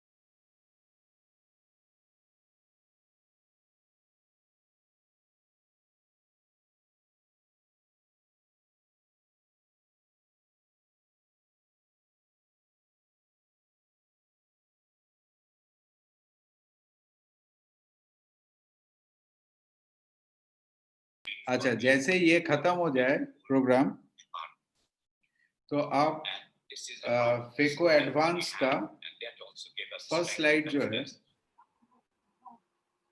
Yes, sir. I am ready also. Phaco advance. Social contribution, as you said, by creating job opportunity, we had about 1,000 opportunities, 1,000 jobs, as you have seen before, and we are saving foreign currency by retaining fiction. Siddhartha, can you hear me? And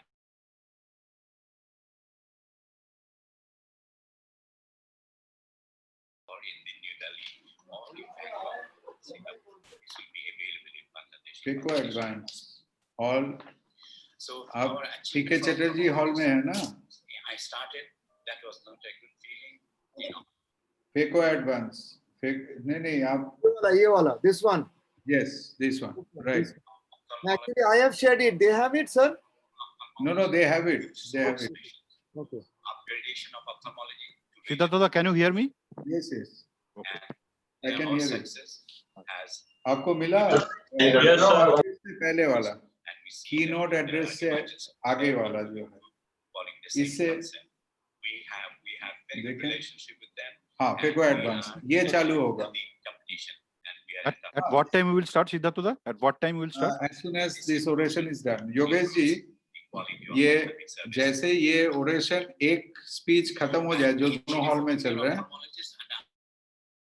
आप क्या करिए, hall ए में जो hall B का beam हो रहा है उसको बंद कर देंगे, बंद करके आप फेको एडवांस चालू करेंगे. ओके, तो कैसे पता चलेगा हमारे फैकल्टीज को? आप वो स्लाइड वहां डाल देंगे तो उनको पता चल जाएगा, वो शुरू कर देंगे. Okay, that's fine. हाँ, ये फर्स्ट, हाँ ये जो चल रहा है ये टॉक जैसे ही खत्म हो आप वो डाल दीजिएगा, फीड चेंज करके वो डाल दीजिएगा, और इसको आप हॉल ए में पीके चटर्जी हॉल में डाल देंगे. हाँ, फिर कनेक्ट कर देंगे. Okay. And we have our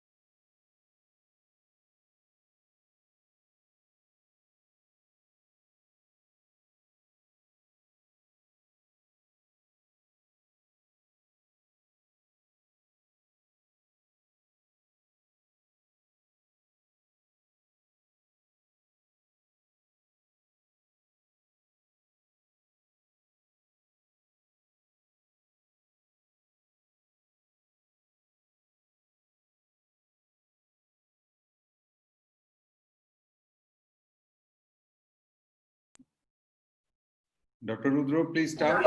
Ma'am, we are live. Please start. Okay. Can you hear me? Yeah. Please start. Yeah. Welcome delegates in this interesting session of FECO Advance.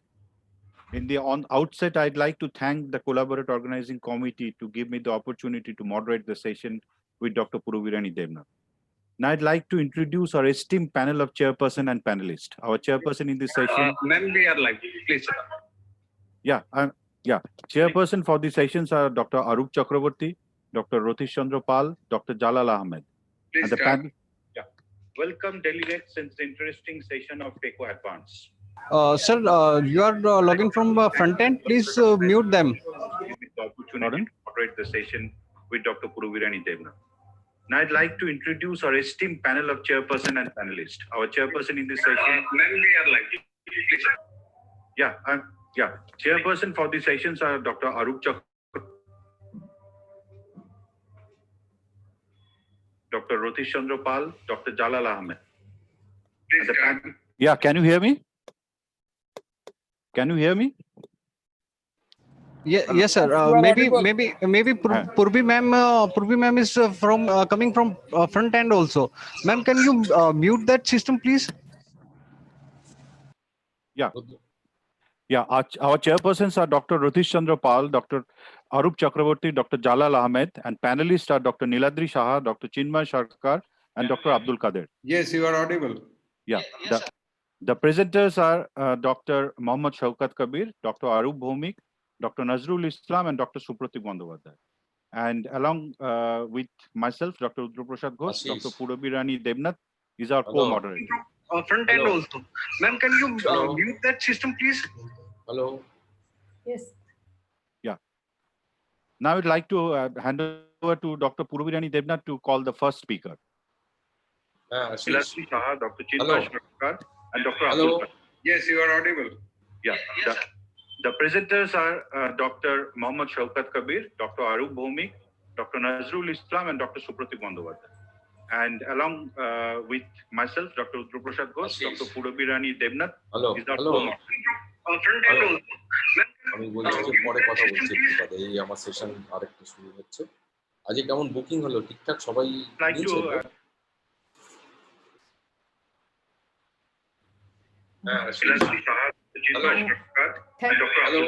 Yes, you are audible. Yeah. Thank you, The Dr. presenters are Dr. Mohammad Shaukat Kabir, Dr. Arup Bhomik, Dr. Nazrul Islam.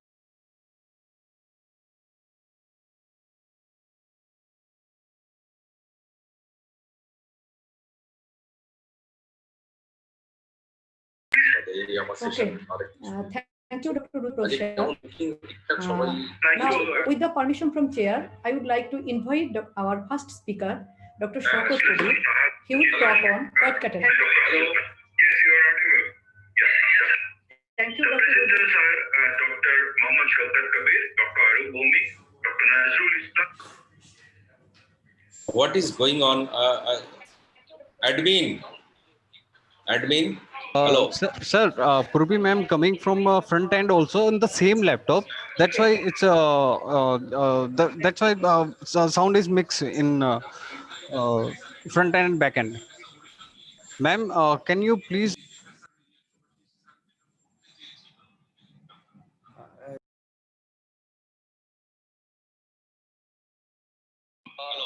Please. Purbi ma'am coming from front end also on the same laptop. That's why it's that's why Okay, sound is mixed. I think you mute everyone. Front end and back end. Please mute everyone. Can you please?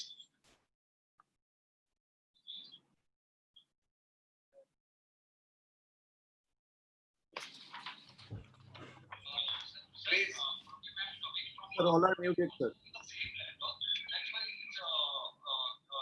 Okay, I think let us begin the session now. Please mute everyone. Respected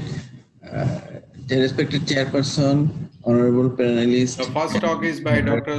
Mohammad Shaukat. First of all, I would like to thank the Collaborate 2020 for giving me opportunity to give my presentation at Collaborate 2020. So my presentation is today's white cataract.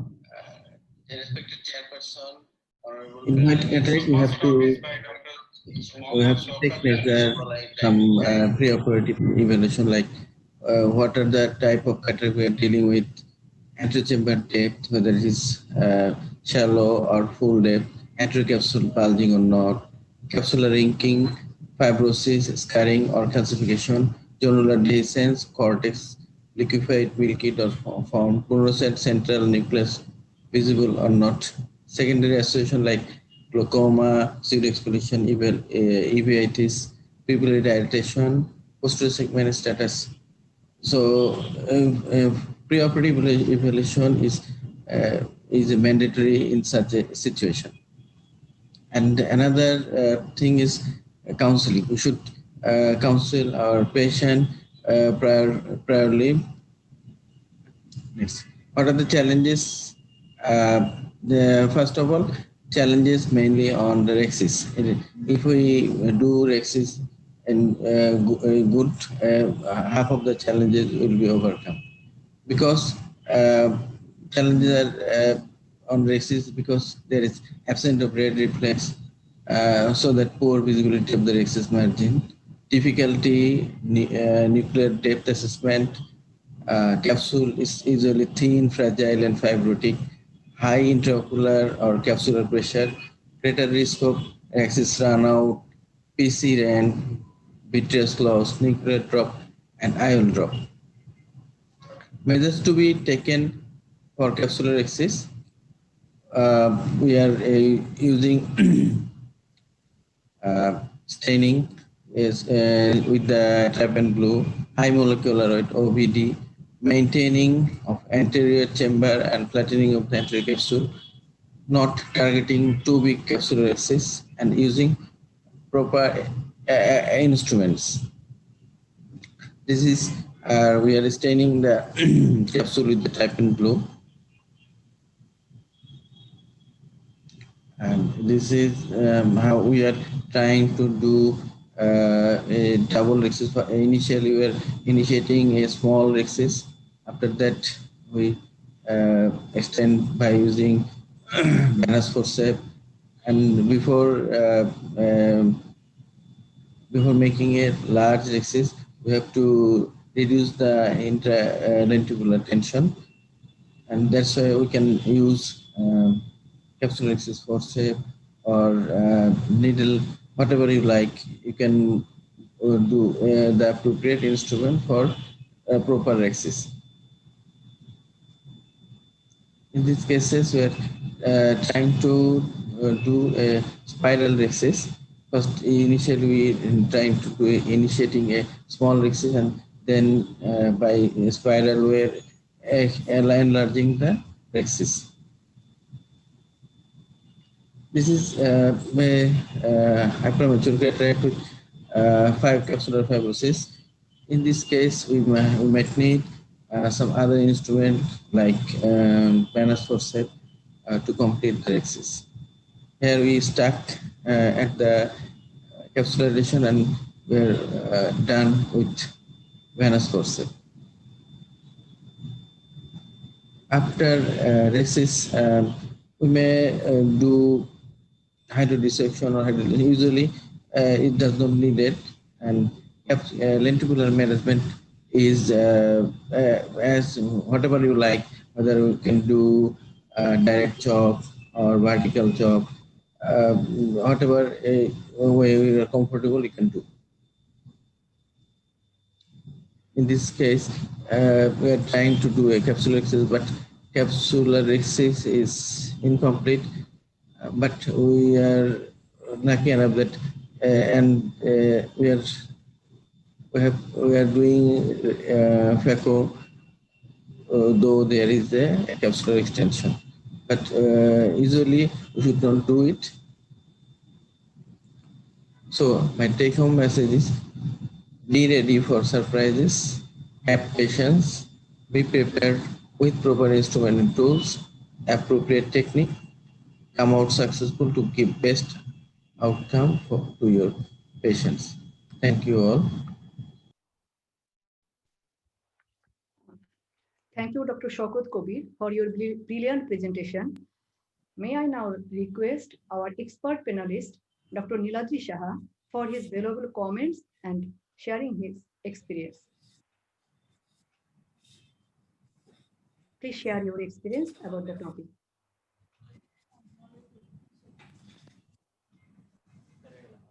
Dr. Shaha I think is Dr. out. Shaha is not here. Yeah. Dr. Chinmay Sarkar. Dr. Chinmay Sarkar, please give your valuable comment regarding this topic. Dr. Sarkar, please. Yeah. Am I audible to you all? Yes, yes, you are audible. Yes. The most important thing about this white cataracts is what every surgeon should see is whether the it is intermittent or non-intermittent. That is the most important thing, because it is the capsule which does where you have to work on. And if it is intermittent cataract, as rightly shown in the video, he has removed the top part of the epinucleus, or the intralenticular pressure has been decreased, and then he has proceeded with the subsequently with the phacosurgery. One more important thing is in hypermature white cataracts, one has to be very careful with the fibrosed anterior capsule, because it is very difficult to do a rhexis, a proper curvilinear regular rhexis and fibrosed capsule. You may have to use the take the help of micro rhexis scissors and other things. So these are one or two points which came into my mind, which could be incorporated into practices who are not doing it. Thank you. Thank you for your valuable comments. Now I'd like to request Dr. Arup Bhomik to present his talk. Arupda, please.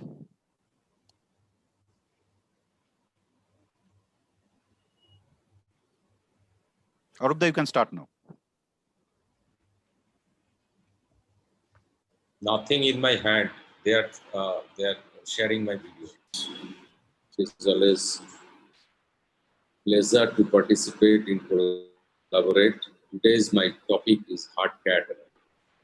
I have no financial interest to disclose. Incision of a heart cataract, management of heart cataract should be very precise, because the tight wound may end up in the wound part, or leaky wound can create a lot very unstable acid. Capsular staining is must, because there is a very poor flow, and you need to have much more manipulation. Side port entries, especially second and high port, it will be perfect position. It should not be very near to the main port. If it is very near to a main port, it can create overlooking and restrict the maneuverability of your chopper. Rhexis should be very large, because you need a lot of manipulation, they need the chopping, so you need a very large rhexis, preferably 5.5 to 6 millimeter rhexis. Hydrodissection, and if you have a very small rhexis, you may injure the capsular rhexis, but if rhexis margin, even if a quadrant removal from a very small capsular rhexis, you can end up the jugular dialysis as shown in that case. Central debulking is very important stage. This is a key factor to conquer the heart cataract. How much you cater? You may do a very small, but you have to remove the 80% of the depth must be 80% of this, your thickness, or you may do a relatively large catar, but there also you must remove the 80% of the thickness. So this is very important, but both the technique has a advantage and a disadvantage. This technique is most preferable, because if your chopping technique may not be very good, but you can even conquer the heart cataract by chopping, because your chopping will be facilitated.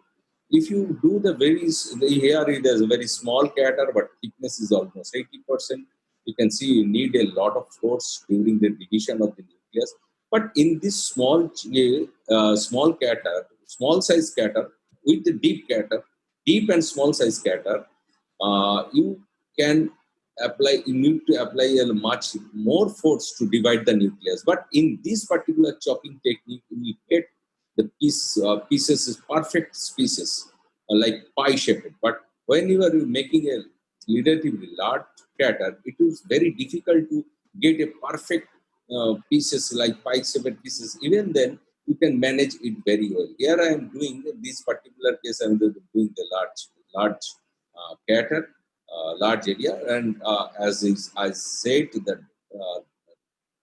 depth of this cataract will be at least 80% of the thickness of the nucleus, and you will get the chopping. But here you can see there's the chopping. Even then you are applying force, you are not getting the perfect pie-shaped pieces. But this is a very safe technique. But you end up this is another technique. You can do a multi-level chop. What is multi-level chop? You get a crack holding here, get a crack here, and again you holding the slightly lower part of the nucleus and complete your get cut. In this technique, you will not exert very much of pressure into the capsular bag. So this is a very, very good technique to multi-level chalk as described by the Dr. Abhay Vasavada. Here I am doing the single level chalk, but sometimes single level chalk is very difficult to get a crack up to the posterior plate because I am revealing almost 80% of thickness of the nucleus. I am getting smaller. This is a technique how we do the multi-level chop in this case. Say I am holding this, getting a crack, and again I am holding the lower part of the nuclear fragment and the deeper part of the nucleus, and crack the posterior plate. This is a very good technique also. You can apply the multi-level chopping. You can try and practice the multi-level chopping is very effective. Whenever you do a large cataract, even in hard cataract, you are not getting this large cataract, not getting the pieces, perfect pieces, pie-shaped pieces. But even then, you are able to crack the nucleus or in the multiple species. Whenever you removing the pieces from the capsular bag, this first it is at the first instance it is first time it is better to choose the smallest fragment to remove to reduce the zonular stress of the capsular bag and emulsify the nucleus fragment. And during the emulsify of the hard nucleus, it is very important to protect your endothelium with good viscoelastic. During the last part of the nuclear fragment is very important because most of the hard cataract has a floppy iris, as you show is your teeth can catch the posterior PC, so you can end up the PC then. So very important to care the PC during the removal of the last part. Thank you. Thank you, Arubda, for your excellent video demonstration. And I'd like to request Dr. Abdul Kader sir to give your valuable comments on hard cataracts. Thank you very much. This is a very good presentation and well demonstrated videos. Hard cataract is a very much difficult in sometimes because the volume is very much high volume and working in a very space is very much difficult. So it is very much difficult for the beginners. So when we start from the advice for the beginners not to start the hard cataract at the beginning. So there it is suitable for the beginners the level 2 and 3 grade of cataract. So thank you very much. It is well said and well demonstrated. Thank you very much.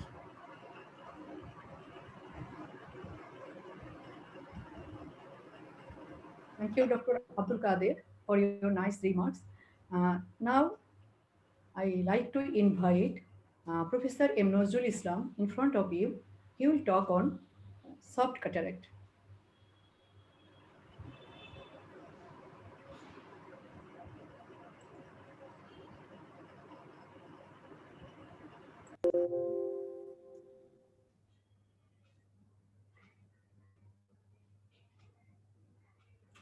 Assalamu alaikum and good evening, everyone. I'd like to thank Collaborate Organizing Committee for giving me the opportunity. Well, my talk will be soft cataract made easy. I will try to cover what are the challenges in this soft cataract and its various technology, techniques, and my favorite technique for the management. Well, all cases must be examined thoroughly in the slit lamp because we must see the patient's grading of the cataract. According to LOCS, it is grade 0, 1, or 2. Also, you can see the dilatation of the pupil. So, what are the challenges we find in the management? Most important, it does not rotate always. It does not crack, sometimes becomes schizoiding. And even there is some sclerosis, we cannot chop correctly. There is a possibility of through and capsular rupture. Well, very important steps are the capsulorhexis, hydrodissection, hydrodelineation. It should have 5.5 millimeter capsulorhexis and good hydrodissection by small amount of fluid. Hydrodelineation helps us for the removal of the epinucleus.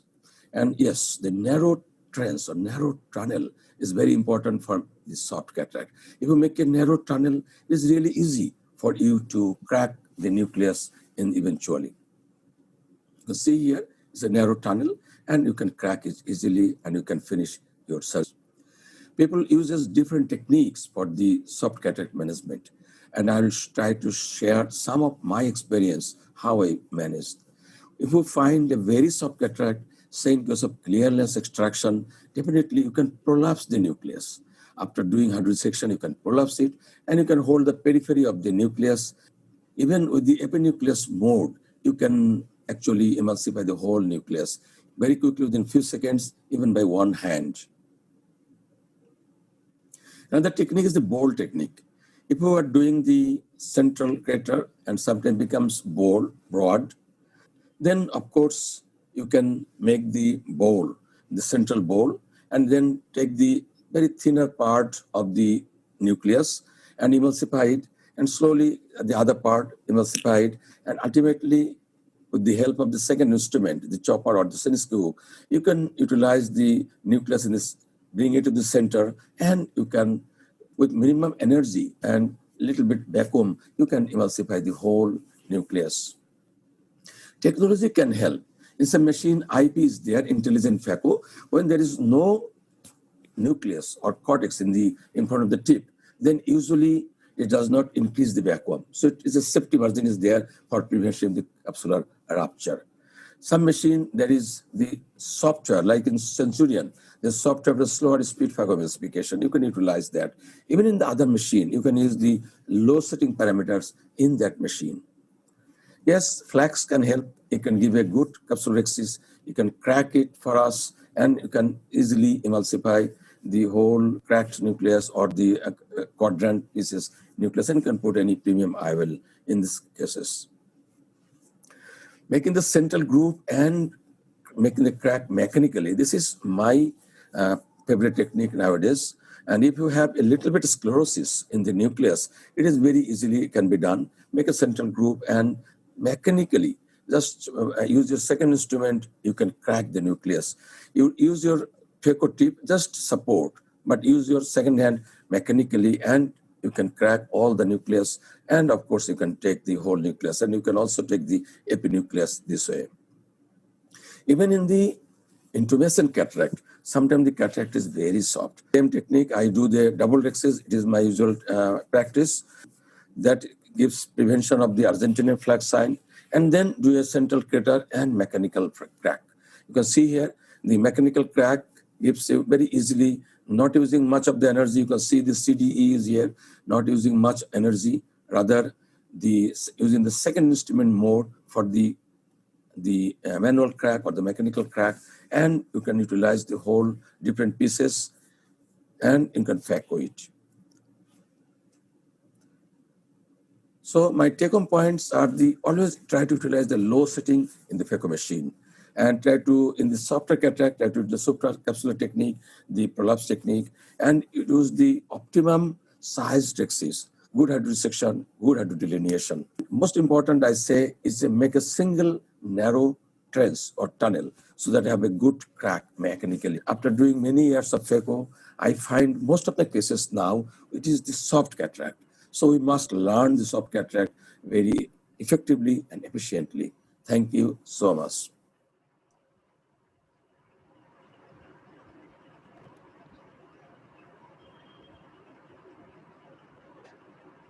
Hello. Yeah. Thank you, Dr. Nazrul Islam. Thanks for your excellent talk. I'd like to request Dr. Jalal Ahmed to say something about the soft cataract.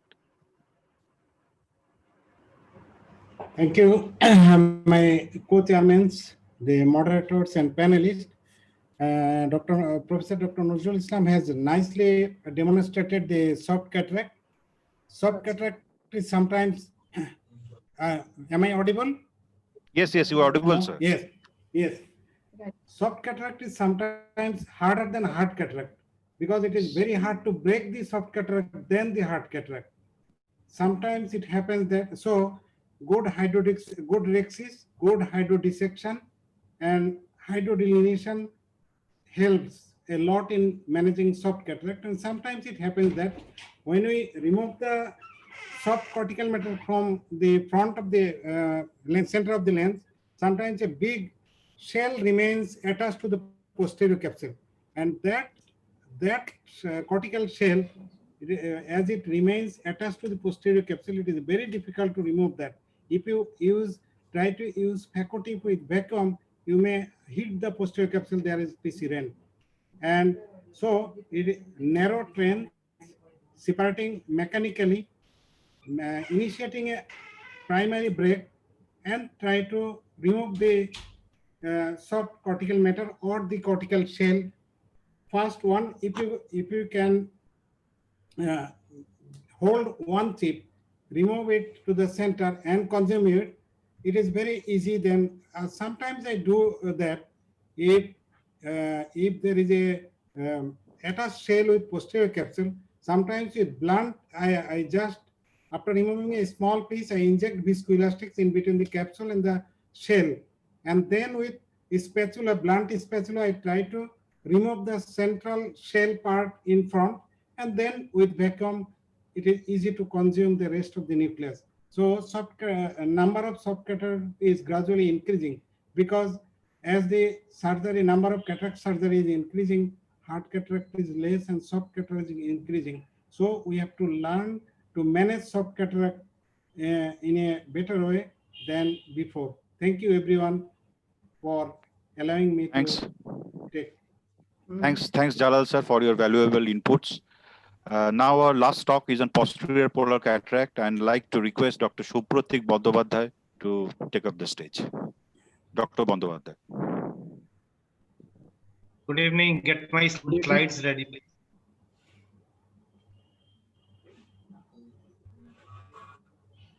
Sir, we have a recorded session. I'll play it with your permission, sir.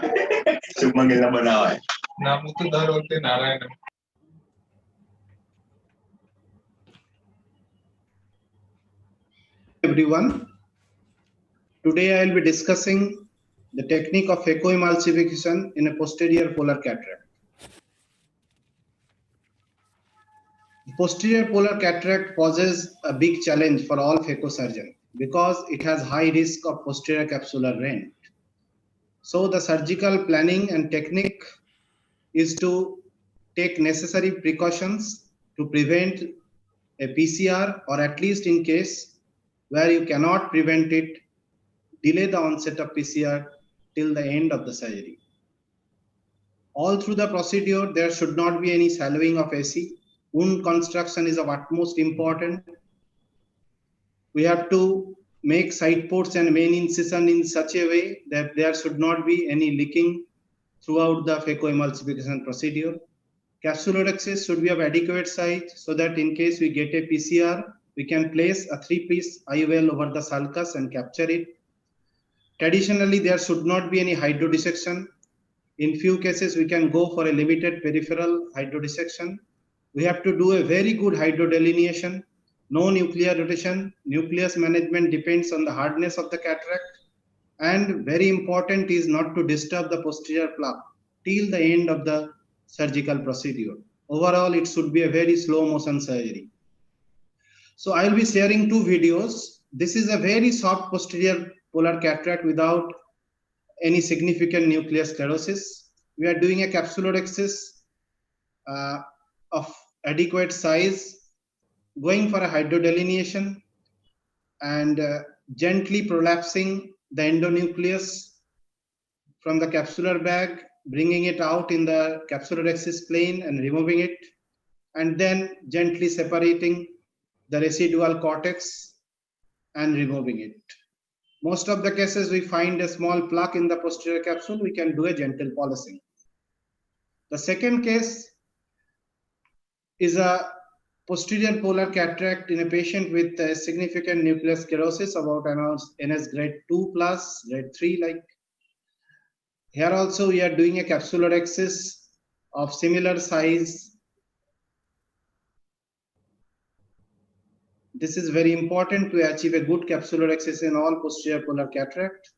Hydrodelineation, we can see development of a golden ring. This is very important. No hydro dissection is to be done, no nuclear rotation. Then gently chopping the nucleus into two pieces, very slow and gentle chopping. Then holding the second piece and removing and chopping it into one bigger and smaller chunk. Holding the smaller chunk, bringing it out from the capsular bag and gently emulsifying the nucleus. You can see the AC is rock stable. There is no leaking from the wounds, and we are going very slowly and gently and emulsifying the nucleus. Then holding the bigger chunk, bringing it out from the capsular bag again in the capsulorhexis plane and completing the phacoemulsification of the endonucleus. After that, we are going to epinucleus mode and trying to separate the epinucleus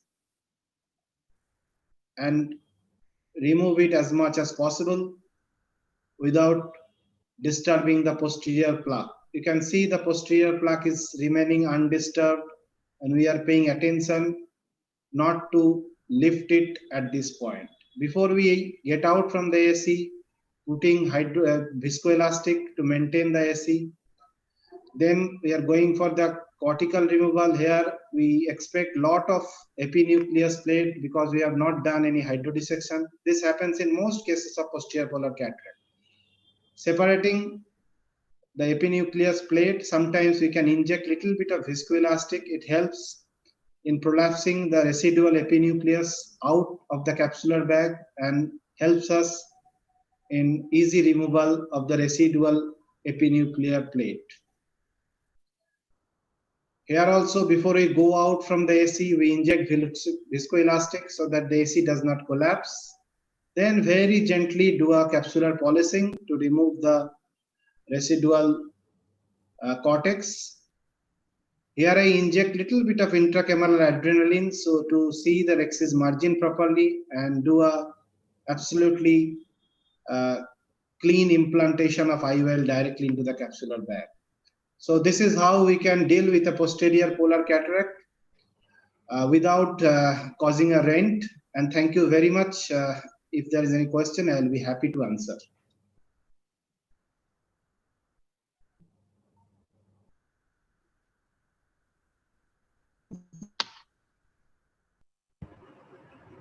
Yeah. So it was a wonderful presentation, and we have another wonderful surgeon with us, Dr. Niladri Shah. He's back with us. He's there to give his opinion regarding this matter. Dr. Niladri Shah, please. Dr. Shah, please unmute yourself. Dr. Shah, please unmute yourself. Yes.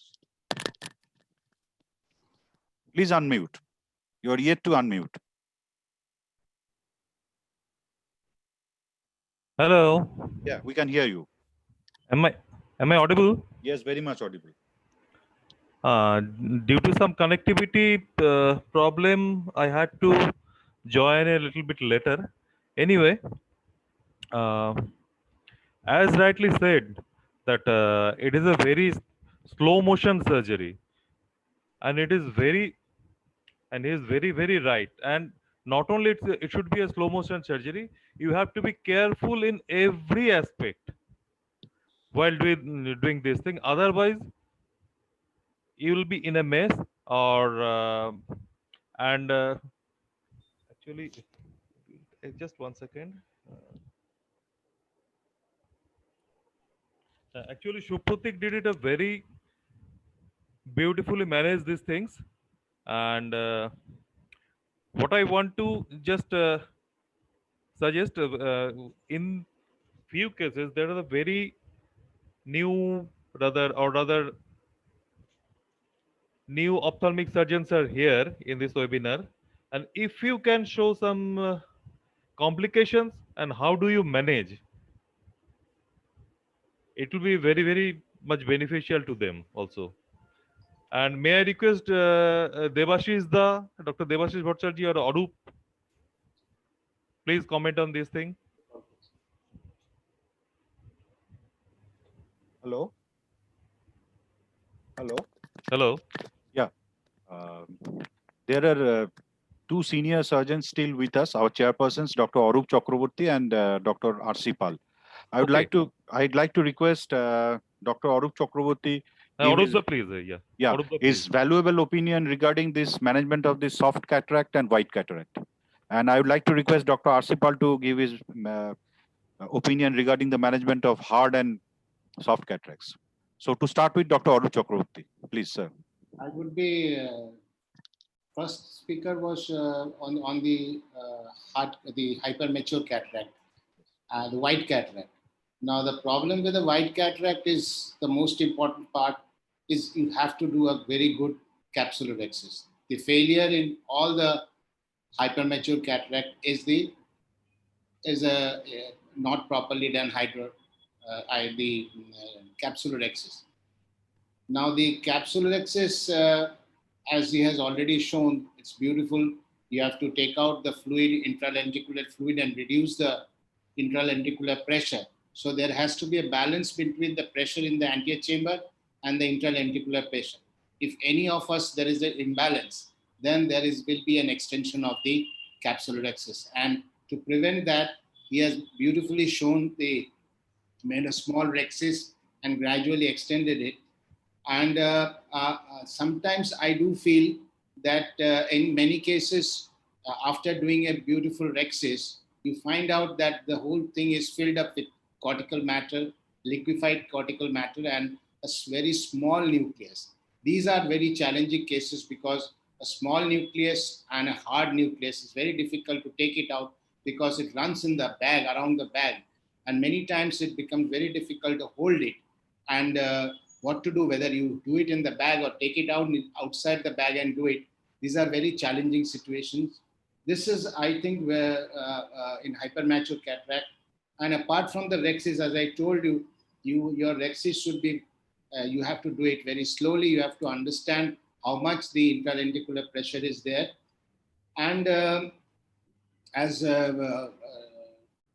regarding the soft cataract, the most important part in soft cataract is that you cannot do a good you can do a hydro dissection, but hydro delineation is very difficult. Most of the time it's not possible.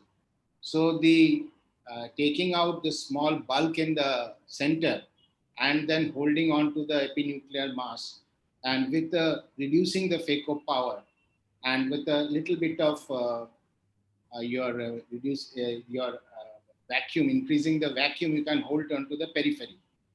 Now, the prolapsing of the nucleus is sometimes a very easy procedure, but as I told you, doing the hydrodelineation is very difficult, and to take out the nucleus into the and collapsing the nucleus outside the rhexis is sometimes difficult. I would think that if you are not able to chop these cataracts, so it's better you do it in a very, very slow manner, reduce the power and increase the vacuum to certain extent so that it holds bed well. That is what I think is important. Thank you, sir. So is Dr. R.C. Pal here? Dr. Rotish Chandra Pal? Yes, thank you. Am I audible? Yes, sir, you are audible. Give your valuable opinion regarding the management of your pulse regarding the management of hard and soft cataract. We have 3 minutes left. I know. I think this is our first experience. So congratulations to all of the organizers. We have talked, we had talk of beautiful videos, beautiful discussions. So I have nothing to add more. Thank you. Yes, sir. Thank you. If any one of the panelists or chairperson have any questions to the speaker, 2 questions can be allowed. If there are any questions. Let me just add on to hard brown cataracts. Yes, sir. I think what is most important while doing a phaco in a black cataract is when not to do a phaco. So a surgeon should not feel that I'm not doing a phaco in such and such person and I'm belittling myself. I think that prejudice should not be there. One should always understand his own capabilities. One should understand what is the status of his machine, because machine plays a very important role in these hard cataracts. And then the expertise of the surgeon is always there. So when not to do a phaco in a black cataract is the first question that should be answered by the surgeon himself before proceeding with the surgery. Thank you. Thank you. Thank you very much. Thank all the panelists, chairpersons and presenters. And I'd like to thank the organizers for allowing me to moderate this session. Thank you. And up to the admin for the next session. Thank you all. Thank you all. Stay safe and healthy. Everyone. Thank you.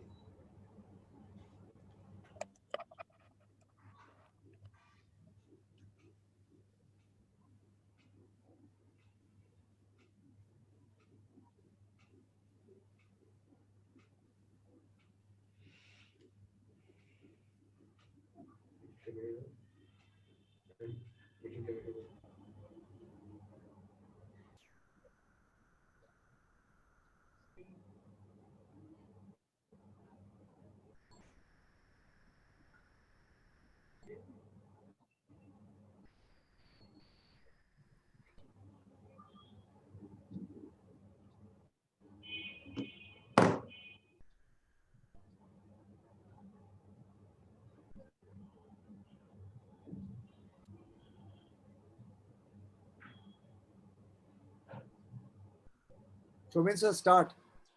Very good evening to everybody. We'll straight away go to the next session. May I invite the chairpersons of our session, which is recent advances. May I invite Dr. Abhijit Ghosh and Dr. Niaz Abdul Rahman. Dr. Abhijit. Good evening. Good evening. I'm here.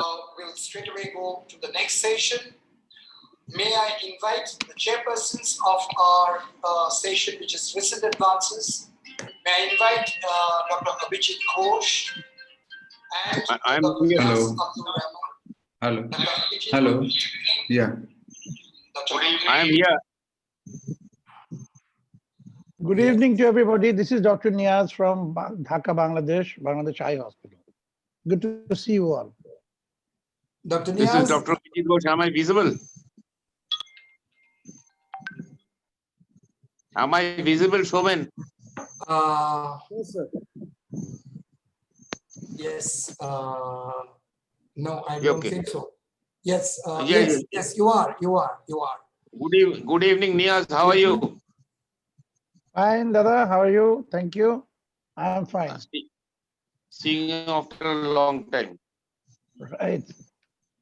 Well, may I now request Dr. Raj Narayana, Director of and Network Head Clinical Research, LVPI, Hyderabad, for unveiling a new weapon in the armamentarium of ophthalmologists in general and vitreoretinal surgeons in particular. Dr. Rajanarayan, please. Thank you so much. Thank you all for inviting me. Again, it's an honor to be doing this. I'll be showing one video. Just I'll just share my screen.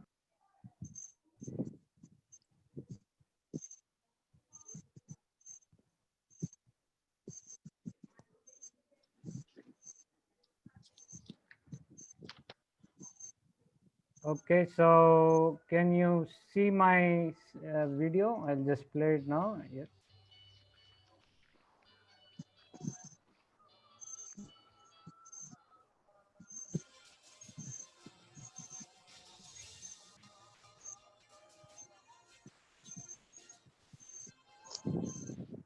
So that was a very brief 15-second video on the launch of Paginax brolucizumab by Novartis. Thank you all very much. Thank you, Dr. Rajnaran. I would also like to invite my co-moderator, Dr. Debashish Boiragi, into the session. Over to you, Dr. Debashish Boiragi. Good evening, everyone, and welcome to this session. I would like to introduce Dr. Rajiv Raman, our keynote speaker. Dr. Rajiv Raman is a senior consultant, Vitretina Services at Sankara Netherlands, Chennai. He is a pioneer of epidemiological studies of diabetic retinopathy in our country and also of tele-ophthalmology in India. He has a great interest in AI, in diabetic retinopathy and genomics. He has more than 280 publications in peer-reviewed journals, a great clinician, resourceful researcher, and overall a very humble human being. It's an honor to introduce Dr. Rajiv Raman. I request Dr. Rajiv Raman to deliver his talk. Thank you. Am I audible? Hello. Yes.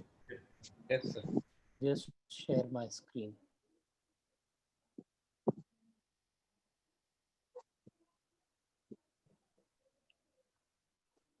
So, good evening, everybody, and thanks for inviting me for this such a good meeting, Collaborate 2020, a joint venture of Ophthalmological Society of West Bengal and Bangladesh Society of Cataract and Refractive Surgery, a very good platform. And here I would be talking about some basics on OCT and OCTA in diagnosing retinal diseases.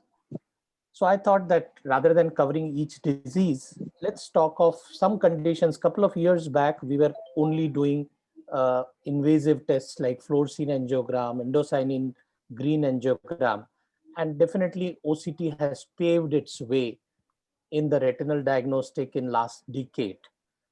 So let me tell you 10 conditions where definitely OCT has become a primary diagnostic modality.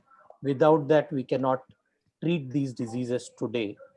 And I'll also touch upon few retinal diseases where OCTA is emerging as a very important diagnostic tool. So the first condition is monitoring diabetic macular edema and the response of macular edema to the treatment, whether you do anti-VEGF, steroids, laser. Before the advent of OCT, it was fluorescein angiogram and clinical evaluation. But with that, definitely today, the standard is you monitor these patients using the optical coherence tomography. Why this has been possible? Because nearly all the qualitative changes which we see in diabetic retinopathy, maybe a microaneurysm, hard exudate, cystic spaces, hemorrhages, subhyaloid hemorrhage, a cotton wool spot, or a neovascularization, non-perfusion, everything you can look in the OCT and they have specific features which can be detected. This was one of our initial publications where we tried looking at all these features on OCT in diabetic retinopathy. And uniformly, the value which is used to measure the treatment response has been central subfield thickness.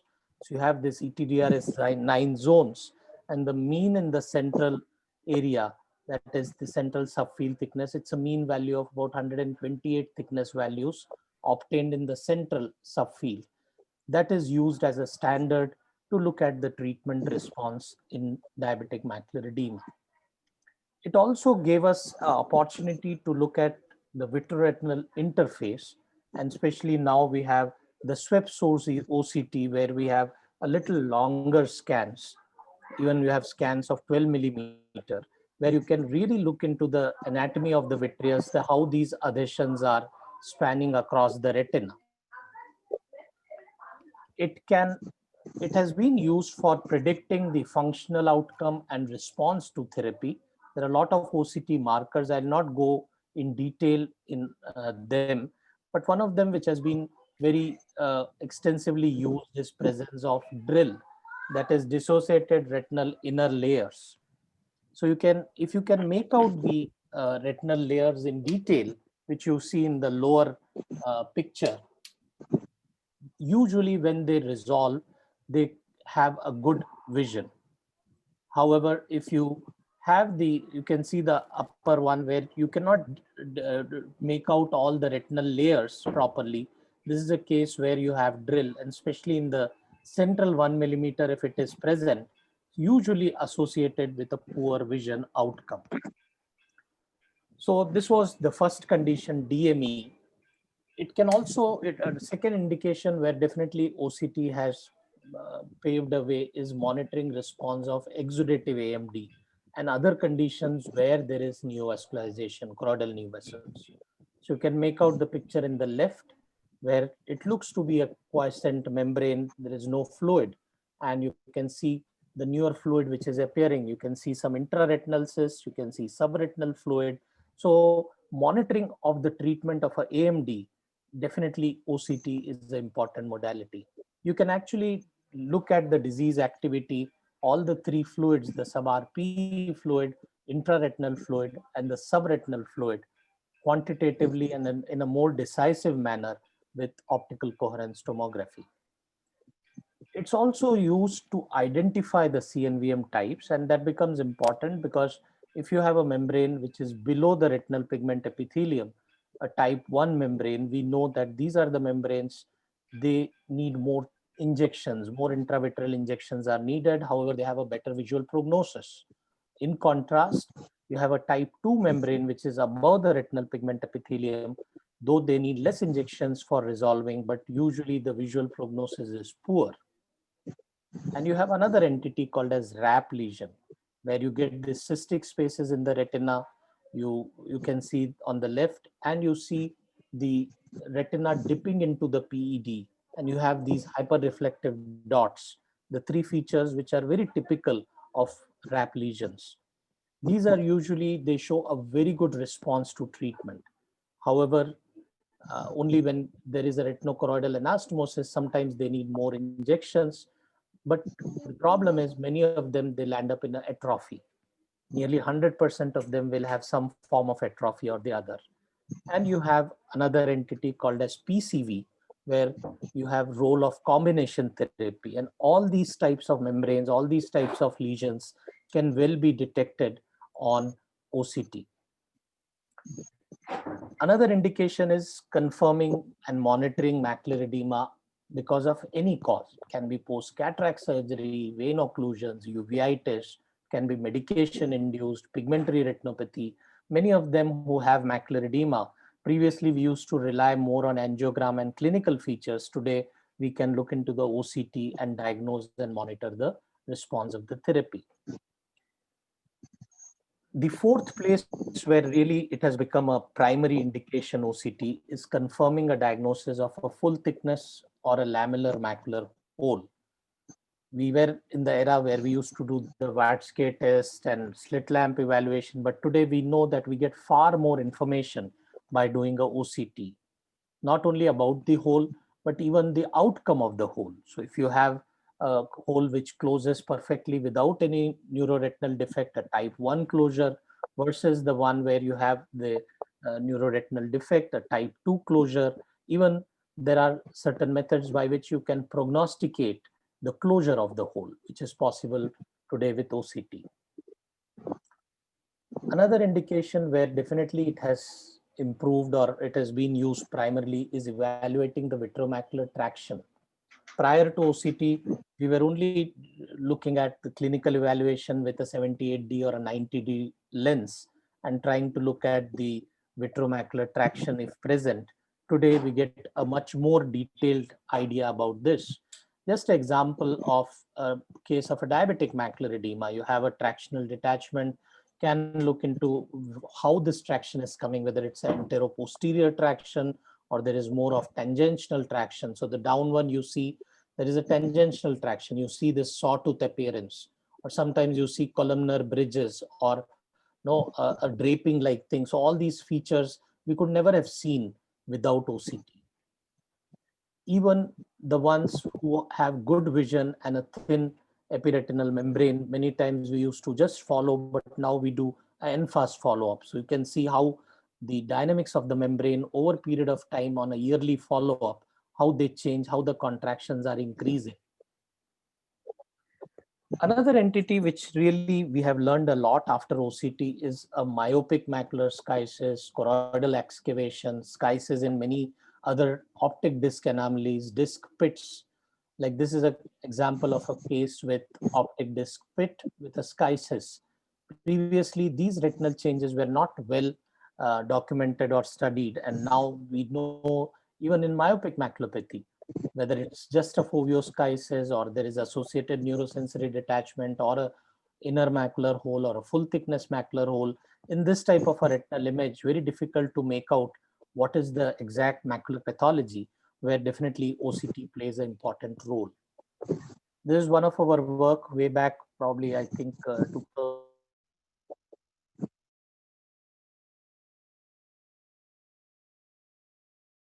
which is the first schisis. So we found it's the outer layer schisis, and then gradually it moves to the inner layers. We can look at photoreceptor involvement. So that gives us an idea about the visual function. Another place where OCT has definitely used as one of the primary modality is monitoring or detecting early changes of toxic maculopathy, especially hydroxychloroquine or chloroquine toxicity, where like you see this parafoveal changes, a very classical sign called as a flying saucer sign, which you can see in the lower image. The parafoveal, you can see those black arrows. There is a thinning there, and you get the outer nuclear layers, they get involved so that you get a typical flying saucer sign. And now with spectral domain OCT, we have much more detailed classification. We can make out the severity of these changes very well. And finally, no, it can also be used. There are certain disorders which we were not aware before the OCT came. These are some occult disorders like acute macular neuroretinopathy, where there is some ischemic change in the superficial or deep plexus of the supplying to the retina. So what you get is a typical, so if you see the lesion which is superficial to the outer plexiform layer, that's called as PAM, paracentral acute middle maculopathy, which usually leads to inner nuclear layer atrophy. Or you can have a lesion deep to the OPL called as acute macular neuroretinopathy, AMN, where you get outer nuclear layer atrophy. So these lesions were not previously even thought of when we were not having OCT. And lastly, today, if we find that there is minimum clinical finding or an unexplained vision loss, and we definitely, before getting a previously all these cases we used to just send across to neuro-ophthalmology, but today definitely we have a tool which will give us some subtle findings which probably clinically we have missed. So OCT becomes an important tool there. Now, coming to few retinal conditions where OCT is emerging as an important tool. One of it is choroidal neovascular membrane. So you can see here the retinal image, you see an active choroidal neovascular membrane. Even on structural OCT, you can see this membrane, a type 2 membrane with a fluid. And if you do a OCTA, you can actually look at these vessels. So the problem of OCT was the sensitivity was less. it was specific, but the sensitivity was less, and this actually increased the sensitivity. It is especially used when the dye-based angiography is difficult to interpret, especially the cases where you have a lot of RP alterations in the macula. These cases were clinically very difficult sometimes because the diffuse RP alteration, the staining or the window defects which is caused there, usually sometimes can mask the membrane. In these cases, OCTA definitely is helping us as a boon to look at these new vessels which are present or not. Another case of a case with diffuse RP alteration, a shallow fluid, not very clear of a membrane, and on OCTA, you can make out this fluid. And a new entity which people are looking at is a non-exudative CNV, which we never have thought about before.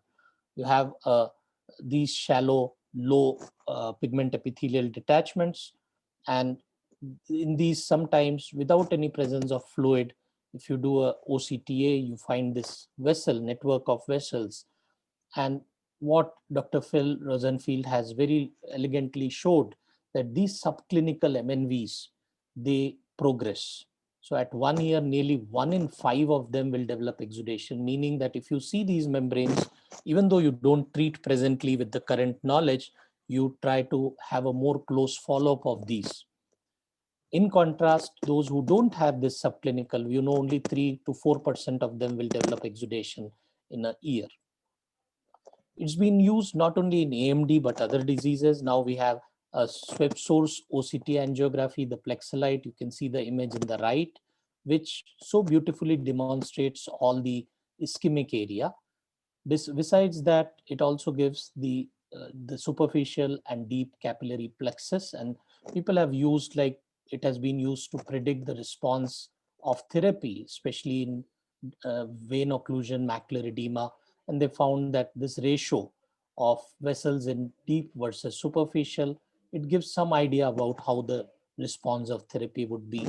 And people have also tried looking at response in diabetic macular edema. Again, you can see on right a very nice picture. This is a single 12 by 12 image of plexelite, which gives such nice idea about all the new vessels, IRMA, and all the lesions, the capillary non-perfusion.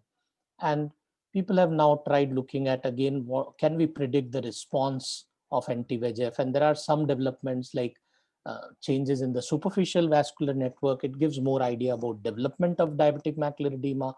And Dr. Carroll has worked and nicely shown that deep capillary network changes, they predict the progression of diabetic retinopathy. So just to conclude, OCT and OCTA in retinal diseases, OCT is more of a workhorse. We all use it day in and day out. Without that, today the retina practice, I think, is very incomplete. I would not say we cannot get rid, without that we cannot practice, but it is an incomplete practice. And today OCTA is more like a blue-eyed boy, a blue-eyed person. We know there is a potential, and over a couple of years, next few years, we'll definitely explore more on how clinically with OCTA our patients will benefit. Thank you very much. Thank you, Dr. Rajiv, for your wonderful talk and valuable insights on OCT and OCT angiography in retinal disorder. Dr. Do you have any questions in chat box? It is not customary to take any question on keynote address, but any comments from chairperson, sir?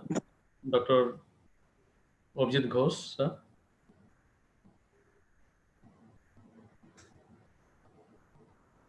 OCTA angiography is gaining, and in the long term, we have a much better look of the disorder. It's unknown, but as he said wonderfully, the main OCT is like a workhorse. This is the thing, but OCTA will always get a lovely place in the future to come. It's no doubt about it. Absolutely. Dr. Niaz Abdul Rahman, sir, do you have any comments to make?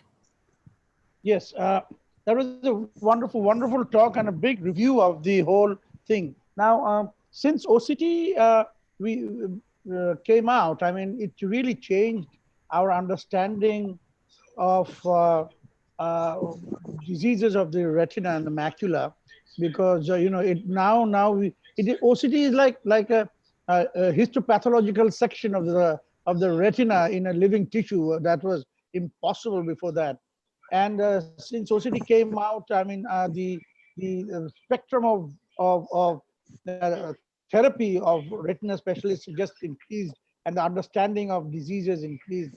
And now we've got the OCTA, which in some cases it cannot really replace the original FFA because of the differences in its modalities.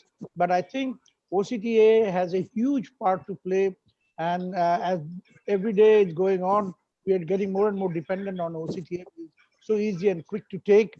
So I think this was a very good lecture and overview. I congratulate Dr. Rajiv Raman, and a lot of work is still to be done. Now the OCTA is there. We have to, apart from the retina, we have to go down and look more into the choroid, understand more about the choroidal vasculature. Those things are in the future. So, this is great and exciting times for us. Thank you, Dr. Raji, for a great talk. There is a question from Dr. Raja. Should private practitioners buy OCTA now, those who have budget constraints?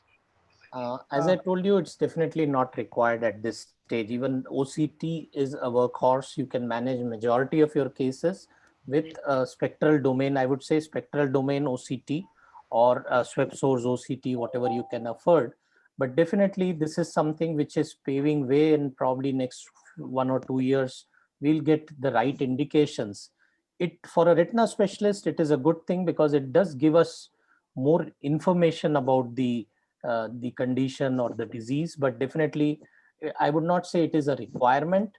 If there is a budget constraint, definitely there is no need. You can still manage all your patients with OCT. There's one thing to ask, Devashish. Can I ask you something? Yes, sir. Hello. Yeah. You are the one of the first persons of eastern part to get an OCT angiogram, as I know, OCTA. What is your take on this matter? When you compare yourself practicing in a periphery center, you having both the equipments, what is your take on it? That is very important. Sir, it is very, very useful instrument, but there are a few issues like artifacts. So basically, to interpret or to come to a conclusion, you have to sit on the machine and you have to correlate clinically also, and you have to do a manual segmentation to come to a conclusion before making diagnosis. Dr. Rajiv, do you have any? Yeah, I agree with you. I fully agree with you that the learning curve is not that difficult actually.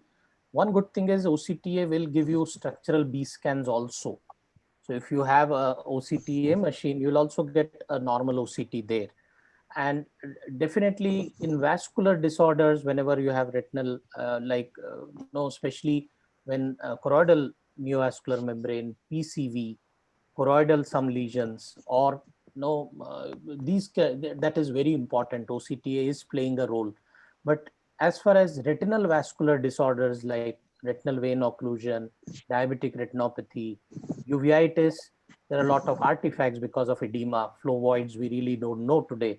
So still the information is coming now. We are not fully aware how to use this in these vascular diseases. For AMD, definitely it is something which we know very well. It works, it helps us, and even confuses us. Because previously we were not seeing this membranes, because the membrane network remains even after your injections are given. So previously we used to just leave these membranes. But today we are more confused whether to inject, not to inject more. The evidence is still evolving.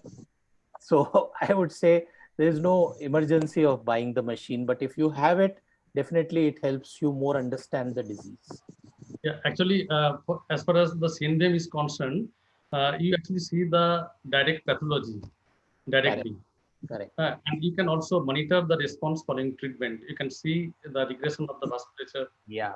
So that's what I was telling. The sensitivity, the specificity of even a OCT is 100%, but it increases by having the OCTA that improves.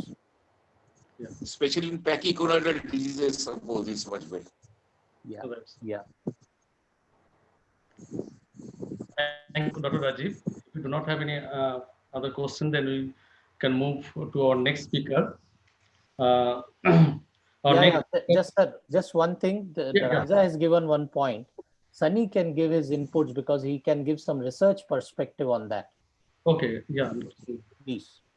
Thank you, sir. Thank you so much. Very nice and very crystal clear thoughts as usual. Dr. Rajiv Raman has given us.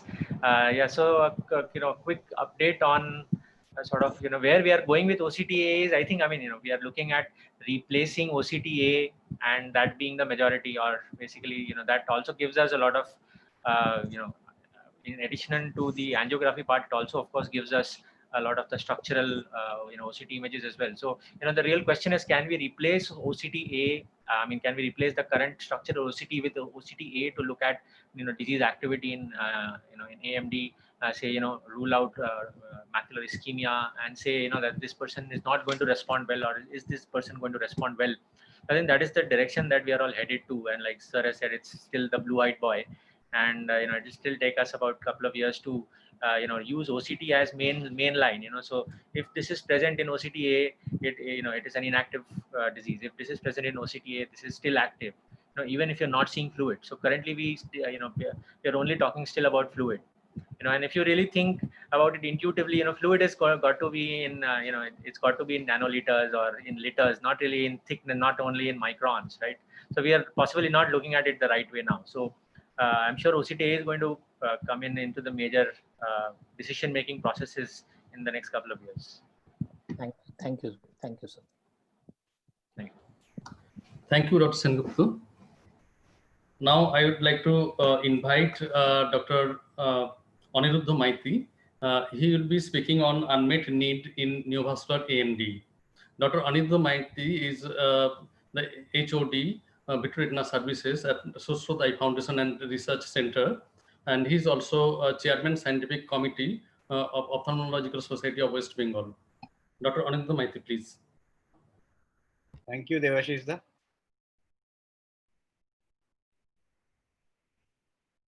Good evening. Well, I will be speaking on the unmet medical need in the management of neovascular AMD. If we see an overview of the age-related macular degeneration, it is a leading cause of severe and irreversible visual loss worldwide. 10 to 13% of the adults over 65 years are affected. Global prevalence is around 8.7%. And there's a prediction of greater than 50% increase in the number of AMD cases by year 2040, which comes around roughly around 300 million. So this increasing prevalence is actually associated with aging global population. Types of AMD, we all know there's a dry AMD and the neovascular AMD. 15% is actually neovascular AMD, and this accounts for greater than 90% of the AMD-associated visual loss. Now, the neovascular AMD is a leading cause of total blindness in most developed countries. As we can see in this graph, more than 50% blindness is due to neovascular AMD. There's a dramatic increase in the prevalence rate for the men and women greater than 80 years, which suggests a strong age-related prevalence of neovascular AMD. If you see in Europe as well as in the US, the prevalence at greater than 90 years is 10.49, and in US greater than 80 years, it is 8.18%. So the increase in prevalence with the increase in age. The meta-analysis studies showed that an age-related visual acuity decline in neovascular AMD. The mean visual acuity change over time, it has shown that in 3 months, there was 1 line loss. In 6 months, there were 2 line loss. In 12 months time, there was 3 line loss. And 24 months, there was 4 line loss. Now coming to the therapeutic milestones for neovascular AMD, pre-1980, there was no treatment. Neo AMD means blindness. In early 1980 to early 2000, there was only thermal laser therapy and photodynamic therapy, which actually halted the disease progression. But 2005 onwards, there was a dramatic change in the treatment of neovascular AMD with the introduction of anti-VEGF therapy. There was, for the first time, there was improvement and optimization of vision. Now, reduction in blindness incidence after the introduction of anti-VEGF.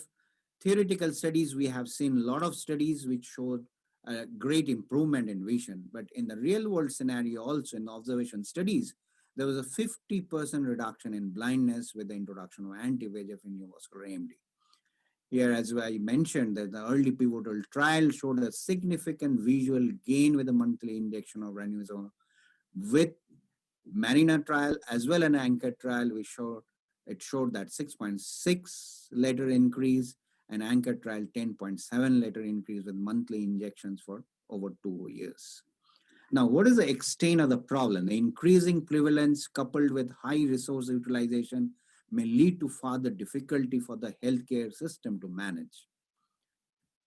Now, prevalence of neovascular AMD continues to rise, not only in the European country or the US, it happens in Asia. There is a prediction at 2040, there will be huge rise in the neovascular AMD case in Asia as well. The increase in prevalence is set against the cost, which is already pretty high. If you see the different countries, the prevalence and per capita cost are substantially different. 0.6 to 0.5 to 0.6% of the total health-related expenditure goes to neovascular AMD treatment, where there is not enough support from the government or the healthcare system. It comes to the patient and the patient party. The challenges in the real-world clinical practice. In clinical practice, the fewer number of injections are administered than in the clinical trial. The real-world evidences support the positive relationship between the visual acuity gain and an anti-VEGF injection frequency. If you see, there is with the 4.3 injections, there was 3.1 letter increase. In Europe and North America and Australia, where there was more number of injections given, showed a better increase in the visual acuity with 6 letters and 8 letters increase. Due to the treatment burden, the clinical trial protocols are difficult to achieve in the real-world clinical practice. The long-term visual acuity maintenance in the clinical practice is related to treatment intensity. The initial improvement in visual acuity were followed by a decline in 2 years. You can see the countries where the number of injections were more, the decline was less. As an example, in the United Kingdom, whereas in Italy, the number of injections were less, so there was a drastic decrease in the vision. So anti-VEGF therapy in clinical trial setting demonstrate good efficacy, but the burden of real-world clinical practice limits similar uses. In real-world setting, many patients present only after substantial visual loss that limits the visual gain. So that is also a problem in the real-world cases. The real-world evidence shows that over 70% of the patients with neovascular AMD are undertreated in the first year of therapy. If you see this graph, 72.9% of the patients receive less than 5 injections, which is much less compared to the interventional studies. And the real-world data also shows that many patients do not receive the full loading dose, impacting on the final visual outcome. If you see with the loading dose, there was a gain of 3.8 letters over a period of 12 months, whereas in spite of 6 to 9 injections without a loading dose, the visual gain was not there. Now, burden to the healthcare system. To deal with the treatment burden, the physicians have adopted different regimens like observe and treat, the peer-in. However, this can result in the reactivation of the disease and fluid exudations that takes longer to treat.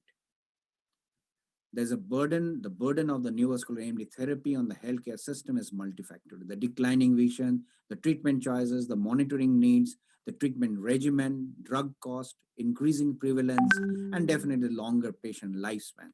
Some of these factors have led physicians to explore different regimens for anti-VEGF therapy.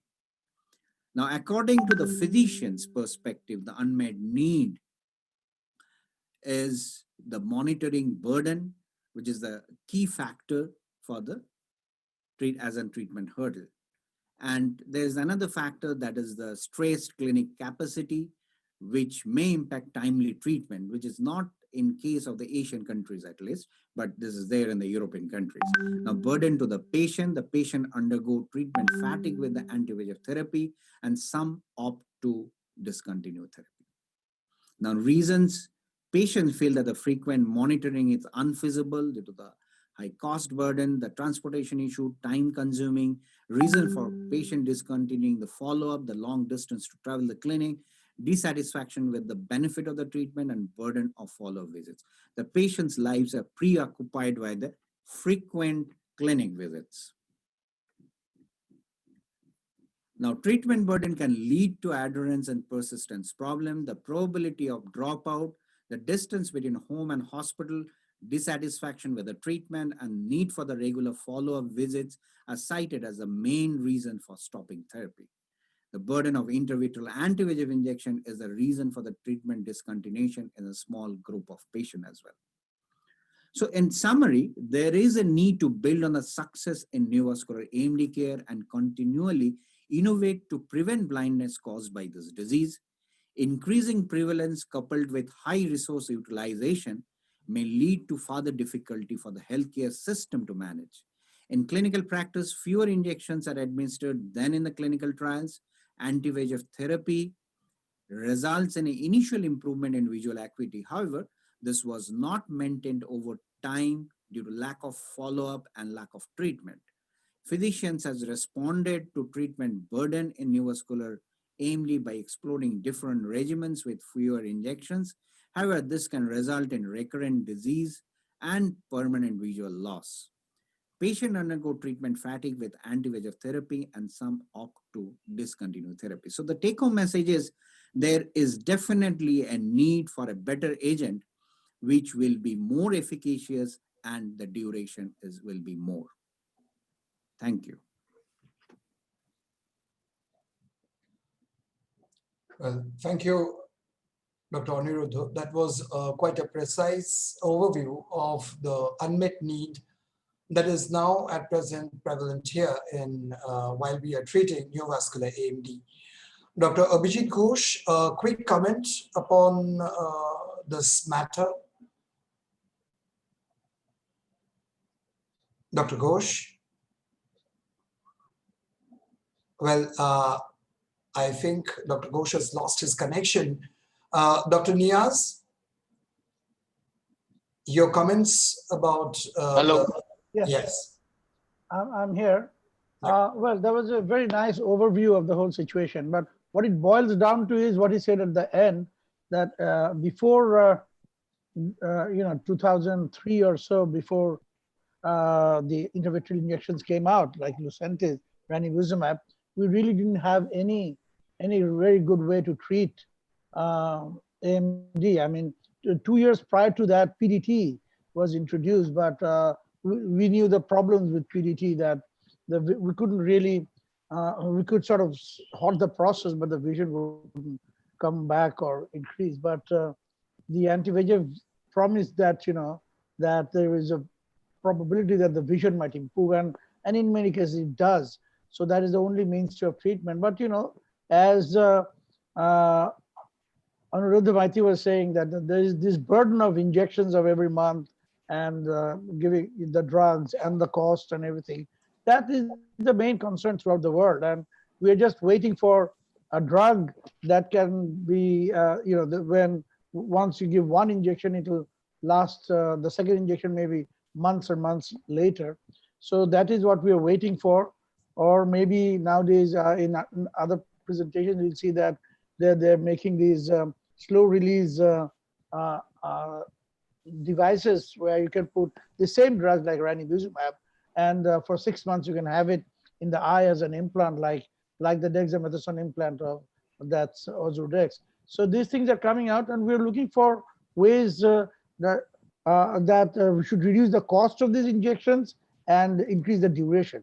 So I think that's what the future is, and we're looking forward to it. Thank you. We can have more expert comments from Dr. Sunny, or Raja is here also. Rajiv. will just be going to Dr. Sabyasachi Sengupta now. May I request Dr. Sengupta now to present his talk. Dr. Sengupta has done his DO from JIPMER, and he had done his DNB from Arvind Pondicherry, is a gold medalist there, followed by his fellowship in Shaka Nethralaya and FRCS from Glasgow. He's now the consultant vitreoretinal surgeon from Future Vision Eye Care and Research Center, Mumbai. He is also the associate editor of Indian Journal of Ophthalmology. He is also the director, Sengupta's Research Academy. Over to you, Dr. Sengupta. Thank you, Dr. Showman, for the introduction. And Dr. Niaz has actually made my job very easy because he has actually given us the perspective which some newer drugs are actually fulfilling these requirements. And I'll quickly try and present to you some how we can break these barriers, because Dr. Anirudh has very nicely presented to us that there are problems, and so my talk will essentially try and give us a quick overview of a new drug which has recently been launched by Novartis. And I'll present to you quickly the results of the Hawk and Harrier trials, which are randomized phase 3 clinical trials across the world on of course multinational studies on how this drug works. Just quickly, I have no financial interest, of course, in any of these. So I just wanted to bring this study in because Dr. Rajiv Raman is part of us here, and they have very eloquently designed and published this study, and have clearly shown that the prevalence of and risk factors for age-related macular degeneration in our part of the world, it really ranges. Early AMD really can go as high as about 20%. So every 1 in 5 individuals who walk to us, predominantly elderly who walk into our clinics, possibly have some form of drusen or are possibly going to progress to this and might need injections, right? So this is something that we can't take lightly at all. And the scenario really, in one word, really, if I want to say, it's that people are fed up with so many injections. So if you look at this, these surveys, this is the PAT survey, or the one which is usually done by ACRS. And if you see on the left, the main problem is a combination of B and C. So let me quickly read out B. So B says on the left, if you're able to see that, it says patients prefer fewer shots even if they lose some vision. Right, so I'll let it sink in that patients prefer fewer shots even if they lose some vision. And C is physicians prefer fewer shots even if patients lose some vision. Right, so that is where we really landed up in that. Most people are finding it very hard to continue this barrage of injections, every month. And so basically, the ongoing challenge is to maintain neovascular AMD treatment efficacy while reducing clinic visits. I think that is that is the sweet spot that all of us are looking for. And let's also remember that this is going to be a lifelong disease, and it needs repeated injections. So that is something that we need something which is longer acting. And really, the strategies that I could really think of is, of course, we somehow make it very personalized. So we have improved regimens. So we currently talk about treat and extend, but then some actually also do well with observe and extend. Some do well with PRN, and some do well with treat and extend. So we might actually think about having improved regimens on a personalized basis. We can have combination treatments which really haven't worked so far in terms of PDGF inhibitors, squalane, which was a topical drops, ANG2 antibodies, and a lot of these, including Ozurdex, was tried, but these combination treatments haven't worked so far. Some extended release devices are also being they are close to being released, and Dr. Niaz has told us about that also. So there are refillable foresight vision, which is for ranibizumab. Regeneron is also working with something similar for an Eylea extended release. There are people working with nanoparticle release systems. Retisert like devices are also in the works. And then there are newer drugs, like brolucizumab, which I'll predominantly be talking about today, but Avisipar, and Roche is talking about something which can last for even 6 months. So so these are the strategies that we might look at. So brolucizumab being available already in India, we'll concentrate our efforts a little bit upon how this drug is. So what it is that it is a single chain antibody fragment. So let me break it up very quickly. If you look at the bottom left, it's the whole antibody, that is the bevacizumab. If you break it up and have only the FAB fragments, and so the size actually essentially reduces. You can join FAB fragments and get slightly larger molecules. You can break them up, and then you get the single chain variable fragments, which is brolucizumab. So it is really the smallest antibody treatment which is available for treatment of any human disorders today. So this really has broken down into something which is minuscule, and so this is essentially how small the molecule is. So this is basically where we are today. So it's a single chain variable fragment. So that is what brolucizumab is, and it has actually gone through a lot of clinical development, like all of these drugs too. So the phase 1 study was called the C study. If you want, you can actually look it up. So C study, and then phase 2 study was the major study was the Osprey study.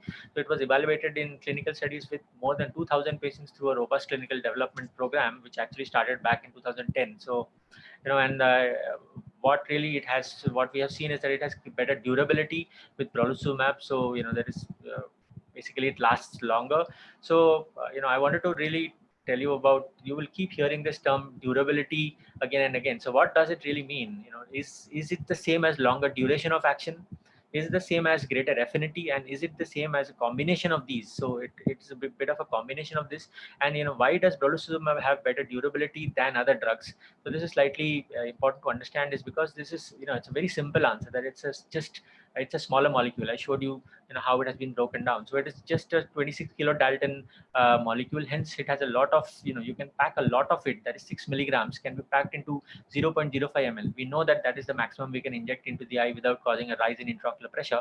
So within that 0.05 ml, that is the amount that we have. You can pack 6 milligram of the drug as compared to 2 milligram in aflibercept. So that's it's a 12 times lower dose in terms of equivalent efficacy, and only 0.5 milligram as we know in ranibizumab, which is a 48 kilodalton molecule. So it's 22 times lower dose in terms of equivalent efficacy. So it's more concentration of this drug. So there is a more gradient across the vitreoretinal interface. So it's a smaller size, and it therefore leads to also better penetration, also has slightly better affinity, and all of this culminate into having better durability. So durability really means longer acting without losing efficacy easily, allowing longer intervals between re-injections. So that is that is what you will you will keep hearing this term again and again. So that is what durability means. And this was all promised in phase 1 and phase 2 studies. Like I said, the C and the Osprey studies really did it. Does it really translate into the real world in terms of phase 3 clinical trials? So that was answered using the Hawk and Harrier, which were two similarly designed phase 3 trials comparing brolucizumab with aflibercept to treat neovascular AMD. And it was, like I said, it's a multinational or an international study where Hawk was done predominantly in Japan, the US, and some Latin American countries, while Harrier predominantly was done in Europe, Russia, and part of Asia.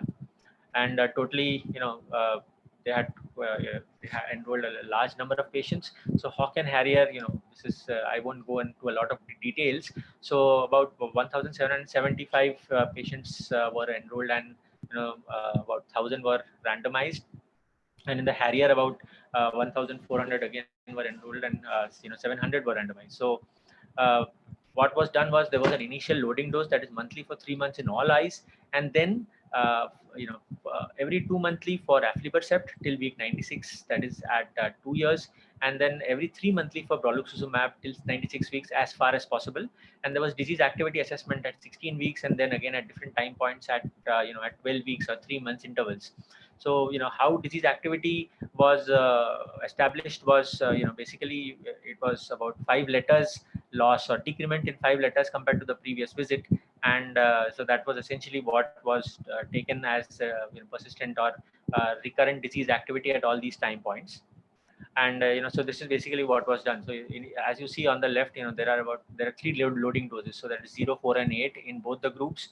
And then the aflibercept group had every 8 weeks injections. So of course it has more number of injections, and the brolucizumab had every 12 weeks injections. That is a 20, 32, 44, 56. So it's for every 12-week injections. So the number of injections were less in this group as part of the study design. And then this is at week 16, that is a plus or minus. So it shows that if somebody has persistent disease activity at 16 weeks despite this loading dose, you could actually give an 8-weekly dose, right? So it's important in the results when we see how many actually maintained 12-weekly dose and how many actually required 8-weekly dose.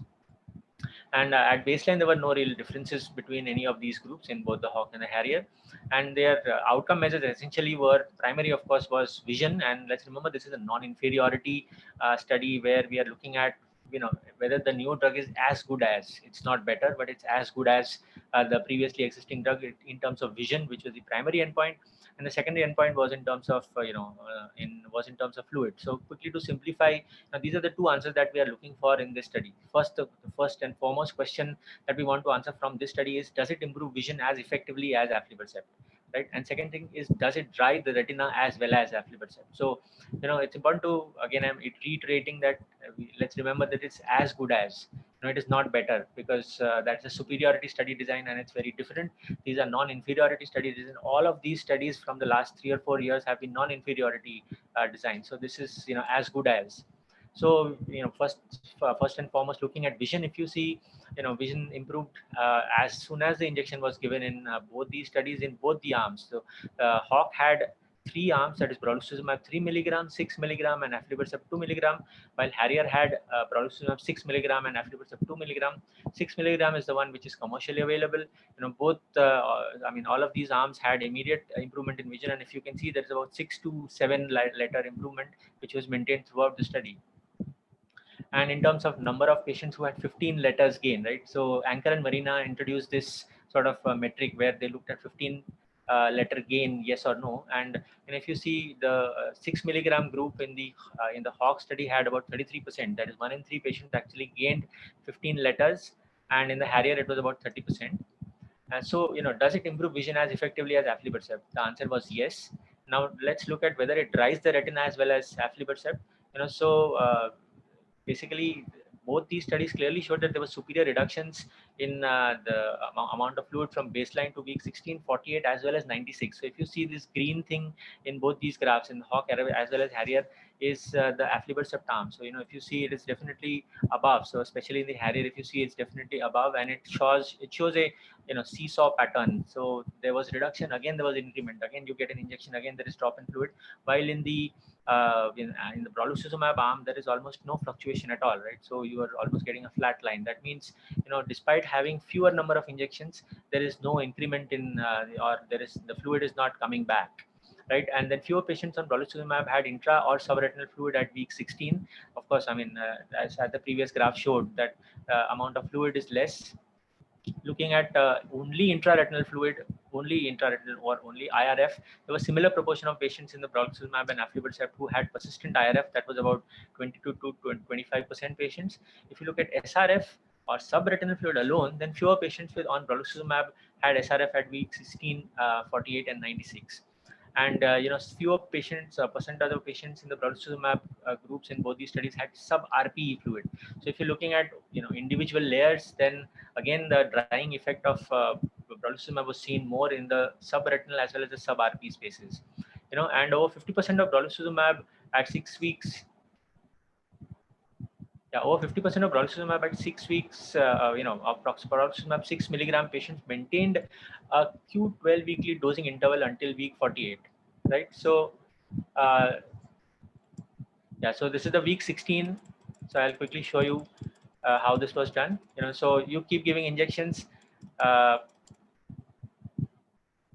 Yeah, so this is basically the time point at which, so at week 16 was a time point at which, you know, they decided whether they want to extend it and start giving at week 20, or they want to do a Q8 week, right? So how many patients had a Q8 week and how many patients had a Q12 week? So the answer is about half the patients, or 50% of the patients, could be given 3 monthly injections, but the rest still required 2 monthly injections, which is still an improvement compared to what we do today, right? And over 75% of brolucizumab patients who completed 48 weeks, that is 1 year on Q12 weekly intervals, retained or remained on Q12 week intervals at week 96, right?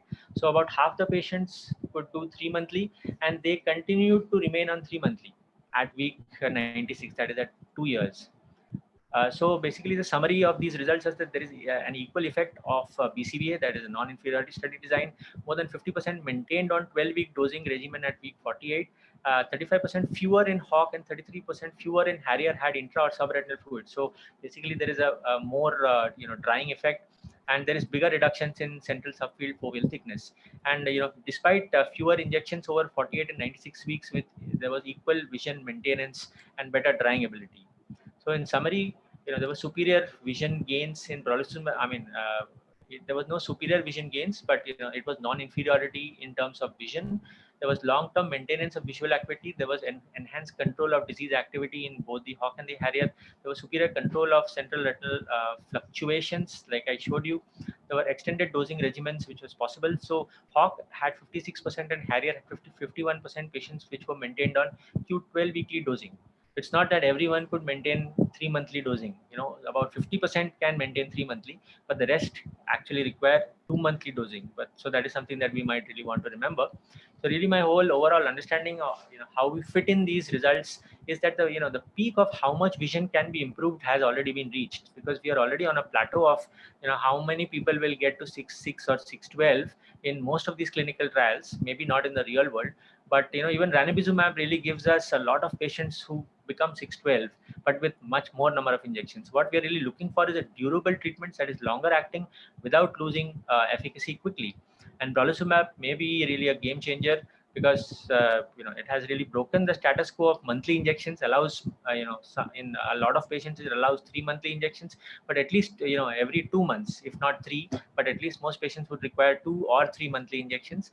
And treat and extend with brolucizumab is possibly also on the cards, because these studies don't allow treat and extend, but then we may be able to pull some patients to even 16 or 20 weeks if we start on brolucizumab. So we will await more data and comparative studies looking at this. And the current pricing, at least in India, makes this drug affordable also, and should be discussed with most of our patients. So thank you very much, and I'm happy to take any questions that you might have. Yes, thank you. That was a wonderful and lucid overview of the new drug and of Hawk and Harrier studies. Dr. Rajnaran has a question for you, Dr. Sengupta. Now, if there's a treat and extend option with brolucizumab, which can last for 3 months, what are your thoughts on how long we can extend? Now, is there a risk of the patient not coming back to the clinic if you extend beyond 3 months, or should there be a mandatory 3 monthly injection? Yeah, so I think that's a very interesting question in terms of how much we can extend and do treat and extend, because I don't think there is enough data as yet on whether we can. But I think looking at these results, about 50% patients actually did very well on 3 monthly injections. I mean, 1 injection every 3 months. So, I would say at least another, even if we have about 20 or 25% out of these, so overall about say 25 to 30% patients whom we are pulling beyond 12 weeks. So maybe 16 or 16 weeks and maybe 20 weeks also, like I said. So pulling patients till 20 weeks really means 1 injection or maybe 2 injections a year, isn't it? Really, it amounts to almost that. If you give 1 injection every 20 weeks, that's almost 5 months. So it's like 2 injections over 10 months. That is really the best sort. I mean, that is something that we couldn't dream of with what existingly that we had. So I'm sure that we will be able to pull patients beyond 16, beyond the 12 weeks that the study recommends. Now, whether it will lead to patients losing, we losing patients to follow up, and that is something that anyway happens, right? So we know it's going to happen. But interestingly, there is a study which is published in the recent Indian Journal of Ophthalmology on barriers to patient follow-ups for anti-VEGFs. And if you look at it, we would say that 9 out of 10 patients don't come back because of the cost. I think that is what most of us would think. But the results are extremely surprising, where about 30% said we are not coming back because we don't experience vision gain. So 1 in 3 say that whatever you do, I'm not seeing better. Maybe we need to talk to them more and tell them, give them a realistic picture of that. So I think that the rapport between the physician and his patient maybe plays also a role. And that study published, that essentially done in Pune, also showed that the patients going for ranibizumab have actually a lower loss to follow up than patients going for Avastin. So possibly shows better socioeconomic status and better understanding of disease as well. So can I just add one point here, Dr. Soman, if you permit? Please go ahead. My point was about patient behavior. One is the point about extending the injections, but definitely that's a good option. You don't want when it's not required. But extending the checkup visit, would that be different from the number of injections? Because if you ask a patient to come after 4 months, whether they'll come back or not, versus you ask the patients to come every 2 months, but you can extend the injection treatment interval. So that's something I just want to look at patient behavior and risk of loss to follow up. But definitely prolonging the injection interval was always good. But then we may want to call the patient, keep coming back more often than the injection. I think that we are still learning about this drug, and most of us, I don't think, have enough experience with this. So, yeah, even if I am not injecting, I would still keep calling patients back maybe every 6 weeks or so to see how that OCT is behaving and how vision is changing. Even if I'm not injecting, just to gain more experience and see how a lot of people have promised. Ozurdex was promised that it'll work for 6 months, but we really know that's not the case. Aflibercept was promised Q8 weekly, but that again is not the case, as the Hawk and Harrier also showed us a lot of seesaw patterns. So it does not really last for 8 weeks. So we'll really have to wait and see how well brolucizumab does when we get it in our hands. Well, thank you, Dr. Shobhushat Sengupta and Dr. Rajanarayanan. We are running quite late. I would like to conclude this session by thanking our chairpersons, Dr. Abhijit Ghosh and Dr. Niyaz Abdul Rahman, our keynote speaker, Dr. Rajiv Raman, and our speakers, Dr. Aniruddha Maiti and Dr. Shobhushat Sengupta once again. Thank you all. Good night. Thank you. Good night. We will now shift to the next session. Thank you, Shravan. Thank you.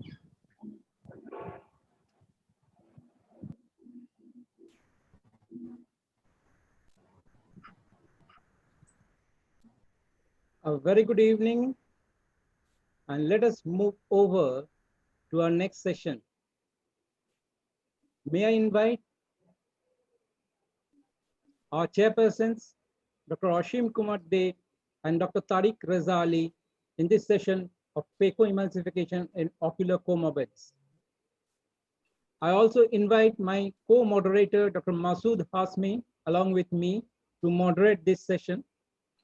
I invite our honorable panelists, Dr. Shambhuddha Ghosh, Dr. Chandana Chakraborty, Dr. Sunil Surana, Dr. Shubhita Das, and Dr. Ziaul A. Mukta as our honorable panelists for this session. I must thank the coordinators working behind the scene, Dr. Nandini Chandak, Dr. Shivashish Das, and Dr. Mohammad Shaukat Kabir for organizing the coordination behind the scenes. With this, may I invite my co-moderator, Dr. Masood Hasmi, to take over the moderation at this juncture. Dr. Masood Hasmi, please. Dr. Masood, please. Dr. Masood Hasmi. Hello. Audible? Yes, You yes. are audible, sir. Please, Okay. please Yes, announce yes. our Okay. speakers for this session. Okay. Thanks, Dr. Devashish Das. Now, I will start our next and then our sessions. Here I am mentioning our speakers, Dr. Shahnur Hassan, Dr. Siddhartha Ghosh, Dr. Rupak Roy, Dr. Jahidur Rahman Pannu, Dr. Shomdat Prasad.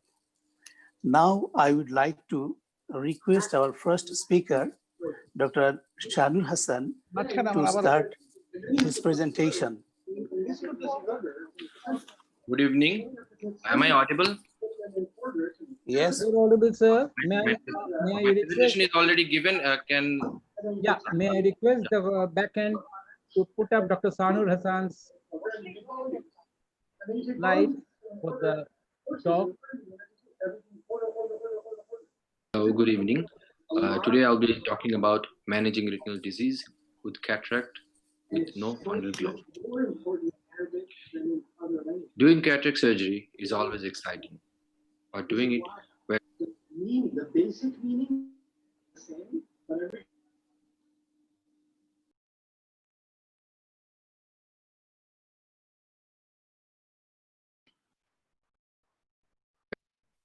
there is no fundal glow is not always amusing.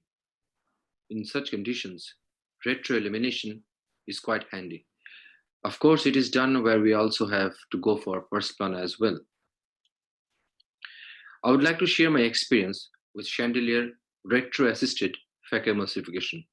So let's darken the room and enjoy the video. Here you can see I'm doing a retro-illumination through a chandelier light. And just to show you the view, this is the rexis I'm starting. The nick I have done. I'm just taking the nick here with the cystatum.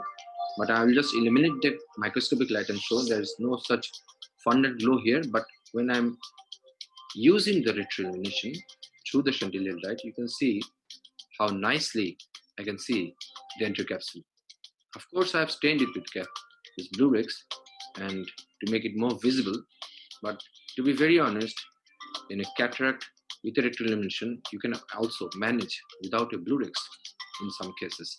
Now you can see here how nicely I can visualize. So my capsule Rex, I can make it round. I'll take my time and make it round here. You can see with the cystatum, and eventually I'm very comfortably completing my capsular rexis.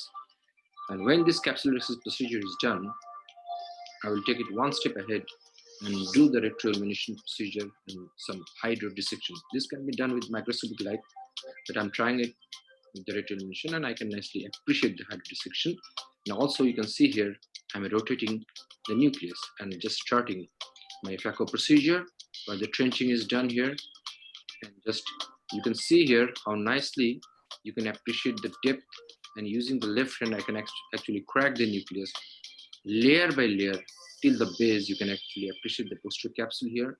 And you can see I'm rotating it and just making sure that the two hubs are more or less separated. You can see here, I can actually see the posterior capsule. So I'm very confident and not creating any problem here. And you can see layer by layer, I'm separating it very nicely. And actually, and I'm just doing the same procedure like this. And actually I'm having fun doing all the pieces. So I'm just doing as many pieces I can and cracking it, as I said, layer by layer till the base. You can see this. And just to show you through the microscopic light how it feels, I'll just switch on the light of the microscope and just show you that how it looks. Just here you can see this one, and you can appreciate that through the microscopic light is like this. You can actually complete the procedure, but I'm preferring it to do it with retro-illumination. That's all my video is all about. So I'm just completing it. The last piece I'm taking it, and eventually after that you can do a higher procedure with the microscopic light. It's not very difficult in a vitreous hemorrhage case or where there is no fundal glow, but even you can take it one step ahead and do the rest of the procedure through retro-illumination, as you can see here. And you can actually appreciate the enterocapsule very nicely. This is the intraocular lens I'm putting through the retro-illumination procedure. Of course, here I'm holding the light in the left hand, you can see, and I'm pushing the plunger and putting the intraocular lens inside. And I can appreciate the enterocapsule. Although you hear the video, it is not shown clearly, but you can actually put the lens, and at last it is completely done. So in my experience, capsular rexis part is the most useful and helpful step in this procedure. Nucleus separation up to the base can be appreciated very nicely. Rim of the enterocapsule can be nicely appreciated while doing irrigation aspiration and putting the IOL in bag. But we have to be extra careful during our maneuver, as the light probe can hit and rent the posterior capsule. Thank you all for your patience here.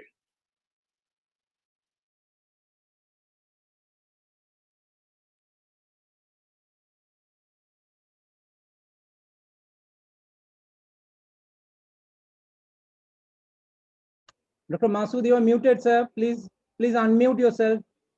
Dr. Masood, you are, yeah. Please. Okay. Thanks, Dr. Shanur Hassan, for your nice presentation. Now I request to panelist, Dr. Chandana Chakraborty, to express your views or any questions. Dr. Chandana Chakraborty.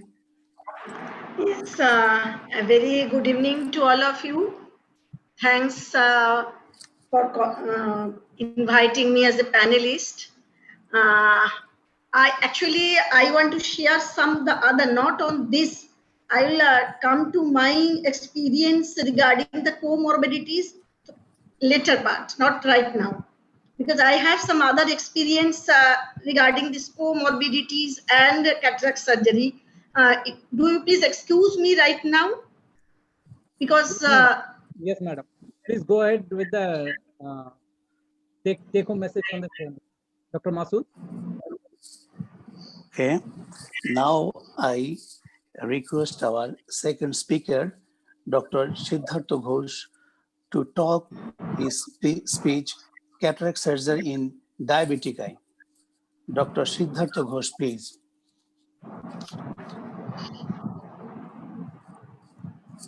Good evening.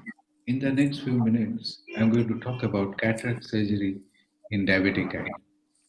Well, cataract is an important cause of visual impairment in diabetics, and the incidence of cataract surgery in diabetics is 2 to 5 times higher than a comparable non-diabetic population. The main concerns in this situation are adequate systemic control, a higher rate of complications, and the progression of diabetic retinopathy and maculopathy associated with cataract surgery. Well, there are many guidelines available, but we need to follow a standard guideline that is applicable in our setting.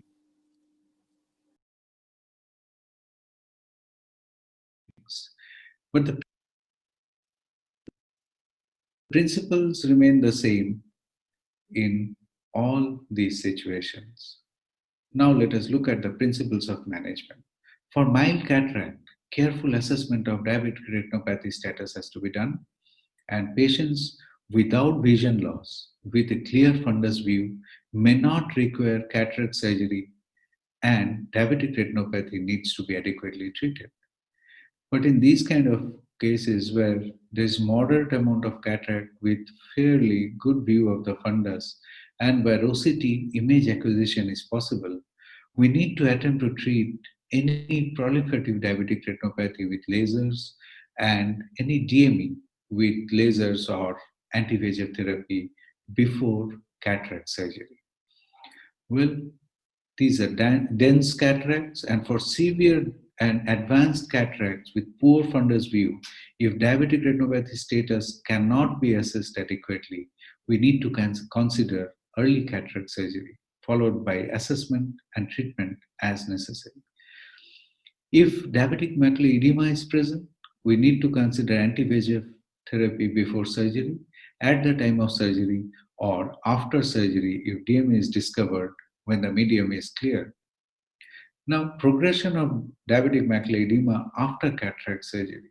Cataract surgery worsens macular edema, as we all know, and it hastens the progression of diabetic retinopathy. Well, the main cause of poor vision after cataract surgery are complications of proliferative diabetic retinopathy and or diabetic macular edema. And the risk of macular edema was associated with preoperative grades of retinopathy, and the highest risk was seen to be associated with severe non-proliferative diabetic retinopathy. Well, if we look at the perioperative and operative considerations, the very important part is assessment and treatment of diabetic retinopathy and diabetic macular edema preoperatively whenever possible. And of course, the use of non-steroidal anti-inflammatory drugs before surgery. Now, it's crucial to know the risk of worsening of diabetic macular edema with cataract surgery. And a history of treatment of diabetic macular edema puts the patient at the greatest risk of worsening of DME at the time of cataract surgery. Well, as for the operative considerations, phacoemulsification is the method of choice, and a large capsulorhexis and in the placement of IOL is advocated, and a large optic hydrophobic acrylic IOL is the IOL of choice. And it is important that post-operatively all these patients are seen for dilated fundus examination at 1 week, 4 to 6 weeks, and 3 to 4 months.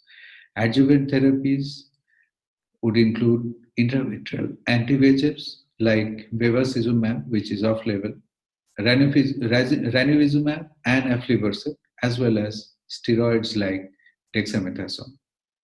Well, we need to differentiate diabetic macular edema from pseudophakic macular edema in diabetic patients, and the best way to do that is through a fundus fluorescein angiogram, where we would find a diagnostic optic staining and typical petaloid pooling of dye in pseudophakic macular edema, whereas diabetic macular edema would present as normal disc with leaking microaneurysms. Well, a previous vitrectomy does not appear to lessen the rates of post-cataract surgery macular edema. So to summarize, pre-existing diabetic macular edema prior to cataract surgery or history of previous treatment of diabetic macular edema may increase the chances of diabetic macular edema after cataract surgery. The assessment and treatment of diabetic retinopathy and diabetic macular edema prior to cataract surgery is important, and adequate systemic control as well as treatment for diabetic retinopathy and diabetic macular edema with intravitreal anti-VEGF injections, steroids, or lasers have shown promising results. Thank you.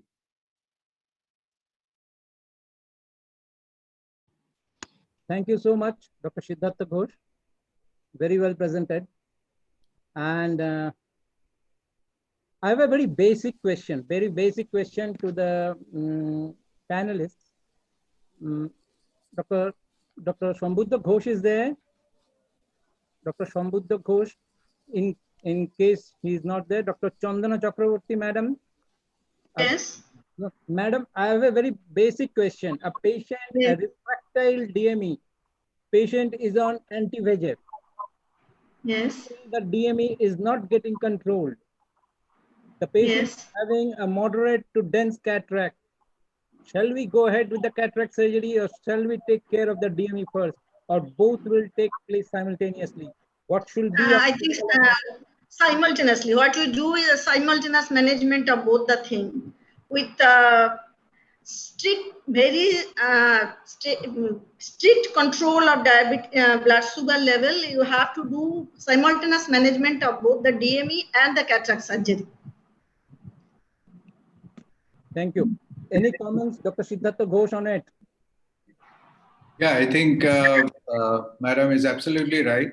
We need to do it simultaneously. We need to treat both cataract for better assessment of the maculopathy. And during surgery, we can use either anti-VEGFs or maybe steroid implants, steroid implants. In either case, you can treat both together, or maybe sequentially, initially an injection, and thereafter, Yes. Now, is that correct? Since you have said it's refractive diabetic macular edema on anti-VEGF, so I would prefer cataract surgery with Ozurdex or dexamethasone implant in the same city. There is a short question from Dr. Sudipto Das. Which patients would you feel comfortable to start with Pageant X, considering the adverse events? Yeah, actually, I think that question is pertaining to the previous talk, but yeah, I feel, as far as we don't have any experience as of now because it has just been launched, but what we see is, people who would need, diseases which would need long-term therapy would be with and especially IPCVs and all those AMD patients. And now, of course, we should think in our situation that diabetic macular edema, once it's approved for diabetic macular edema, that those patients will be the best gainers out of this new drug, because you just have to need at the most 4 injections in a year, 3 to 4 injections in a year. Thank you so much, Dr. Siddhartha. Can I request for a take-home message from our chairperson, Dr. Ashim De? Sir, Dr. Ashim De, sir, a short one-line take-home message. Sir, I think he is not online. I can see him, but he is muted. So basically the take-home message remains: cataract surgery and DME can be treated simultaneously. Sir, You have unmuted yourself. Would you like, sir? He is not available right now. So we move over to our next talk. Our next talk, may I invite Dr. Rupak Roy for his next. Dr. Devashish, the Yes, most important thing in this aspect is that the prognosis should be very clearly explained to the patient and patient party. That is very important. I agree with you, ma'am. And the message should be that DME or diabetic retinopathy should be treated first, if possible, if if fundus view is available. Dr. And if Ashok is there. Can I ask for a single one-liner take-home message from sir, please? Sir, unmute yourself, sir, please. Please unmute yourself. Dr. Ashim Dey, please unmute yourself. Dr. Ashim Dey, please unmute yourself. Ask the I think sir is not able to hear it. Hello. Yeah, sir, please give us a take-home message. Can't hear anything. Can you hear us? Can't hear anything. Hello. Can you hear us? Evening. Can't hear anything. Sorry. No problem. Let us go ahead with the second talk, third talk rather. Dr. Rupak Roy, please. Dr. Rupak, are you there? Sorry. Hear anything. Yes, I am there. I am there. Please Hello. carry on with your talk. Can't hear anything for last 6 hours. No, it's okay, sir. It's okay, sir. Rupak, carry on. Okay, go continue. Yeah, I request to organize. I have already sent the recorded talk. Can it be presented now? Back end, please play the third talk. Back end, please play the third talk.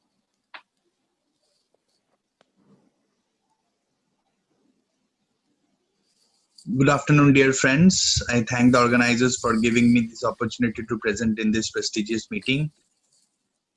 I'll be talking on pseudophakic CME preemptive strike. Cystoid macular edema is an important post-operative complication of cataract surgery. It compromises the result of a cataract surgery, can occur even after uneventful cataract surgery, but the incidence rapidly increases after complicated cataract surgery. CME is a primary cause of reduced vision following both cataract and vitreoretinal surgery. Overall incidence in Indian patients is around 2% of clinical CME, and angiographic CME is around 20%. Incidence in Indian patients with diabetic retinopathy increases at around 47% of eyes without pre-existing DR and 55% of eyes with pre-existing DR. The main pathophysiology of pseudophakic CME is inflammation due to surgical manipulation is the major cause of CME. CME can be classified into angiographic CME and clinical CME.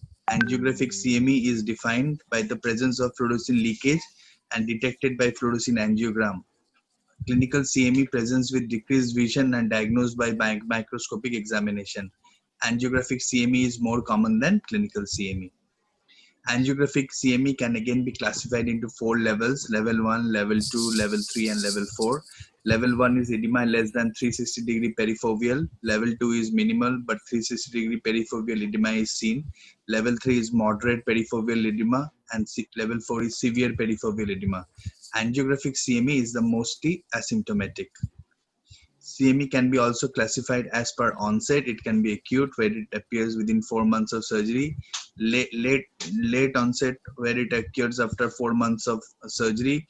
Chronic CME can last for more than 6 months, and it can have a recurrent CME. Symptoms are decrease in visual acuity, loss of contrast sensitivity and color vision, and metaphorpopsia. Clinically significant foveal edema can be appreciated on slit lamp direct and indirect ophthalmoscopy. Subclinical foveal edema described as less than 300 microns needs retinal imaging. Vitritis and optic nerve head swelling can be seen on clinical examination. There are various risk factors for CME. They are systemic diseases, pre-existing ocular conditions, and intraoperative complications. Diabetes and systemic hypertension are the 2 commonest pre-existing systemic conditions which increases the risk of cystoid macular edema. Other ocular conditions which increases the risk of CME are retinal vein occlusion, glaucoma, uveitis, vitreoretinal interface changes such as epiretinal membrane. Risk factors for CME such of intraoperative concern are posterior capsular rupture, vitreous loss, incarcerated vitreous in the incision, cortical remnants in the vitreous, trauma to the iris, intraocular lens dislocation, premature posterior capsulotomy, iris fixation or anterior layer intraocular lens. Diabetes is one of the most important risk factors for development of CME. The incidence of CME increases 2.4 times increased incidence of CME in Indian patients with diabetes.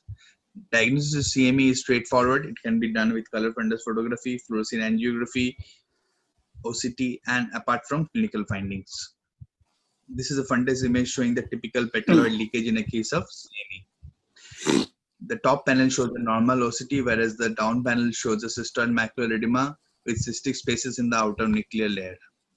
Management of CME is very important. Most important management is its prophylaxis. Prevention by doing a traumatic surgery and medical therapy. Prophylaxis has to be done with topical steroids, and NSAIDs are the first line agents for prevention of postoperative CME. Prophylaxis has to be done with topical NSAID to be started at least 7 days prior to surgery and to be continued at least 2 months from the date of the surgery. Prophylaxis is needed in patients with diabetes, uveitis, venous occlusion, cardiovascular diseases, patients who take drugs for glaucoma. Prophylactic treatment is a useful and important approach in prevention of CME. Treatment strategy for established CME is basically trying to control the inflammatory cascade. Topical NSAIDs and corticosteroids are first-line modalities. Since CME can lead to permanent structural damage in the retina, risk reduction strategies may be more effective than treatment. Medical management of CME includes NSAIDs, corticosteroids, carbonic anhydrase inhibitors, rarely anti-VEGF agents, and pharmacological vitrolysis agents. Thank you very much for your patient hearing. Thanks, Dr. Rupak Roy, for your elaborate presentation. Now, I request our panelist, Dr. Shunil Shurana, to express your views or any questions to Dr. Roy. Dr. Shunil Shurana. Hello, am I audible? Yes. Yeah. My question to Rupak is, when, if you found the patient is diabetic for a long time, how would you go ahead? Before going for surgery, are you starting NSAID or anything else? Or if you don't see any posterior chamber viewing due to dense cataract, how you go ahead? Yes, Sunilda, that's a very interesting question. Am I audible? Yeah. So that's a very interesting question. This also encompasses some of the talk slides that Dr. Siddhartha Ghosh has shared. If the patient is a patient of diabetes with no retinopathy, I will start the patient with NSAID 7 days prior to cataract surgery and continue NSAID for 2 months following cataract surgery. If the patient has a cystoid macular edema concurrent with diabetic with cataract and diabetic retinopathy, I will probably go for a combined treatment of cataract surgery with a dexamethasone implant, followed with NSAIDs for at least 1 month to 6 weeks. The sugar level, preferable sugar level. Sugar level diabetes surgery has to be done only after the sugar is well controlled. No, some patients have more than 200 is normal for some patients.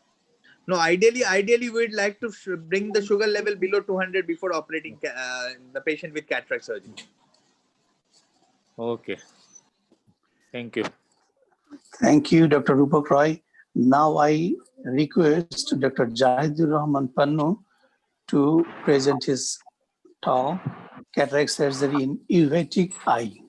Before that, can we request Dr. Tariq Ali to give a take-home message for this talk? Okay, actually I was waiting for this portion. You see, whenever there will be any case of cystoid macular cataract surgeon, actually he gets nervous. So what has happened? And at first, what we discussed beforehand, Dr. Siddharth told us that how to differentiate it between the diabetic macular edema or postoperative cystoid macular edema. This is very much important that you have to differentiate whether if the patient is diabetic, whether it is diabetic macular edema or cystoid macular edema. That is number one. And if that is cystoid macular edema, actually somebody prefers to do to inject injection anti-VEGF. Actually, for cystoid macular edema, postoperative cystoid macular edema, there is no scope of putting injection anti-VEGF there. So that should be very much, we should be very much cautious that whether our diagnosis is confirmed or not. And you see, it is Dipafenac and others. We told we were taught by our teachers that if you put these drops beforehand or after the surgery, your cystoid macular edema formation would be less. Actually, that is not true. What other findings are there? Even though what we'll do, you have to put injection, that is Dipafenac eye drops and steroid eye drops even to reduce the cystoid macular edema. That is my take-home message, that this is a very common complication, and you have to be at first be very sure that this is postoperative inflammatory cystoid macular edema. Then you can wait and don't be rush to your patients. Don't put any injection anti-VEGF and try with Dipafenac or even steroid eye drops. Thank you. Thank you so much, sir. Now we can invite Dr. Zaidur Rahman Pannu for his talk on cataract surgery in uveitis. Dr. Pannu, please. Good evening, everybody, and thank organizer to giving me the opportunity to speak here. So, I may talk on uveitis and cataract. I am not going to technical part of cataract surgery because you are master of that. That I am going to evaluation of the cataract in uveitic patient. So here there is a on right hand side there is a thick membrane on the anterior surface of the IOL, and the left hand side there is a capsular phimosis syndrome, and there is also posterior synechia. And the right side there is a vitreous hemorrhage and hyphema in post cataract surgery, and the left side there is vitreous opacity and IOL displacement in the left in post operative cases of the uveitic cataract. So uveitic cataract is something different than the usual cataract. So it needs much more attention. We need to evaluate the patient both clinically and may need investigation to determine the cause of the uveitis and management of the uveitis first. Then we go for cataract surgery. So it requires much more preoperative planning. It is often technically complex and carries greater risks. If carried out in the wrong time with wrong treatment, it can lead to permanent visual loss. So some uveitis are some uveitic cataract is more aggressive than other, like GI-associated uveitis and Behçet's disease need more immunosuppressive or steroid medication before surgery than that of the Fuchs iridocyclitis. The Fuchs iridocyclitis have better prognosis than the GI or Behçet's related uveitis. For preoperative control, the eye should be quiescent and free of inflammation for at least 3 months before surgery. Use of topical and systemic preoperative corticosteroid and sometimes may need immunomodulator drug. So need some time and patience in managing uveitic cataract. The perioperative challenges of uveitic cataract are the myotic pupil, posterior synechia, pupillary membrane, calcified anterior capsules, poor visualization due to band keratopathy, iris delicacy, and unusual bleeding. So adequate cleaning of the anterior chamber is also very important in managing uveitic cataract. So which procedure is choice of surgery in uveitic cataract? The phacoemulsification is choice of surgery in uveitic cataract.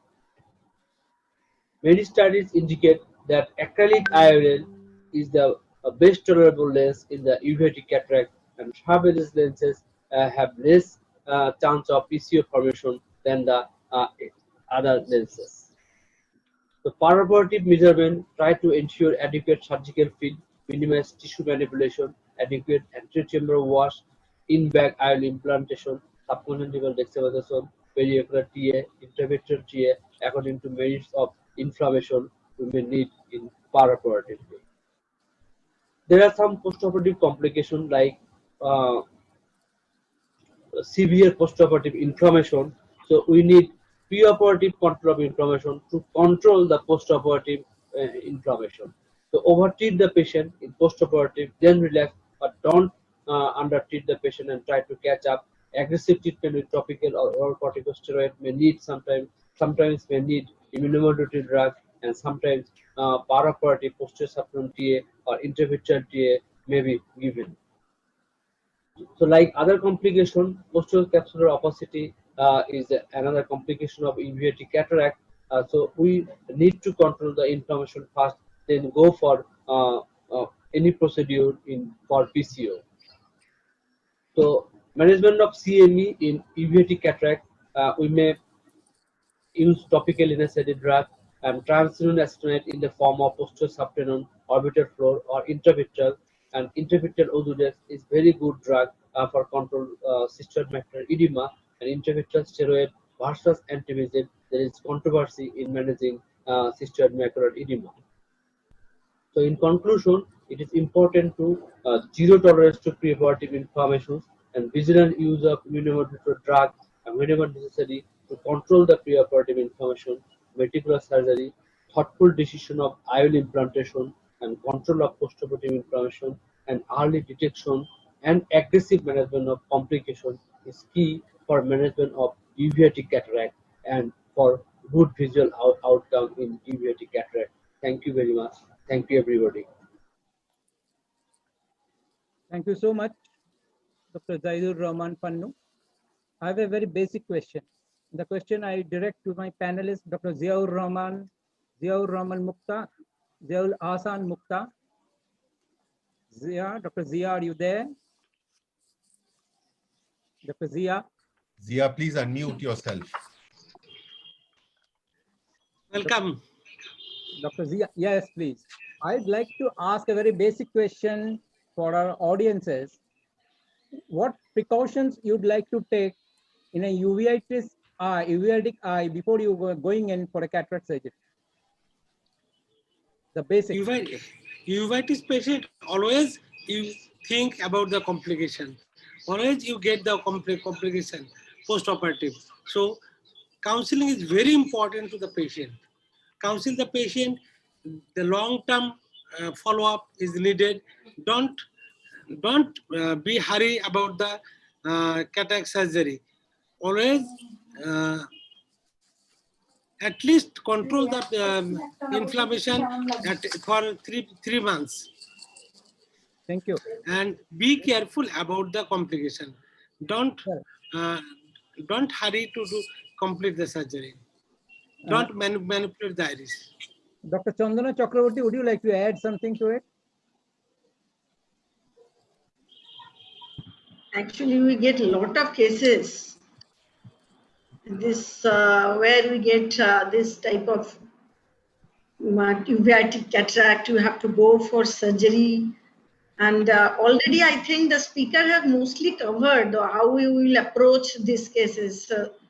The most important, as we told, that you have to actually grade what is your grading of the aqueous cells, so that there is an activity of the uveitis. That is very important. You have to rule out that activity, and then you go for either the patient, if the patient can tolerate the steroid, topical or oral steroid, that you have to see. And if the steroid is not tolerated, then immunomodulating agent orally, systemically can be given.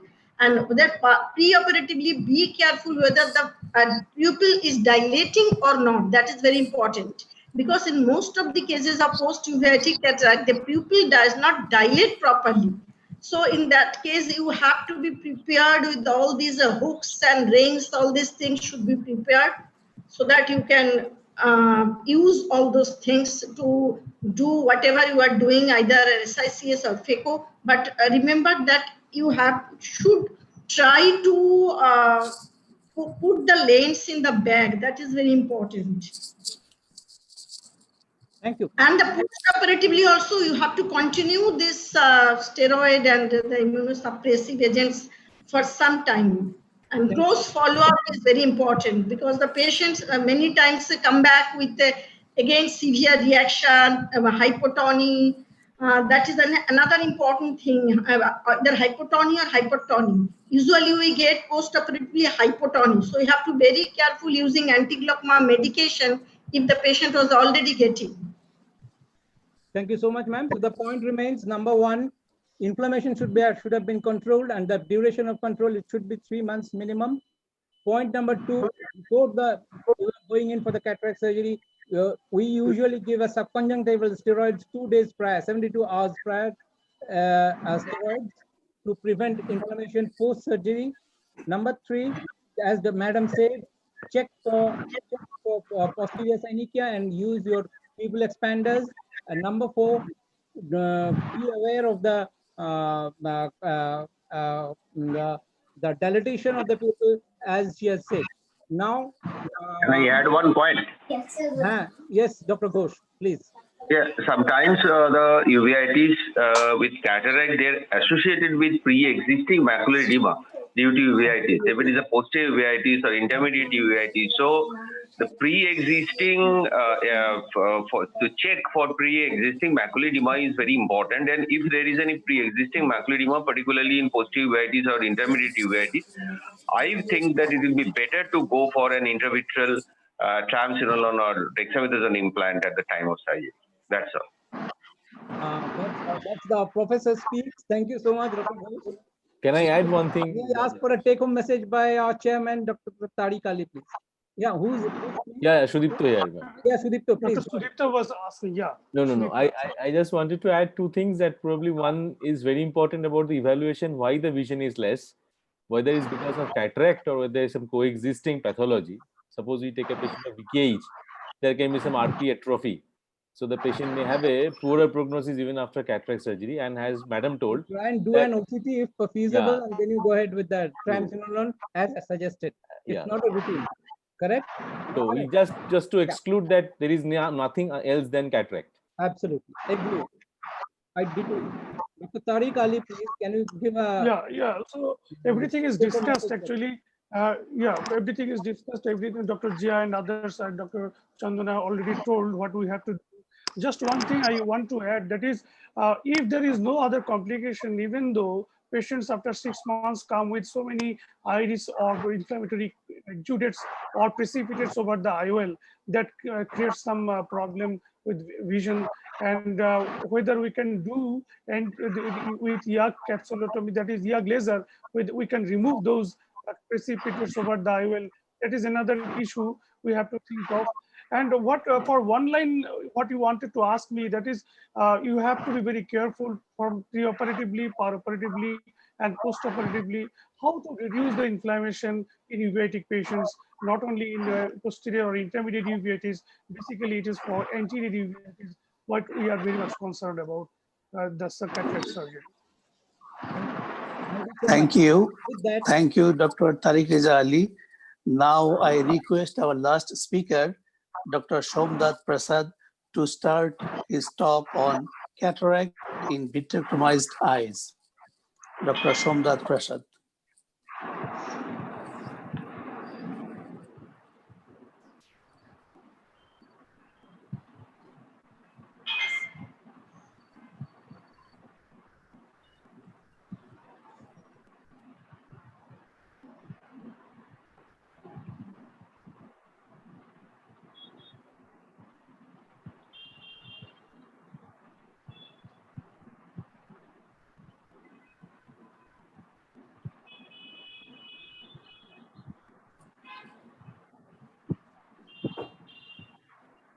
Good evening, everybody. It's a great pleasure and an honor to be presenting at the joint meeting of the OSWB and the Bangladesh Cataract and Refractive Society. I remember going to Dhaka about 4 years ago for an earlier version of this conference, and the hospitality there was superb, something to be remembered.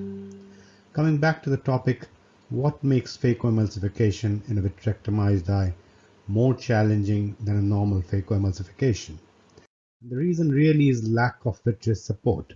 The back of the eye is usually filled with aqueous or silicone oil, which does not provide the support which normal vitreous does, uh, which allows the anterior chamber to fluctuate quite a lot, also called the lens iris diaphragm retropulsion syndrome. Basically, the iris is plastered to the anterior chamber and the whole complex goes deep as soon as you turn the irrigation on. And then as you come out, it again shallows again. There may be pre-existing zonular instability, so you have to be careful with your maneuvers in the eye. There may be pre-existing posterior capsular damage, although that is not quite usual. And remember, about 80% of eyes which have had a vitrectomy will get a cataract at some stage, so it's better to do them early rather than they get very dense nuclear sclerotic or very dense posterior subcapsular, which can make the whole thing even more challenging. Let's see what happens here. This is an eye which has had a vitrectomy for a macular hole in the past. As soon as I turn on my infusion, the iris, you will notice, have moved further, dilated even more, and everything moved back. As I'm sculpting very gently, conscious that there may be zonular problems, as soon as I crack the nucleus, the anterior chamber shallows again because the lens iris diaphragm has been broken. Again, when I go in with my irrigation aspiration to clear the cortex, you see as soon as the infusion goes in, the anterior chamber deepens quite a lot, and as soon as you come out, it again shallows, and the iris comes in as well.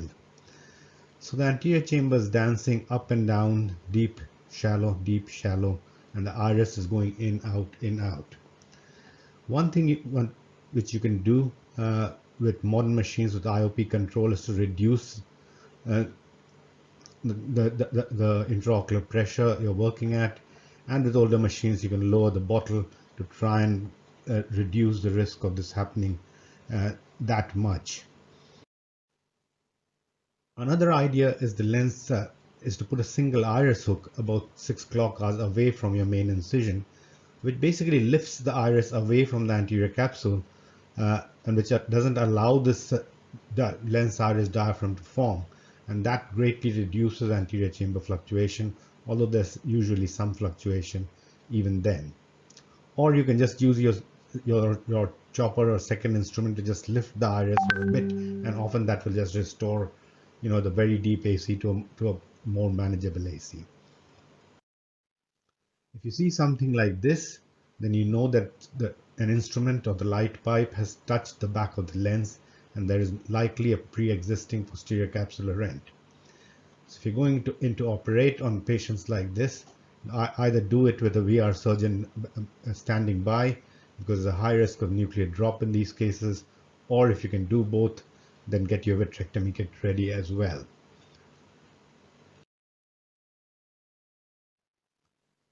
Finally, IOL choice. Always have a multi-piece IOL available with calculations for in-the-back placement and sulcus placement. Have a capsule tension ring available, and if all goes well, place a single piece IOL if you want. Thank you.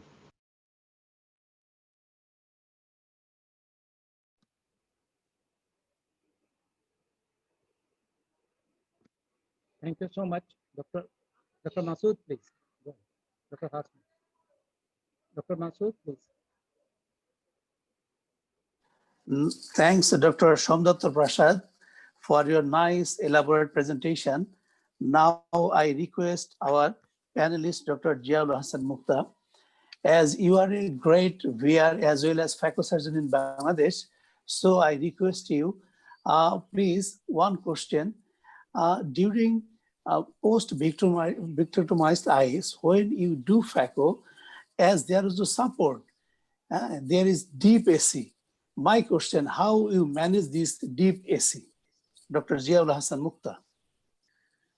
In case of the post-vitrectomized eye, this is very usual, like the high myope, you will get the AC is very deep and fluctuating. Deep is not the very problem, but the fluctuation is very problem. If it fluctuates, it will constrict the pupil. And most of the time, if you give the SF6 or C3F8 gas, it will be very, very hard nucleus. That is the problem. So, bottle height should be down, and the phaco, start the phaco very gently. If and always do the sculpting very deep and go to the base, then crack. And the crack should be always complete. Okay. Thank you, sir. Now I request my co-moderator, Dr. Devashish Das. Please, you ended Thank you this so much. session Thank you so with much, our Dr. Masood Hasmi. yes, with permission of our chairperson. Any can take-home message, Dr. Tariq Ali? That is for vitrectomized eyes, whether that is this what we have already listened or we have learned from Dr. Sandip Prasad, that the eye, that is fluctuations of the anterior chamber, there is no support, those things we have to face during cataract surgery. And for a retina surgeon like me, what I feel that if I could do the cataract surgery beforehand, before going back to, that is whether it was done previously, that would be better. But actually it doesn't happen all the time. You have to go for cataract surgery after vitrectomy, and when silicone oil removal is done, we have to do the that is phacoemulsification. It is always filled with silicone oil, so it is very problem for a cataract surgeon to do the cataract surgery right at that point. But actually, without the newer machines, what we are getting in our constellation, the phaco and VR in the same machine, you see the difficulty is much more. We can that's conquer those difficulties with this new machine. Also with our Infinity and other newer machines, these difficulties, where the anterior chamber management is much better than previous machines. So surgeons are getting accustomed to this new problem.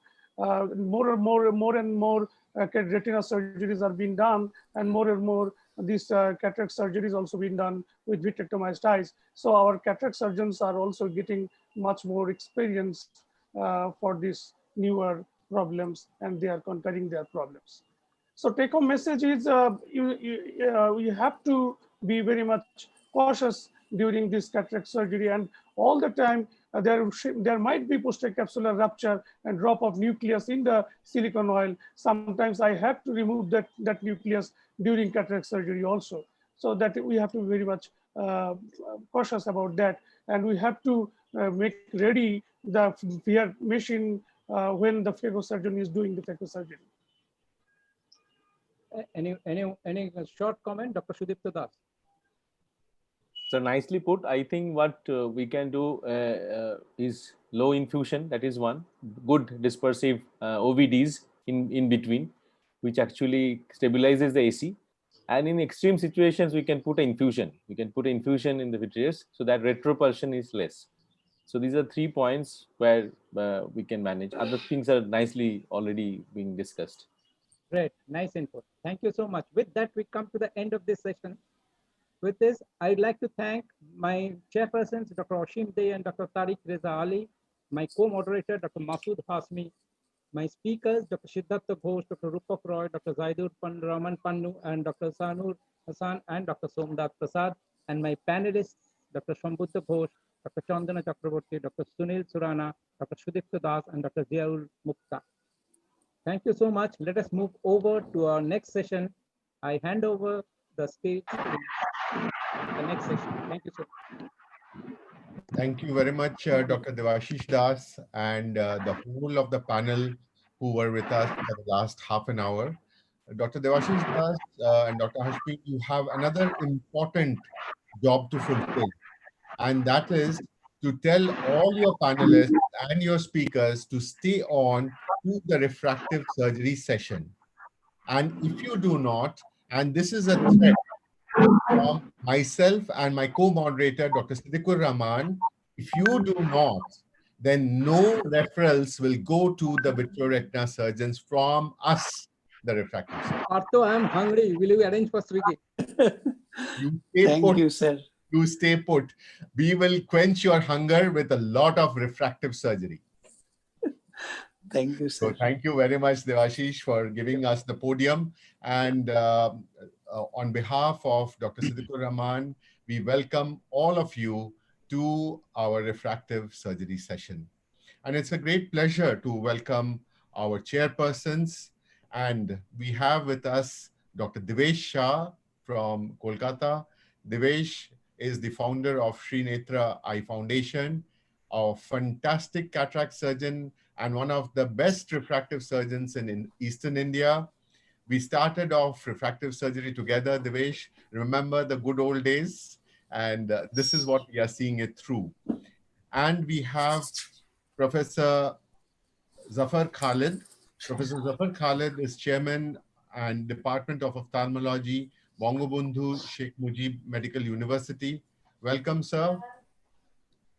We have as our panelists very young and dynamic people, and we have Dr. Sagar Bhargav. Dr. Sagar Bhargav, young, dynamic, ever smiling refractive surgeon, and that's the key to his fantastic refractive surgery practice. Not only is he a refractive surgeon, but a cornea surgeon and a cataract surgeon and a glaucoma surgeon. Welcome, Sagar. We have with us Dr. Doel Bishash, and Doel is another feather in our cap in refractive surgery in the Eastern India. She is there at Shushruth Eye Foundation, a wonderful person and a wonderful refractive surgeon as well. We have Dr. Mohammed Amiruzzaman, and Dr. Amiruzzaman is cornea and refractive surgeon at Bangladesh Eye Hospital and Institute, Dhaka. Welcome, Dr. Amiruzzaman. And as speakers, we have Dr. Ashraful Haq. Dr. Ashraful Haq, I've known him for the past few years. This young, dynamic, ever smiling guy who first came to our collaborate, I think, in Kolkata and floored everyone with his wonderful presentation. Welcome, Ashraf, and we expect great presentation from you. Dr. Maziba, you have been an anchor in this collaborate, and the amount of work that you have given to collaborate is phenomenal. I wish to give a special thanks to you. Dr. Harun Rashid, sir, you've been one of the pioneers of refractive surgery in Dhaka and head of Department of Ophthalmology, Shahid Shurawadi Medical College in Dhaka and a senior consultant in Dhaka Eye Care Hospital, Dhaka, Bangladesh. Thank you, sir, for being a speaker in this session.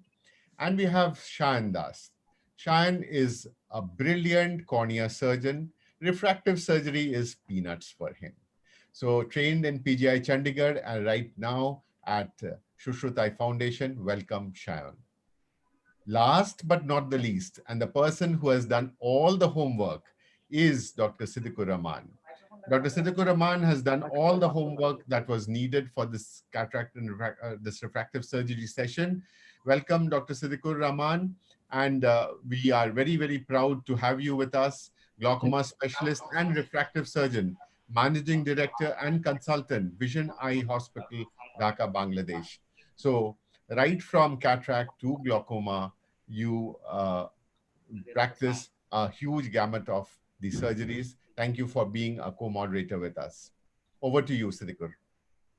Thank you, sir.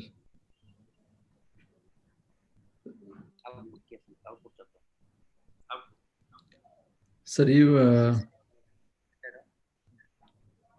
Arthur, sir. Yes. So, you introduce Ashraf Ulaq as and invite him to present, please. So, Ashraf, do you need any more introduction? Do you need any more great words from us? If you do, then we are here for the whole evening. But we are very, very keen to hear your presentation, Ashraf. And over to you. Welcome. Thank you, sir. Thank you, the Collaborate team, for giving me the opportunity for this. I have sent my presentation. So backend team, can you please? chairpersons, panelists, and moderators and delegates. Very good evening to you all. LASIK is the most popular and common refractive surgery. Patient satisfaction is found around 95% after LASIK. For all refractive surgery, we need to have more chair time, counseling, and proper pre-operative evaluation. Remember, we are treating a normal eye. Patient expectations, occupation, contact lens history are very important before LASIK evaluation. Avoid LASIK when patient is pregnant or we have any systemic condition like diabetes or autoimmune disorders. Stable refraction is must. Patient age over 18 years and no change of refraction for at least 1 year is needed. Corneal topography evaluation, ocular surface disorder evaluation, treating the dry eye and excluding any corneal epithelial disorder is must, and also need to check that patient has no glaucoma or retinal pathology. In Pentacam, I evaluate 12 points. Among those, keratometric value, corneal thickness, signs of any formifused keratoconus in elevation data, Berlin embryo enhanced ectasia display are very important to evaluate. Also consider pupil size and white-to-white data. Finally, data input need to be correct and rechecked. Residual stromal bed should be more than 300 micron so that the correction in LASIK should be done with counseling of the patient after the residual stromal bed 300 micrometer in case of high refractive error. For simple understanding, LASIK steps we can divide into 3 steps: making the flap, flap lifting and laser, and at last the flap reposition. The traditional microkeratome flap is done by oscillating blade system. A lamellar corneal flap is done while the cornea is held under high pressure. In case of femtosecond laser flap, after proper docking, when we make the flap, thousands of tiny bubbles due to microcavitation is created in a raster pattern, making the interface between the flap and the stromal bed.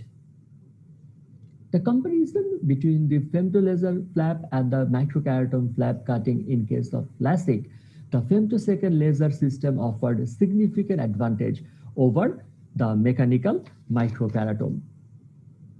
The flap lifting after the femtosecond laser is done by most carefully and gently with the patient cooperation to prevent any unwanted complication of flap.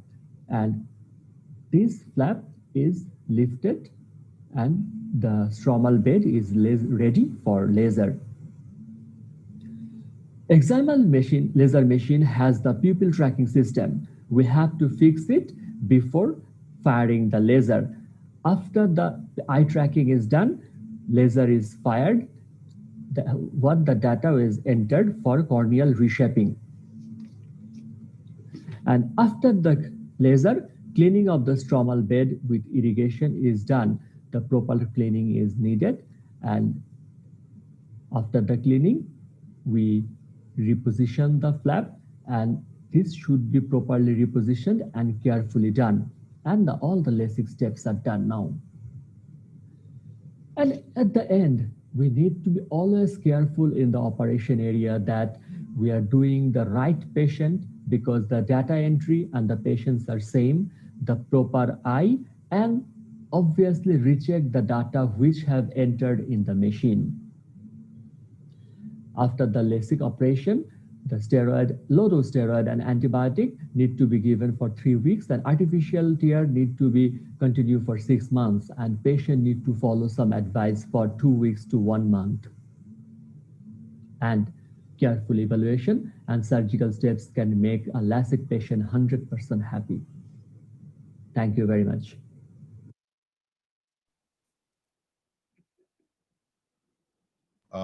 Thank you very much, Ashraf. That was excellent. In a nutshell, you have taught us so much about LASIK. I would request Dr. Sagar Bhargav for your comments. Sagar? Yeah, can you hear me? Yes, please. Yeah, good evening. An excellent presentation giving a nice overview about the whole preoperative workup of for a LASIK patient. A couple of points would I probably like to add. The refraction in a relatively younger patient should be a cycloplegic refraction because there is a risk that the patient may have a pseudo myopic element there. So that's something that probably I will add on that. With regard to pentacam analysis or Scheimpflug imaging, all of us essentially do that. But one additional thing which probably helps me in my practice is what we call it as inter-eye asymmetry score. This was a very interesting paper that was published in 2015, which basically spoke about the 5 characteristics, and you basically compare the 2 eyes and give points based on the asymmetry score. And if the point, if you are beyond 3 points that are not matching, I'll probably look at suspicion for those cases. So probably these 2 points I would like to highlight. Thank you very much, Sagar. They were excellent points, and I think that article should be read by all of us. And this scoring system is very, very valuable. And I would like to request Professor Zafar Khalid for your comments and your collation of everything that Dr. Ashraf has said. Dr. Khalid, sir? Please unmute yourself. Unmute, please, sir. Yes, I'm done. Can you hear me? Yes, sir. Thank you very much. Thank you. Thank you, Dr. Ashraf. You have given a very nice presentation in a nutshell about the LASIK. And the most important part of the LASIK is the patient selection, as you have already mentioned.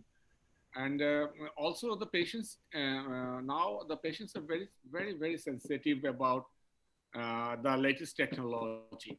So whenever we are doing a counseling to the patient, they will definitely, would like to know the advantages of the doing LASIK when the other refractive modalities are available. So it is definitely another art to make them convinced why I want to do the LASIK instead of doing other refractive surgery, why I'm not doing PRK, why I'm not doing SMILE. So every patient must have must be convinced that the procedure he's going to have is the best for him. So that's why giving the technologies and everything, we must be very, very confident why we are doing it, and we must convince the patient before we proceed. That's what I want to say at this moment. Thank you. Thank you very much, Professor Khalid. One small comment if I could make, and Ashraf showed 2 very beautiful videos. One with the microkeratome LASIK, I think it was the Moria microkeratome that was working, and the other with the femtosecond laser where he created the flap. I think all of us watched very carefully with the Moria microkeratome, the applanation zone, and when the blade was going across, I was missing a beat whether Ashraf would actually show a complication of a free flap or would it be a flap with a small hinge. So obviously it was a well-made flap, but this is where the possibility of the femtosecond laser is important. And femtosecond laser scores above this in this part, that the amount of safety it gives for a possibility of a free flap is much higher than the microkeratome. However, the studies have shown that the outcomes of both the microkeratome as well as the femtosecond flap is the same or does not have a statistical significance difference. So, but wherever the safety features are concerned, the femtosecond flap definitely scores over. So thank you very much, and we would I request Dr. Siddiqur Rahman to take over and invite our next speaker, please. Thank you, sir. Welcome, everybody. And now I am requesting Dr. Mahziba Rahman, our emerging refractive surgeon. And he has spent the last few weeks for this program, the whole day.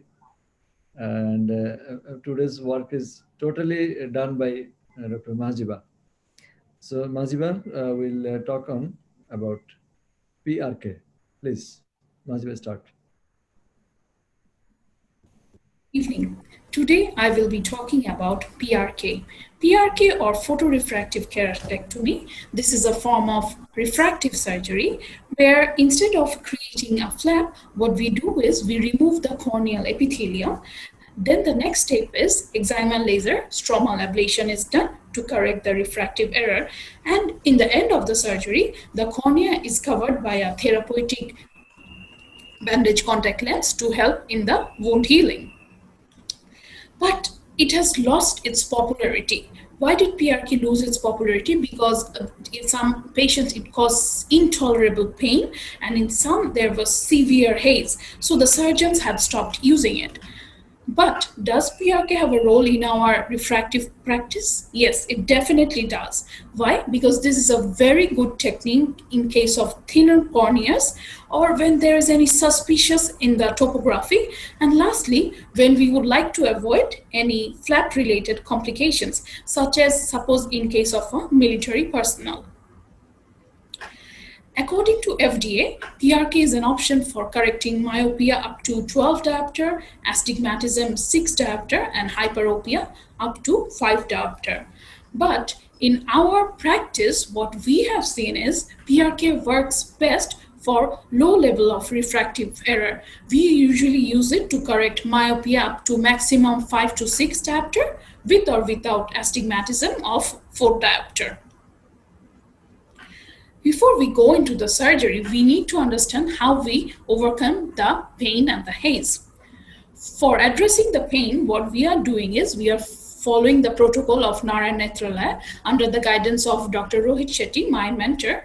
What he has shown is that if we can deliver topical NSAID in a depot form by means of a soft contact lens, the duration of analgesia is longer. I will just share a video of showing how we do that. We are taking preservative-free ketorolac.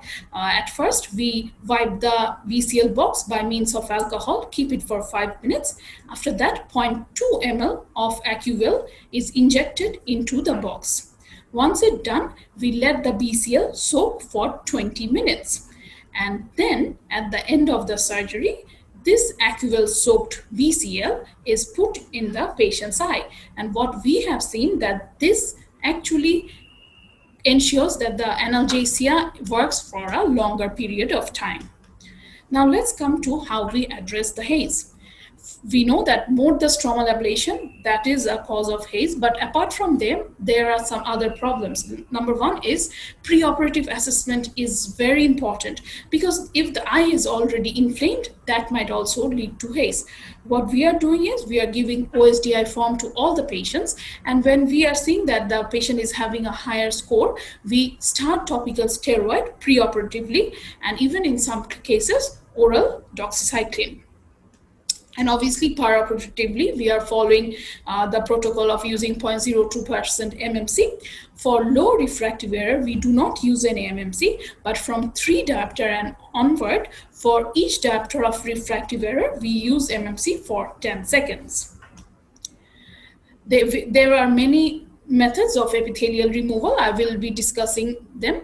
At first, which was originally used was mechanical debridement from periphery to center. But we have to be very careful in this method as not to nick the basement membrane. The second method that is being in practice right now is using alcohol, keeping it for about 15 to 20 seconds.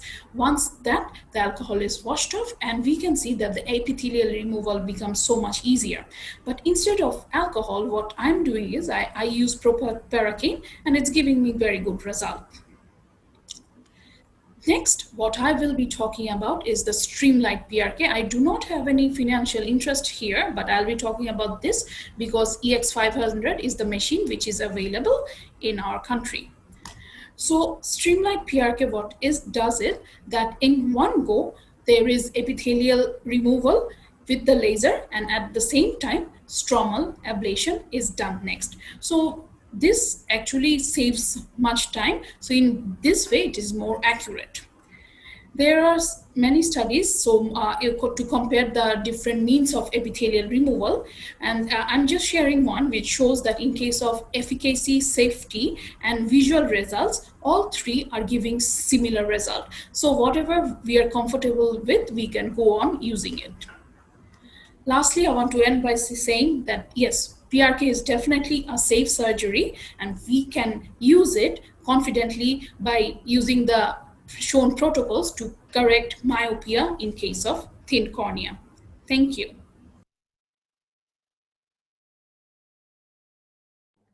Thank you, Dr. Mahajiba, for your elaborately and wonderful presentation. And now I am requesting Dr. Doel Bishas to ask any question or any comment for Mahajiba. Please. She's given an excellent presentation, and I don't think she's left out anything to comment on, really. Same as she has said, even I'm doing PRK only in cases where I'm not able to do LASIK. It's not my first surgery of choice. And of course, if the patient opts for it, like if he's in the army and he wants to do PRK. Again, PRK, I usually go up till -5 in case of myopia. I'm not happy going beyond that. I'm most comfortable doing up till -3, up till -5, but not beyond that. And the same, I'm using manually. I have not tried the laser to remove the epithelium. But there's just one question that I would like to ask her. Despite using mitomycin, have you ever encountered haze? Mitomycin is one of the reasons which says that there's not supposed to be haze after that. But even after using mitomycin, have you encountered patients where after the PRK there is a haze? Unfortunately, ma'am, yes. In very few patients, there was haze, even after following all those protocols. So as you said, that this is not my first line of surgery, but when required, I will go for PRK. Even I've found that despite using mitomycin, we still have haze in a few cases, but yes, there is haze. So thank you. That was, I think, an excellent presentation. Thank you, Dr. Doel Bishas. I have some experience with about this PRK and LASIK, but for this haze, I avoid this type of surgery for long years, and I learned to implant ICL from our guru, Dr. Partha Bishas, and I start IPCL because ICL not available in Bangladesh in these cases as alternative to LASIK. So thank you. And now I am requesting. If I can just have a quick word, Siddiqur, if I can just have a quick word, yes, about what Doel has very rightly pointed out.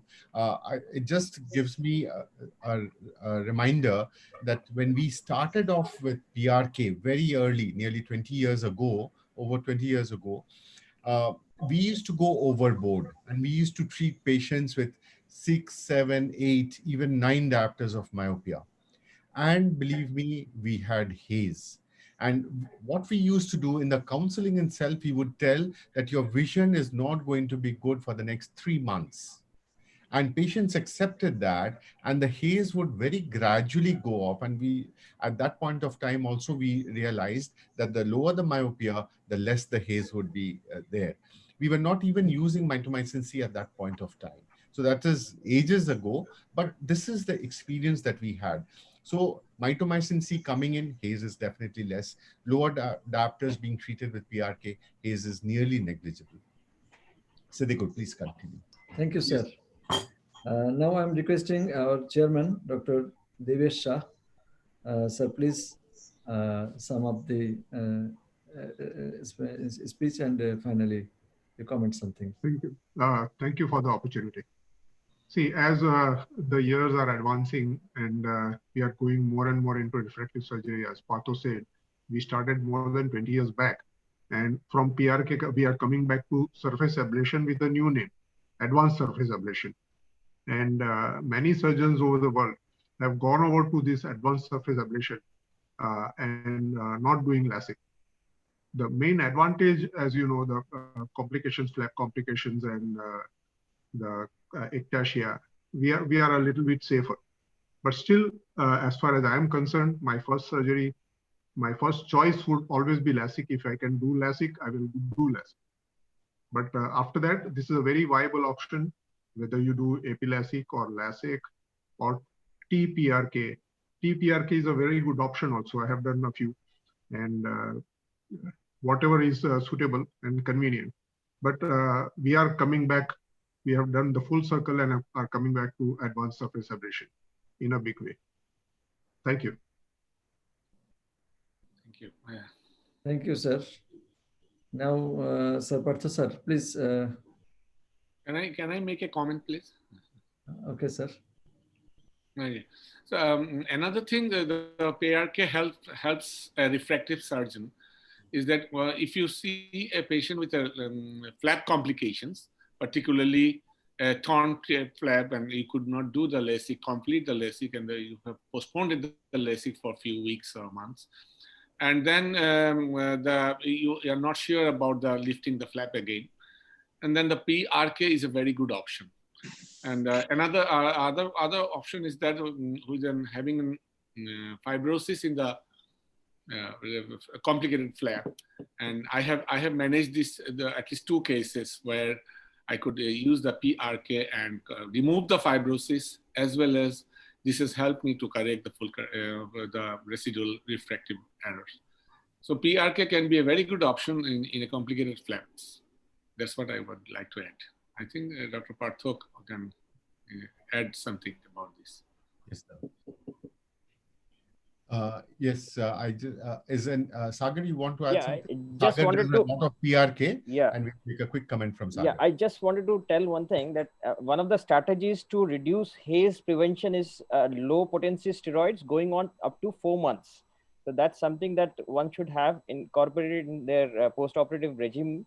And in that 4 months period, it's preferable to see the patient every 1 month just to rule out steroid response. Because we have had patients who were on long-term steroids and didn't follow up, and then they had a steroid response. So that's something that one has to keep in mind. And obviously, second thing is to insist on UV protected sunglasses.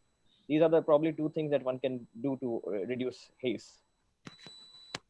Thank you very much, Sagar. So we'll go over to Dr. Harun Rashid, and Dr. Harun is going to tell us all about SMILE. So let's all smile first and foremost. Thank you, Partha. You have the best smile. At the outset, I must thank to the organizers for giving me this opportunity. I have no financial disclosures. SMILE has brought a paradigm shift in the field of refractive surgery and has been evolved as a flapless, bladeless, orderless, minimally invasive all femtosecond laser corneal intrastromal refractive lenticular extraction to treat myopia and myopic astigmatism. The dream of Professor Jose Barraquer came true in 2008 when Professor Secundo performed the first SMILE in the history.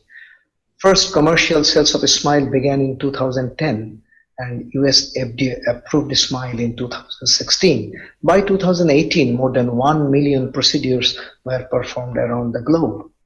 If we look at different meta-analysis and randomized controlled trial, we will see as far as the efficacy and predictability is concerned, both SMILE and LASIK are comparable. Biomechanically, SMILE is better than LASIK, but PRK ranks the top. SMILE cuts fewer nerves, so induces lesser dry eye in terms of tear breakup time, corneal subbasal nerve density, corneal sensitivity, OSDI score, and overall patient comfort. SMILE induces lesser higher order aberrations and lesser spherical aberrations. SMILE involves a number of standard techniques like docking, femtosecond laser applications, lenticule dissections, and lenticule extractions. Patient is encouraged to look at the green flashing lights, then suction is activated. First cut is the lenticule cut in a spiral in pattern, and then the lenticule side cut, and then the cap cut in a spiral out pattern, and finally is the cap opening incision. Anterior plane is delineated on the left side first, and then the posterior plane is delineated on the right side. By taking a Dan dissector, the anterior plane is dissected first in a windshield wiper fashion, and then the posterior plane is dissected with the same dissector. And then the lenticule is extracted by a microforceps and checked for its completeness. The bed is flushed with the BSS and tapped to ensure adhesion and checked by the slit lamp of the Visumax. We published our initial experiences in the Bengal Ophthalmic Journal and in the Journal of the Ophthalmological Society of Bangladesh in 2019. And we encountered few complications as well.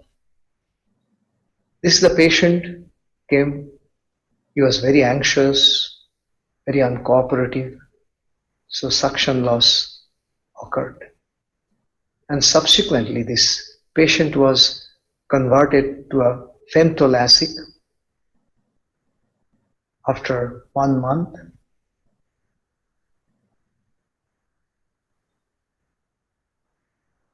Occasionally, because of the entrapment of the air, mucous debris, or water droplets, laser cannot be delivered properly, leads to microadhesions and difficulty in dissections. Because of the higher energy settings, thicker corneas, and in thinner lenticules, there may be opaque bubble layer, leads to microadhesions and resistance to dissection. Because of the occasional inadvertent dissection of the posterior plane first, there may be cap lenticular adhesions. A Sinskey hook is used to delineate the edge of the lenticule, and a plane is created between the cap and the lenticule. Because of the inexperience of the surgeon, or because of the bulky instruments, or because of the excessive surgical manipulation, there may be incisional tears.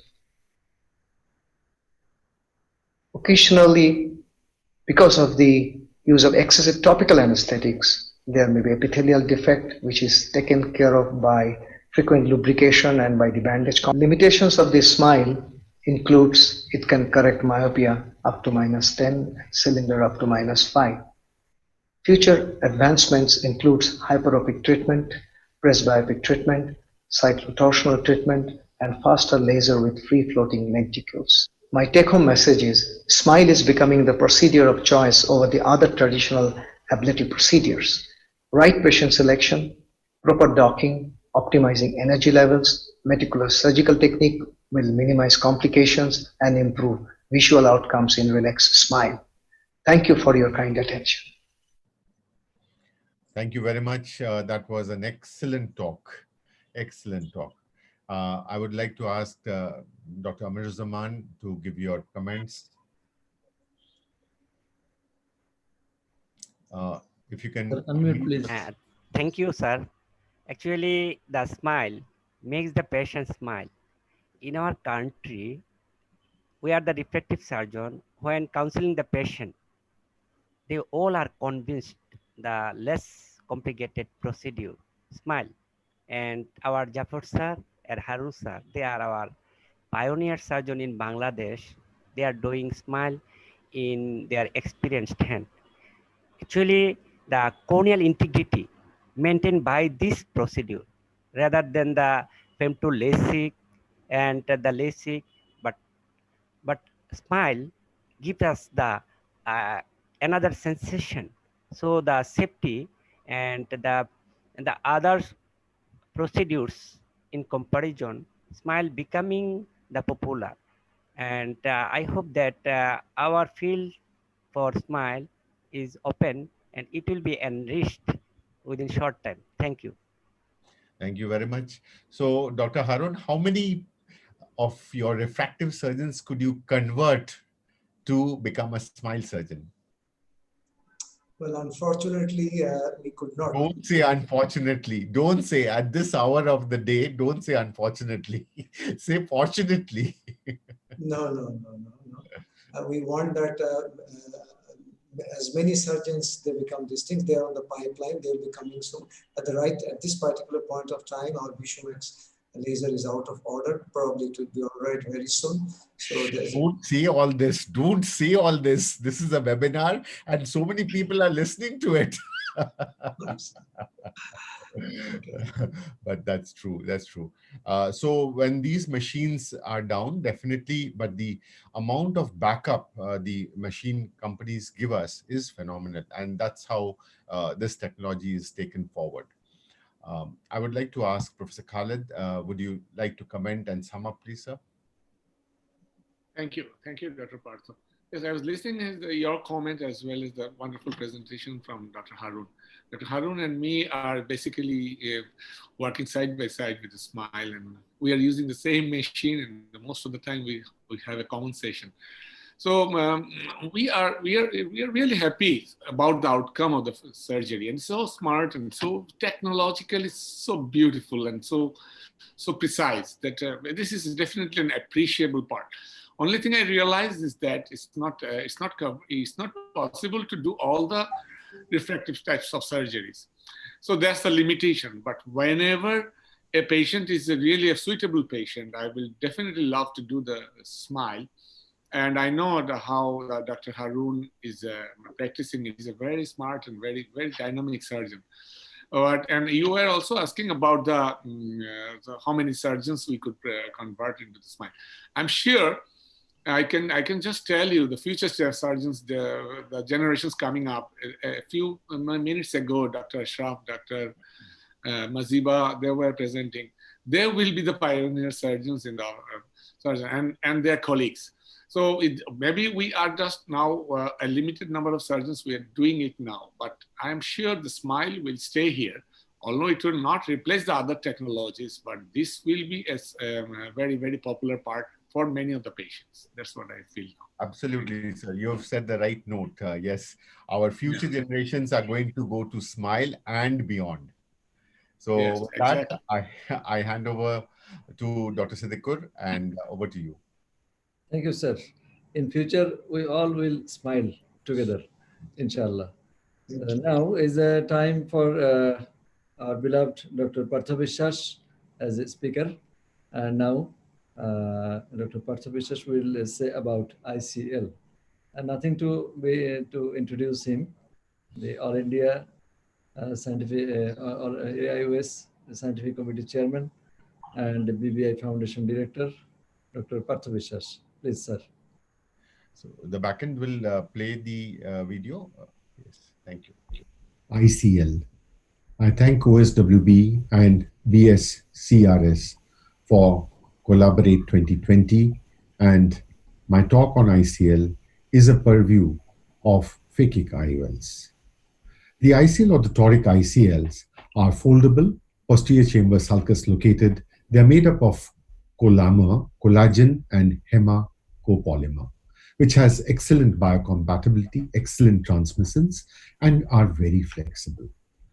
The posterior chamber concept is behind the iris and far from the endothelium, excellent cosmesis, very close to the nodal point of the eye, and there's a gain in the retinal image size, and a greater effective optical zone is there.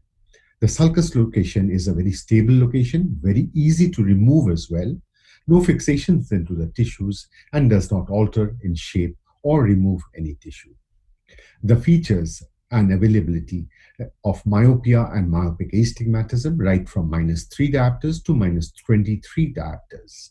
The V4C of the ICL is a very special design with a central hole, and this central hole is 360 microns in diameter. The prerequisites for a phakic IOL, of course, the crystalline lens has to be clear, age 18 years with a stable refraction, ametropia, and which is not suitable for an appropriate excimer laser surgery. Unsatisfactory vision or intolerance to contact lenses or spectacles, and when the initial corneal thickness is less than 480 microns, or when the LASIK in a particular eye will leave behind less than 270 microns of the residual bed. Anterior chamber depth should be greater than or equal to 2.8 millimeters in posterior chamber IOLs. And of course, there should be no ocular pathology, and a minimum of endothelial cell density is required. Examination, and this means a history taking, refraction, anterior segment evaluation, which with pupils, slit lamp, and a measurement of the angle of the anterior chamber, the AC depth, the corneal thickness, the white to white, and the axial length and the intraocular pressure. A dilated fundus examination and a slit lamp examination is, of course, mandatory. The pulse in the white to white with the caliper measurement is very, very accurate and can be taken as a standard method. The anterior chamber depth is measured from the corneal endothelium to the anterior crystalline lens, and the ICL sizing with the OB scan or with the caliper is a very accurate method to take. The ideal sized ICL provides a vault of 0.25 millimeters to 0.75 millimeters. If it is an undersized ICL, the risk of anterior subcapsular opacification is there. If it is an oversized ICL, and this might push the iris forward and close the angles, which with an intraocular pressure rise. The toric ICL and the marking on the horizontal axis at the slit lamp, this marking is also very accurate. The loading of the ICL is important and has to be loaded with methyl cellulose in the cartridge. The applicator places the ICL on the cartridge hub, and then very gradually the ICL is positioned. Once positioned, then the front-loading forceps takes the ICL into the nozzle of the cartridge. And once it is there, the central hole should be right on top and visible. Inserting the ICL is very important, and two side ports are made, and viscoelastic, either methyl cellulose or Helon, can be placed in the anterior chamber. Once this is done, the main port is usually 3.2 millimeters, so that the nozzle of the cartridge can go inside the anterior chamber and the ICL unfolds in the anterior chamber. Once unfolded, it should land over the iris and never under it. Once it has landed very gently, next is to place a little bit of viscoelastic and then push the foots under the iris into the sulcus. So once the haptics are placed in the sulcus, the ICL, if it is a toric ICL, it needs to be positioned with the toricity aligned. And once aligned, the central flow and the irrigation must remove all the methyl cellulose or the viscoelastic that has been used, and then the ICL is done with, all done under topical anesthesia. The post-op results are very heartening, and there's no significant complaints of glare and halo. The PIs that you see are not there in the V4C, and only in the V4B we used to make these PIs. ICL complications, are there any? Well, the literature says there is, but very rare and far and in between. The power has to be correct, the size has to be correct, the intraoperative wound construction has to be accurate, and the loading and the insertion need to be taken carefully. The early postoperative intraocular pressure rise must be taken into account, and a traumatic cataract because of a bad delivery is a possibility, but again, very rare. Late post-op glare and halo or transillumination of the iris or cataract or glaucoma are very, very rare. And long-term findings of pupil ovalization or transillumination of the iris or the pigment on the lens or an oversized ICL, again, is very rare. And after an ICL, it is these smiles that we live for, miles and miles of smiles. Thank you.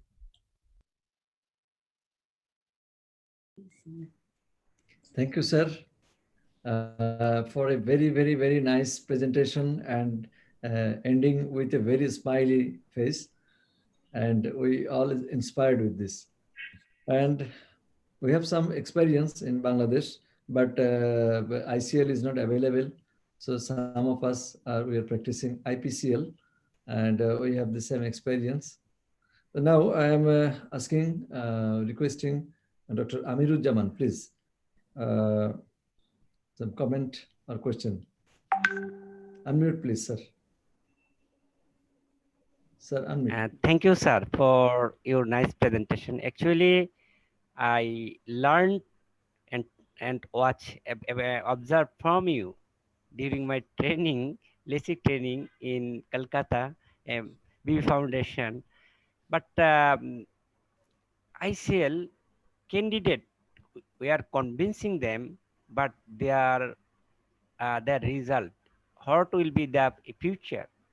Say about the 5 years, 6 year, like our cataract surgery, there will be a PCO, we can remove it with easy egg laser. But in case of cataract development or secondary glaucoma, in that cases we are silent.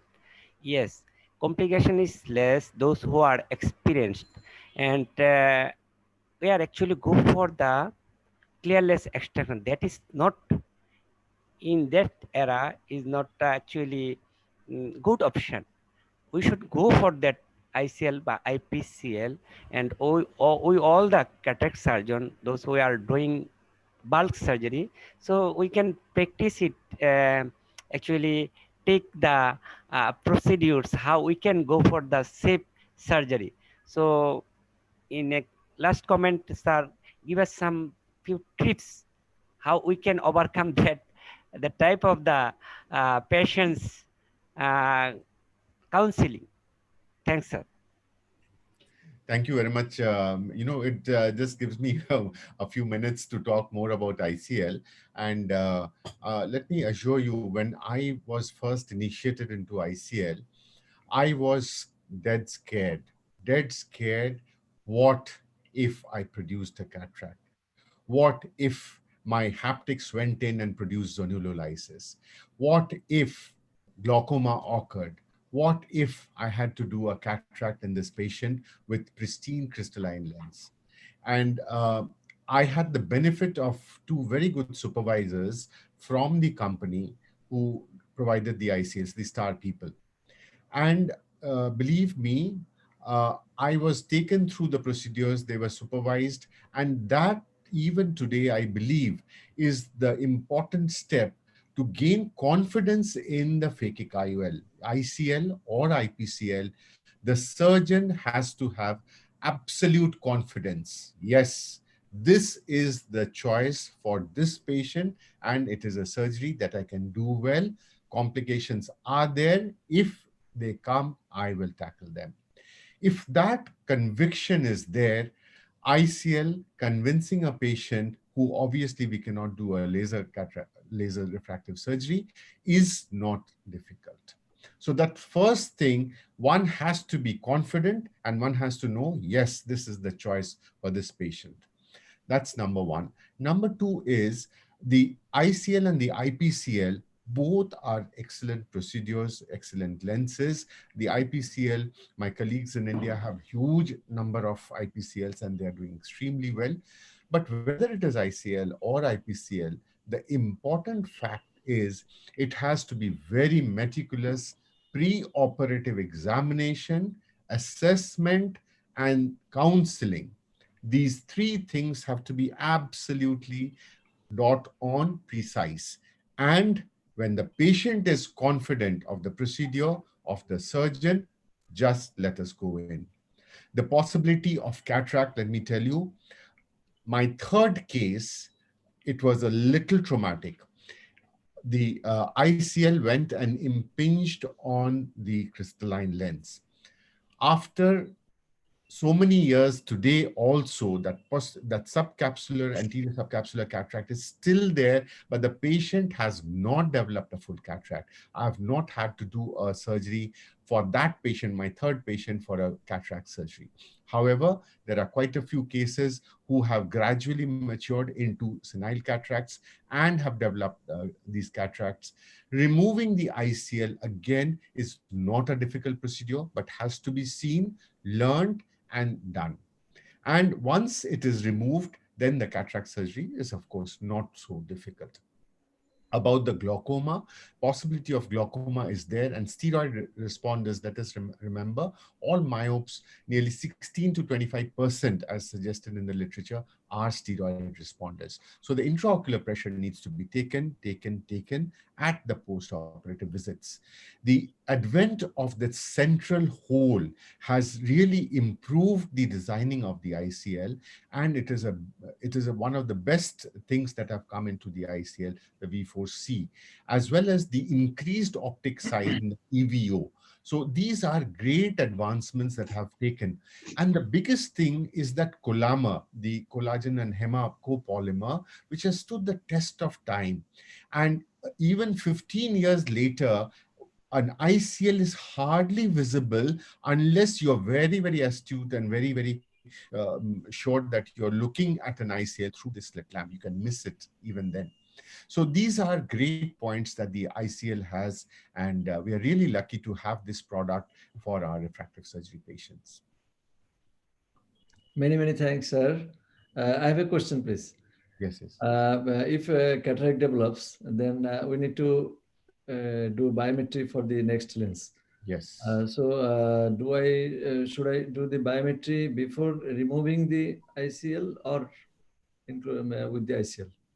Yes, so this is one of the postgraduate questions that postgraduate examiners always Sir, I ask. am doing this, and in future I may. Yeah, actually, Sadiq, it is not really required to do a biometry, but we always do a biometry in all our patients, and because it's just another procedure. But the ICL biometry can be done even when the cataract is there and the ICL is in place, because it does not hamper with the biometry at all because of the thinness of the lens. Okay, sir. Thank you, sir. Now I am requesting Dr. Debesh Shah, please comment and summarize. Thank you again. Dr. Partho has covered everything as far as the ICLs are concerned. My only thing will be ICL, doing an ICL or a phakic intraocular implant is something like when we begin to do phacosurgery, there is a lot of block in the mind rather than in the surgery. In the same way, doing a phakic IOL, mind is the major thing. If we can be very confident about the procedure, this is one of the easiest surgeries around. Complications, yes, everything has a complication. LASIK also produces complications at times. My second and third cases of ICL both had cataract. In both the cases, one eye only, not both the eyes of both the cases. And I had to remove ICL and did the cataract surgery, then the patients are happy. But after that, everything is fine. So it's all in the mind. And as Dr. Partho Biswas already said, this is a fantastic surgery. If I cannot do LASIK, previously I used to do clear lens extraction and implanted IOL, but this is the better choice rather than going for RLE. Thank you. Thank you, sir. Great, well said, Devesh. Sagar, if you have any quick comments, we can take one or two comments from you. Sir, all the points so nicely covered by you. It's always a pleasure to listen to your talk. Just a few practice tips is when you are planning for a bilateral ICL, it's always better to give a gap of at least a couple of weeks to understand what the vault of the first eye is, and then take a decision about the other eye ICL diameter. So that's something that that over time we have understood that we should wait for the vault assessment. So that's point number one. Point number two, white to white, we all know is just a surrogate marker of the sulcus to sulcus diameter. So whatever we do, 20 to 25% of times will be off target. So we are now looking at anterior segment OCT to give us some guidelines as to what the ideal sizing should be. And luckily, this 2020 has thrown up a paper in JCRS, which has actually given a calculator, just like a toric calculator, tells you where what diameter, depending on the angle to angle distance and the lens rise thing, to actually tell you what size will give how much vault. So that's something that slowly probably will start incorporating in our practice. So vault is the only issue that we are still struggling. And remember one thing, high vault is not an issue. Low vault is what we should always worry. Up to 1,000 also, if you have a vault, just do a gonioscopy, and if the IOP is all right, you can just keep the patient under observation. But if it is less than 100, you have to be very skeptical. The patient is probably like, you will have to probably go in for an exchange. Thank you. Great points. Thank you very much. Before we end this small session on phakic IOLs, I have two big heartburns which I have to share. On this panel, on this screen, there are two great friends of mine. One, Dr. Ajay Pal, and the other, Dr. Ziaul Ahsan. Ziaul Ahsan, you please come on the screen. Now, my greatest heartburn is, after so many years of doing phakic IOLs, I have not been able to convert these maestros of anterior segment and posterior segment, both of them, anterior segment and posterior segment surgeons, into phakic IOL surgeons. Sir, I could convert Dr. Jia, and Dr. You Jia could? already done. You have done the job that I couldn't. Partho, I have you, so I don't have to bother. I don't have a sleepless night. I just do my cataract, put the lens, and now you have given me a flax, I do it. So you take all the headaches. Yes, sir, unmute please. Yes, sir, unmute please. Okay, fine. I think if we get any problem, Partho will come and manage it. Yes. Thank you. I think he will do it. Parthuda, yes. Why do you want Ajoyda to do IPCL or ICL? What have you got against us? Please, spare us. Leave him out of it. Yeah, thank you. I don't want to. Already Dr.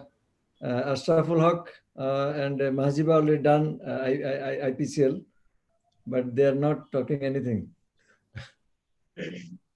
Thank you, sir. Thank you, sir. The thing is that we did few IPCL, basically not ICL, we did the IPCL, but what in my opinion, if the thing is that proper evaluation and the accurate measurement of the lens, there is a very good outcome. But in my thing that with the patient history and examination, I always be patient has something like that, I always refuse to do ICL or IPCL. Thank you, sir. I have also experience in IPCL, but not many. But the good news, ICL is coming to Bangladesh very seriously. So now I can go to Parthuda and really learn the technique. I'm waiting for that. Hardly anything to learn for you. It's very simple. No.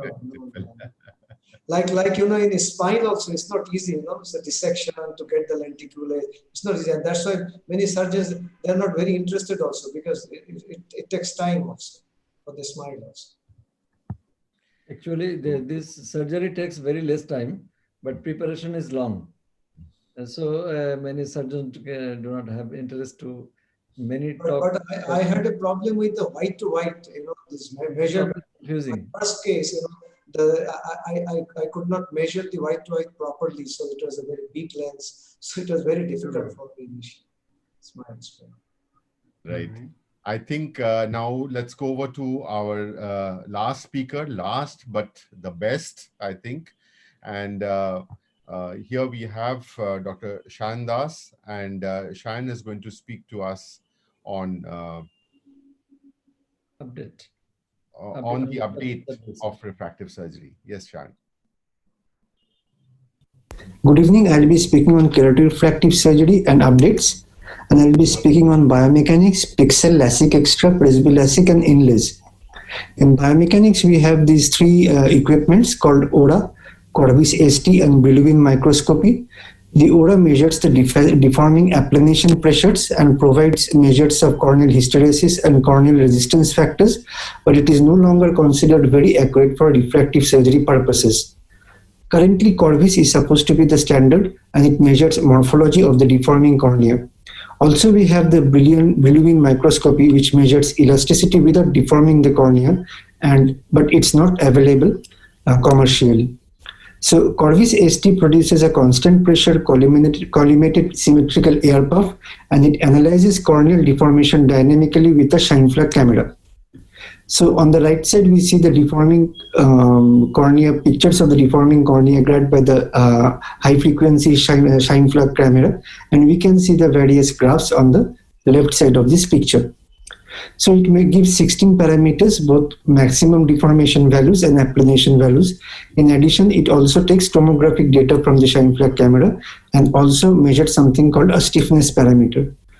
It derives a Corvis biomechanical index, which takes into account the parameters measured in indicated in blue, and the altered parameters in Corvis found in keratoconus are marked in red. So these are the two pictures. Apparently the pentacam pictures are normal, but the deformation amplitude is markedly different.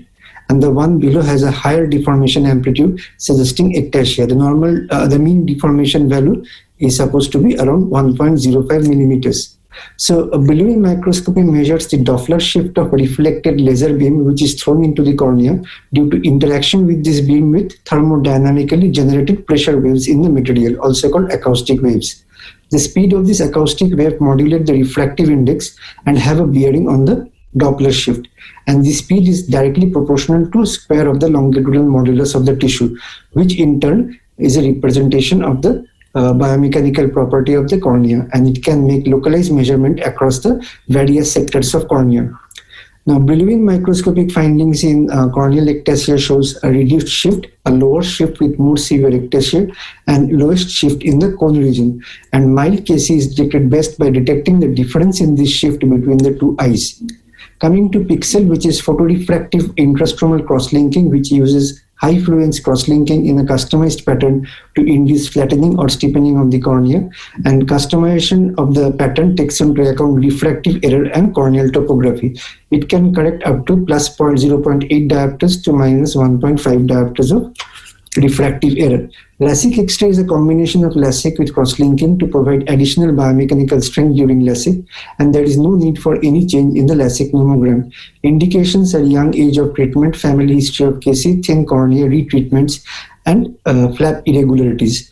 Contraindication of LASIK X-ray is keratoconus or FFKC. So keratoconus or FFKC, that is formifrosty keratoconus, is not an indication for LASIK X-ray. PresbyLASIK is a LASIK to induce presbyopic correction. Ideal candidates are patients with early presbyopia and also patients with pseudophakia with monofocal IOL. There are two types of presbyopic corrections, central and peripheral.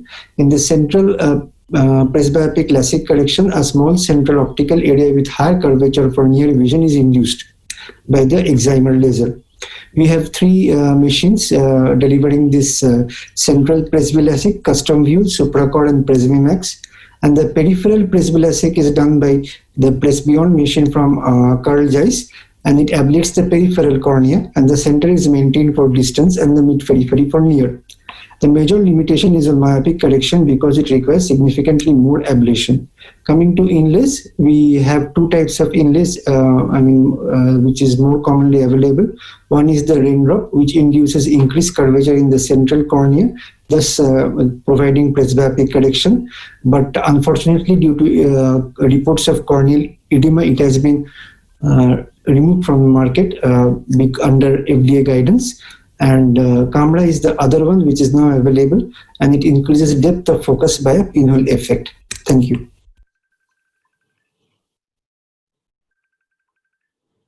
Thank you very much, Shayan. And that was a very nice and crisp overview of the refractive surgery updates. I'd request Dr. Doel Bishash to comment. And Doel, please. Excellent presentation. As I would say, brevity is the other name for Dr. Shayan Das. He always sticks to the point. My experience of everything that he said is only with SupraCord. And I can say I'm very satisfied with it. We've done a very few number of cases, both Dr. Shayan and myself. And it's not because, because of we are not satisfied with what we are doing, but it's only because the patients are not convinced to do a presbyopic correction. I mean, at that age and all, they are quite happy wearing glasses. But the few cases that we have done, we've got very good results. Patients have a 6x6 vision, and though they say that you have to compromise a little on the near vision and the distant vision and all, most of my patients have come up with 6/6 vision and N6 vision. So as of now, with the little experience I've had, I'm very satisfied with Supracor. Having said that, I just wanted to ask about something, Dr. Shan. What I face nowadays in my, pardon? No, go ahead. What I face nowadays in my OPD as a LASIK surgeon is a lot of patients coming and saying they want to do Contura. So I wonder if you could enlighten me on that. Shayan, you'd like to take this? Unmute, please. Unmute. Shayan, unmute. Unmute, please. Pardon? Yeah. Yeah, am I audible now? Yeah. Yes. Yeah. So basically, apart from the wavefront optimized correction or the conventional LASIK correction, we can also enhance the correction either by topographic guided or by wavefront. So Contura is the topographic guided enhanced correction for correcting the higher order aberrations induced by the cornea, and the wavefront guided machine corrects the wavefront aberrations of the entire optical system. That is basically the difference between the two. Both are enhanced corrections beyond the lower order correction aberrations. So, Shayan, if I might add to this, what you have said is absolutely accurate and again, very to the point. Contura definitely has an edge, but Contura is not meant for everybody. I mean, it is not required for everybody. And obviously, we have a very good aspheric profile and the corrections and the patient satisfaction, the quality of vision.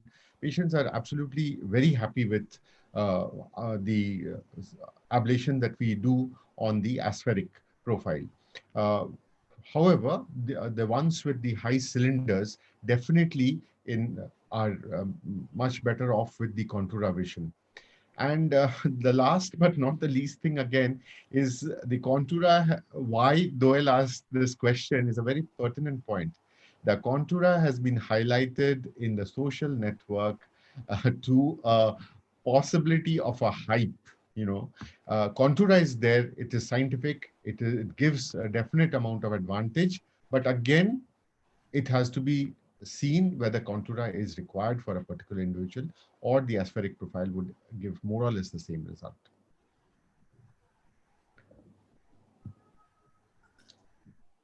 Thank you, sir. Dr. Amiruzaman, would you like to comment on this?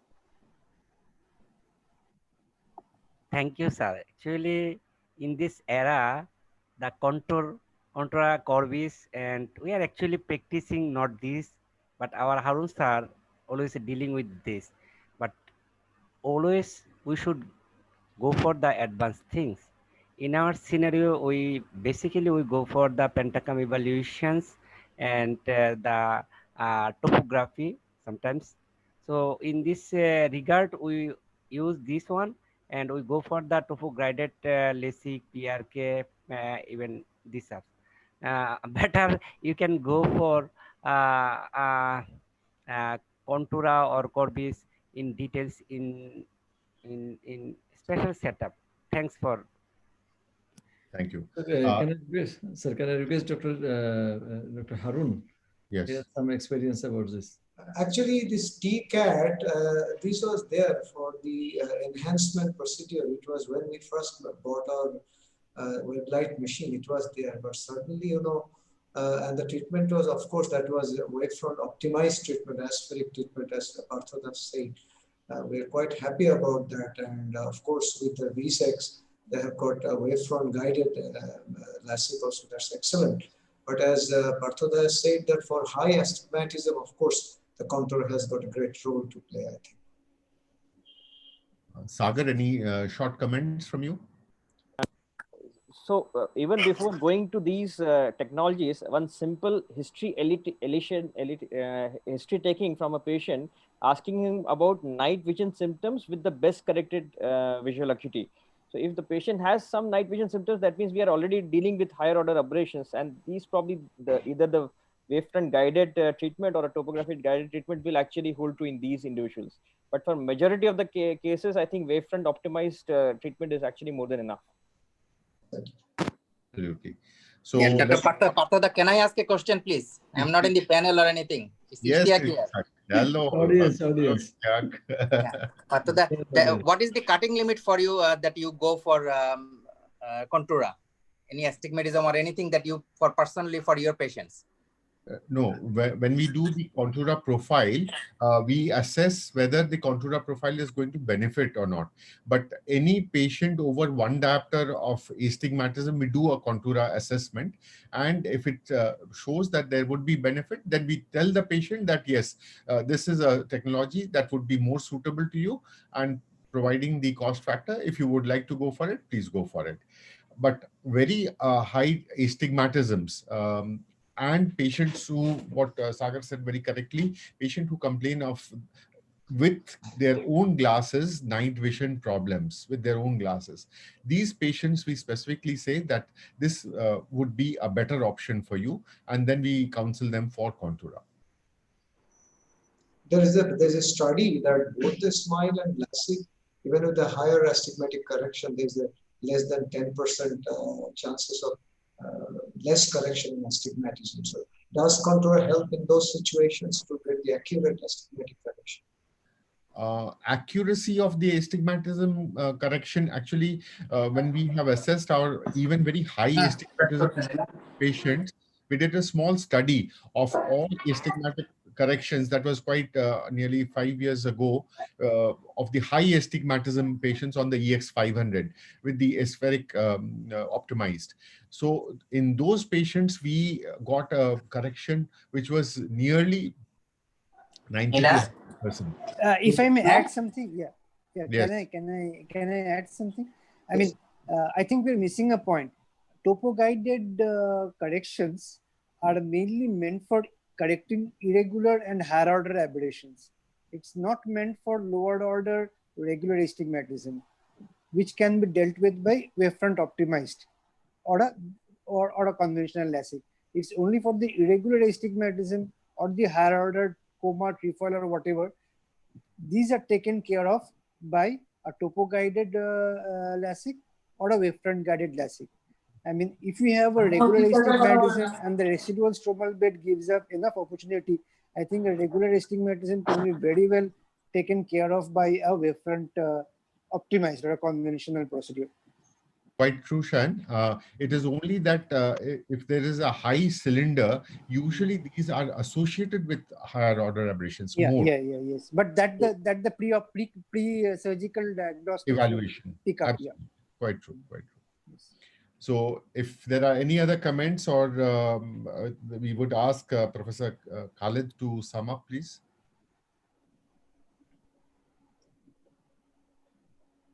Unmute, sir. Unmute. Okay, thank you. So we have been listening the experts' opinion over the latest of refractive surgeries and all these things. We have practically, although I'm doing refractive surgery, but I'm very much confined with this, with the LASIK and the SMILE.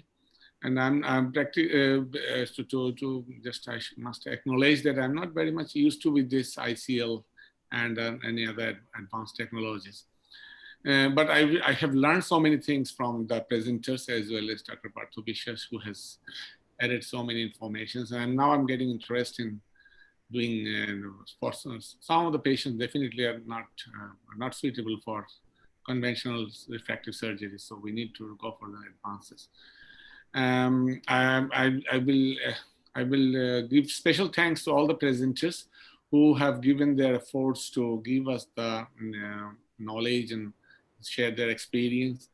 And it was a very, very long session, and I understand everybody is very tired now, but still I congratulate all the presenters, the panelists, and all participants. Thank you very much. Thank you all. Sir, thank you very much. And before we end, Dr. Siddiqur, would you like to say a few words? Sir, everything is done, and all the good words already finished. I have nothing to say. So I am requesting you to conclude the Thank session. you very much. I think good words for 5 gem of a people who really carried the show of Collaborate 2020. The gems, of course, are Dr. Maziba, Dr. Ishtiaq, Dr. Siddharth from India, and Dr. Anirudh Maiti, and my big friend, Dr. Ajay Paul. Without the five of these, and you will remember that one person was there always in the backdrop. His name was not there, but he was instrumental in collating, collaborating, and motivating so many things. I'm sure he has hardly slept the last 5 days. So this is Ajay Paul, and thanks to I acknowledge everybody. that one. Yes, I must give thanks You to can give a big hand, sir. It appears Thank to you, be Ajay. No. I think we should call Dr. Maziba, Dr. Siddhartha, Dr. Ishtiaq, and Dr. Aniruddha, and Subhash is the last to give a vote of thanks and the session. I think this was a wonderful collaborate. At least the refractive thing opened our mind so that we can see better without glasses or with glasses. Yes, Dr. Maziba, Dr. Ishtiaq, Siddhartha, Aniruddha. Subhashida will end it. And the yes. Anybody? Yes. Aniruddha, your vote of thanks, Siddhartha. Subhashida will end up. Yeah, but let Subhashida start. Okay. I'll have to pick up from where Partho left. In fact, he summed it up for me very well. I have got no words to thank the real gems who made this possible, as you know by now. Dr. Siddhartha Ghosh, number one on my mind, ably supported by Dr. Aniruddha Maiti and Dr. Ajay Pal. Ajay Pal, the senior one, and Aniruddha Maiti always with him. And beyond our border, none other than our very good friend, Dr. Ishtiaq, and now an equally good friend in Dr. Maziba. Thank you so much for being there all of the time, for the whole time. Whenever, you had a query, Maziba had an answer, before time. I think Ishtiaq was busy with the patients by that time. Not that he was not attending. Anyway, but really, this was something new for us also. The virtual conference, as Partho would agree, that we are looking at means to learn, so this was a big learning exercise. Between ourselves, we have had so many conferences and meetings, but this one was new and still there's a lot to learn, but we have identified a few things. I'm sure all of us will get together and come up with a better solution for the very next edition. With these few words, I have to thank also all the faculty members, all the guest faculty, the orators, even Ron, who joined from Singapore, and then all the attendees, those who logged in during various hours. See, it started from 1:30 to 2, and now it's 11 in the night in India. So, it's been a long conference, and that too without any coffee break, without any cocktail dinner, as someone was writing in WhatsApp. So I think thank you all, and also thank you in the back end to Virtual MNC, who really burned the midnight oil, along with, of course, many of us. With those few words, I call upon other members to express their valedictory comments.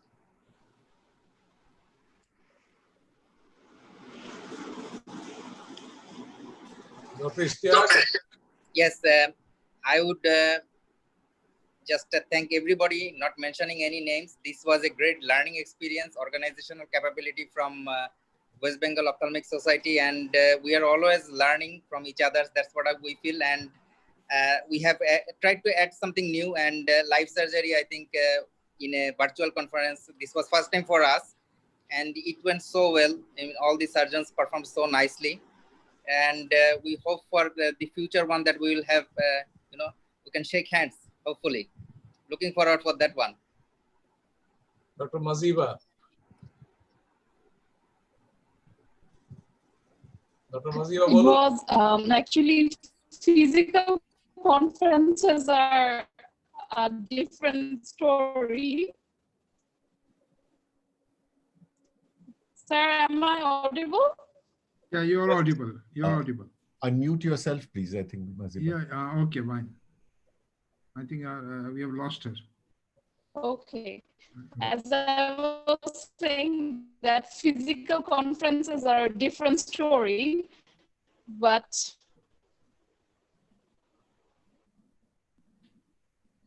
network problem. Maybe she can come in again. Aniruddha is there. Yeah. So can we have someone else from Bangladesh? Anaki achen? Want to comment, anyone? আমি doctor Harun আপনাদের সবাইকে অত্যন্ত ধন্যবাদ জানাচ্ছি, কৃতজ্ঞতা জানাচ্ছি, শুভেচ্ছা জানাচ্ছি যে এমন সুন্দর একটা প্রোগ্রাম করবার জন্য। It was a great experience, particularly Parthada, উনি All India Ophthalmological Society Scientific Committee Chairman.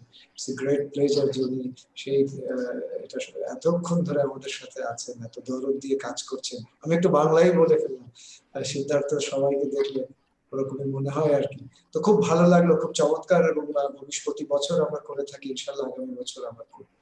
ধন্যবাদ আপনাকে। Thank you. তো আমাদের দিক থেকে doctor Aniruddha Maiti.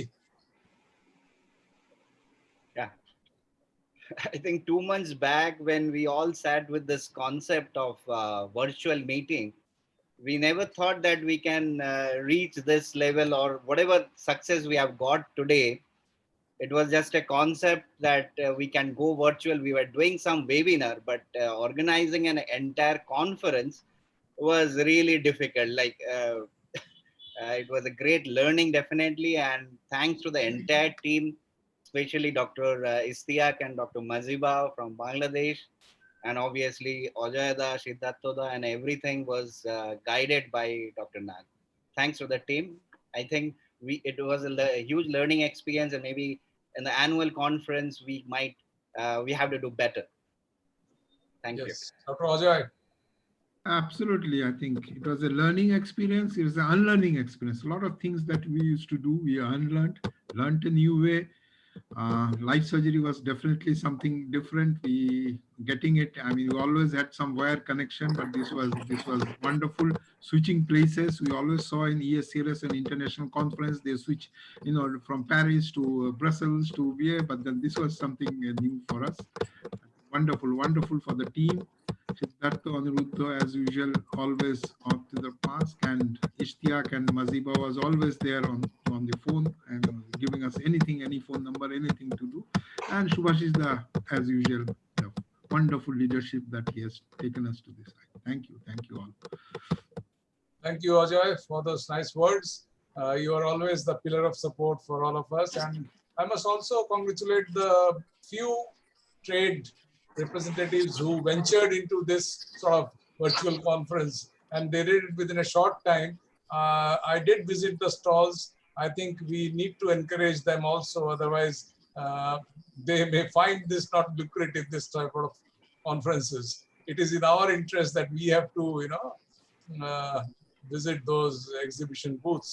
In future we have to find out ways for our members, for our delegates to attend. Maybe we have to work with the trade people to announce some awards or something, for visiting so many stalls and things like that. I think we'll have to see to that also. So I thank also all the sponsors of this conference. Yeah, I think one important thing is we all need to stay safe, very safe to meet physically again. That is a very important message at this hour. And I request Siddhartha, you are the cream de la cream, so you must have the last word. You are the organizing secretary chief from the host side. Please do us the honors. I think everything has been said, very well said. A lot of new learnings. Of course, we had to unlearn a lot of things. And it's just because of this crisis that we have learned how to have these virtual live surgeries and these networking abilities that we have developed. But it's a great teamwork, I should say. BSCRS and OSW, I am really fortunate to have so many good people all around us. And thank you. I should thank the whole team, all the delegates, all the trade partners, and of course, virtual, our virtual MNC partner who had really made it a success. But above all, let us be more innovative. Let us start remaining safe so that we meet physically once again. Thank you. But the last word should come from you, Subhashis. I don't have anything else to say. AIOC 2021, sir. Invite everybody for AIOC 2021. Yeah, Partho, the AIOS man. Virtual or real? Partho, virtual or real? Hybrid. So he reminds us that AIOC 2021 is due in Kolkata. And fortunately or unfortunately, I am the organizing secretary. So I request all of you to please join us, whatever conference we have. We are going to organize AIOC, and I hope it will be something,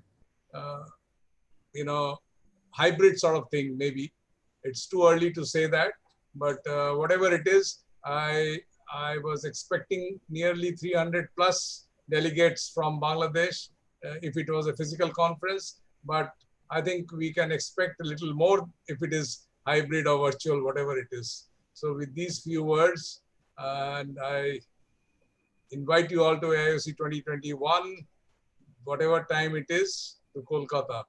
And definitely for Collaborate next edition, we will be with you in 2021. Thank you once again. Thank you, everyone. Have a very good night. Have a safe. Thank you. Thank you. Safe time ahead. Please keep in touch. We will definitely meet. Thank you.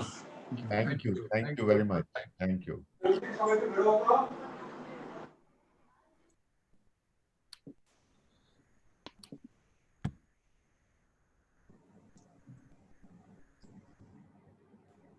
We are offline. Are we offline?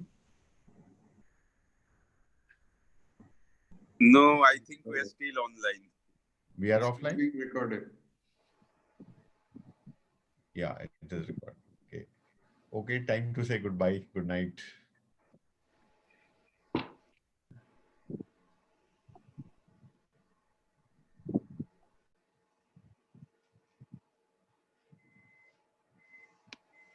Siddharth da এবার আজকে ভালো করে ঘুমো, বেশ কয়েকদিন একদম পুরো রাত জাগছো।